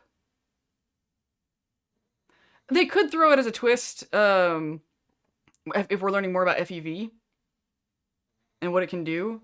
I could see them doing that. I think that it is very good for Fallout. I think Fallout the games need to bring talking Deathclaws back. Like, this is something that they've kind of steered away from. So, they've really done this well in the game franchise and in the TV show with ghouls, right? So there's ghouls and then there's feral ghouls. And I really like how they kind of addressed that with Lucy just shooting feral ghouls and not feeling bad about it at all, because, like, those are the ghouls that don't count, right? But that's another reason why I've always kind of leaned toward liking the idea that we don't know what makes ghouls go feral or not. Because, like, that basically any ghoul could walk around and just not know when they're gonna fucking lose it. But there's a similar dichotomy with these things with everything else. There are smart and dumb hostile super mutants. There are smart and dumb Deathclaws. There's been a smart rad scorpion before, I believe. I don't know if Atlas is still around, but he would definitely know about that. And it would make sense for Fallout to always do that, because Fallout is all about, it's not clear who the big bad is, and everybody who is a big bad has another side of the story. I hope this isn't spoily for anybody, but one of the best, most kind-hearted, good people characters that we meet in Fallout New Vegas, we find out, is Enclave! And we end up needing his help and the help of Enclave remnants. Or if you do Auld Lang Syne, do that question. So, Fallout is constantly fucking with your idea of who's a good guy and who's a bad guy. Always. And so, treating super mutants like they're always villains, and, or anything like they're always a villain and always hostile. Fallout's always gonna find some excuse to be like, except this one. Now how do you feel about this? You know? Like, oh, you shoot up all these super mutants, but then there's Marcus. How do you feel about that? Like, almost every Fallout game has at least, like, one or two chill super mutants. They can be saved. We should feel bad when we kill them. They can, be civilized. You know, Strong in Fallout 4. We have Graham in Fallout 76. There are quite a few chill super mutants in New Vegas. One of the main characters in Fallout 3, why am I forgetting his name? What the heck is the super mutant Fallout 3's name? The point is, there's no one group that you could just never feel guilty about killing in Fallout. Ghouls are strange and inconsistent, huh? It feels like they're all unique and case by case with how they work. Yeah. I mean, when we're talking about ghouls, basically all we're talking about is people who've been, like, deeply affected physically by radiation in a way that they adapted to it. A human that is adapted to radiation is basically what a ghoul is. I did like how they represented Marcus in New Vegas. It goes to show... And you know what's the craziest thing about Marcus is not only is he, like, nice and chill, but it's not like he's nice and chill because he rejects mutant roots. No, he will sit there and defend the master, who is like the villain of Fallout 1, and be like, he's just misunderstood.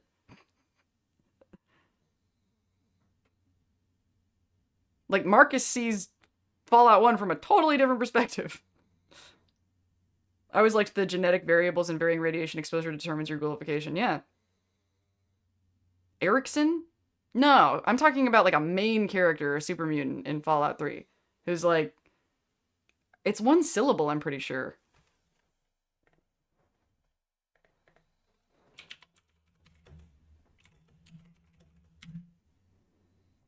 Or maybe I'm just confused by what I mean by smart. I'm more talking about civilized, as in it's not okay to just shoot them because they're connected.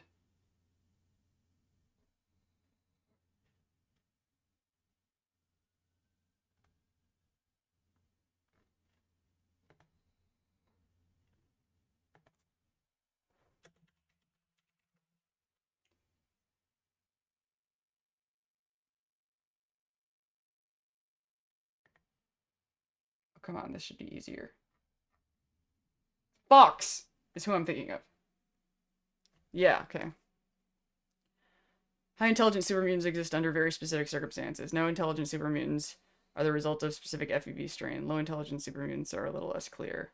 Who ghoulifies or not is not totally known too. Yeah. They kind of skip over that. I'm really looking forward to seeing. They're gonna show us Cooper's ghoulification. I'd be really surprised if they don't. We know we're gonna have a season 3. It might be a season 3 thing. I think they imply ghouls to get their mutation from natural FEV in the air. I'm pretty sure it's 100% official lore confirmed by everybody that ghouls are caused by radiation, not FEV. I was suggesting not asking, but I was typing my ghoul comment and didn't see you had already answered. LOL, I always get a dog from that guy. So, did anybody answer my question about the episode starting early? I didn't see anything about that. And then I should go.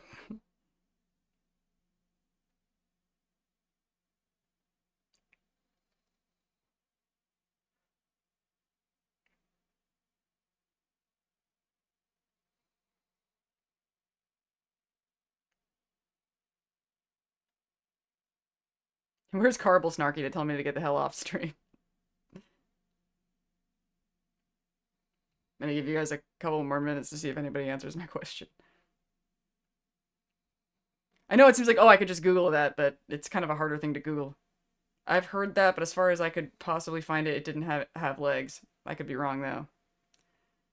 Well, I'm just gonna keep watching it Wednesday morning, because if I can get ahead of the videos, I may have to, like, tell my friend that I watch it with on Wednesday morning, like, I'm gonna have to watch it the night before, because if I can get ahead of the video, I need all the time I can get. I wonder how, just because Coop and the super mutants were bit by a different bug, yeah, the Lennies, doesn't mean they both weren't created by the Enclave, if they're the ones to drop the bombs.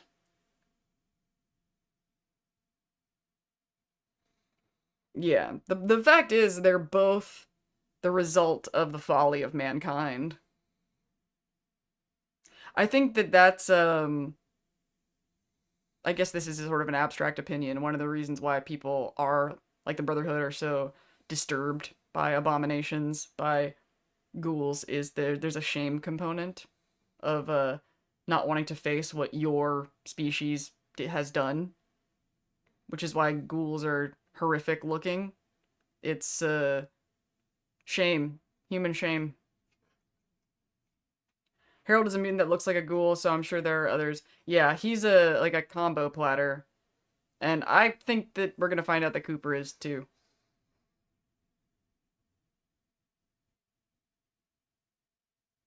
The quad strain DNA thing causes the longevity.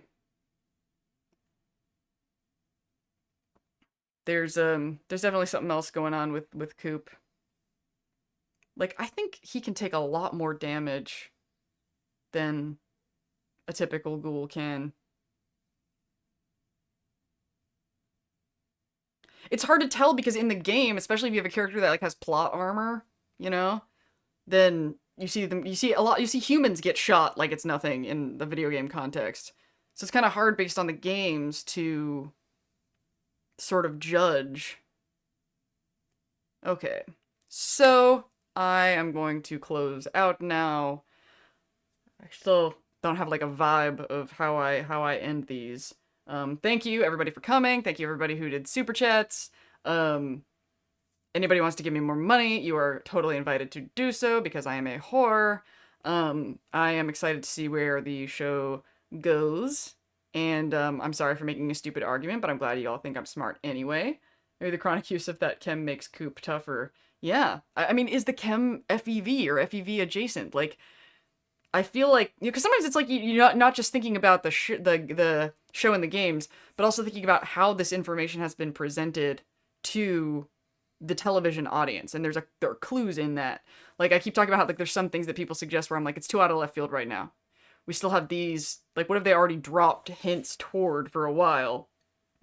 That and I think that they seem to be porting us from the ghoul serum to whatever Thaddeus took, to ghoulification, to maybe not ghoulification, to FEV.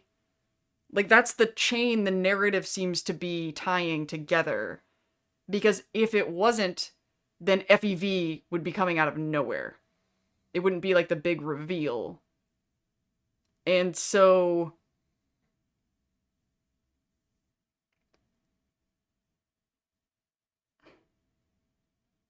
anybody who knows what they're looking for knows that Thaddeus isn't a ghoul. And it looks like the first clue that the TV audience is going to get that he's definitely not a ghoul is, first of all, whatever the mouth is on his body that we haven't seen yet. And then the conversation that's already been in the previews that he's waiting for his nose to fall off. His nose has not fallen off. That's like, all the ghouls that we've ever seen have no noses.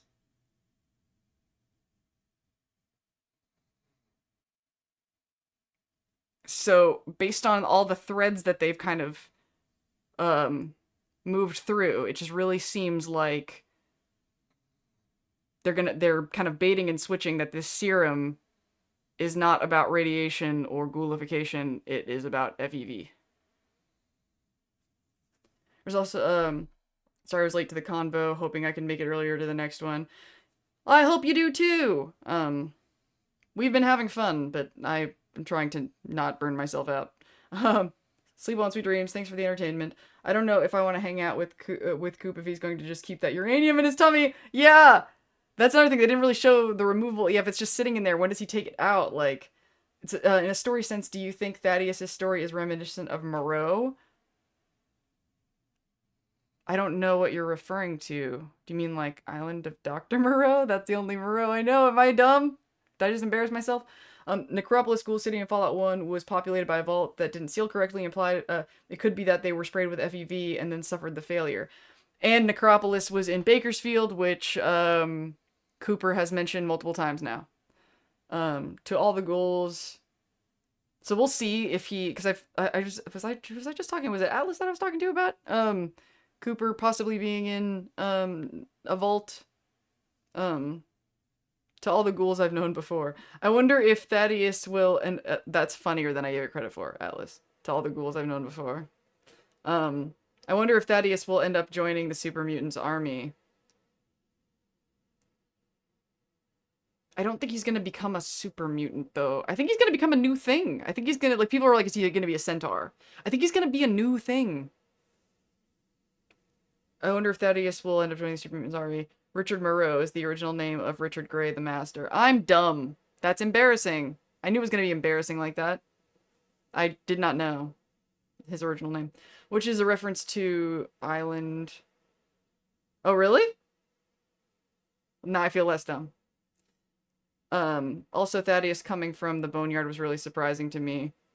Yeah, I thought the Boneyard just was Los Angeles. I thought everybody was from the Boneyard, but it was cool hearing the lore. Maybe it's only one part of LA. Because that's why in that one episode I said lighting up the Boneyard, because I just thought that was Los Angeles. I might be giving up on men, but Ghoul Coop can still get it.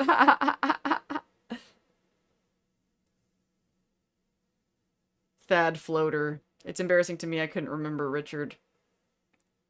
Let's all be embarrassed. Let's all be, okay. So, hopefully I'll find out if the episode is... It is the first official Boneyard mention. That's the first time they've used that word, yeah. Sarcasm. Clearly Thaddeus will ascend and become the perfect man. He will reshape the world with psychic powers. I think he's gonna die. I do. Oh, we're gonna have, like, if it happens, we can have a montage of all the times I said it. And then we can cry. Because I don't want him to die, I just think it makes sense. And I haven't been wrong about it, because this is like kind of a theme vibe thing. I might be wrong. It is a specific plot prediction. It's based on my vibe reading, but it's still a plot prediction, and I'm often wrong about those. If I'm not mistaken, FEV was released to the air when the bombs dropped, and this leads to wacky nature of the wasteland. I'm not sure if that's true. Maybe some places. Especially in fucking West Virginia. All sorts of environmental shit happened. I have to go. This has been fun. I love you all. But it's time for me to take my leave. And I will see you guys on, either Thursday night or midday. Friday tends to be when I get the videos up. And until then, capitalism. Money. Alright. And, have a good night.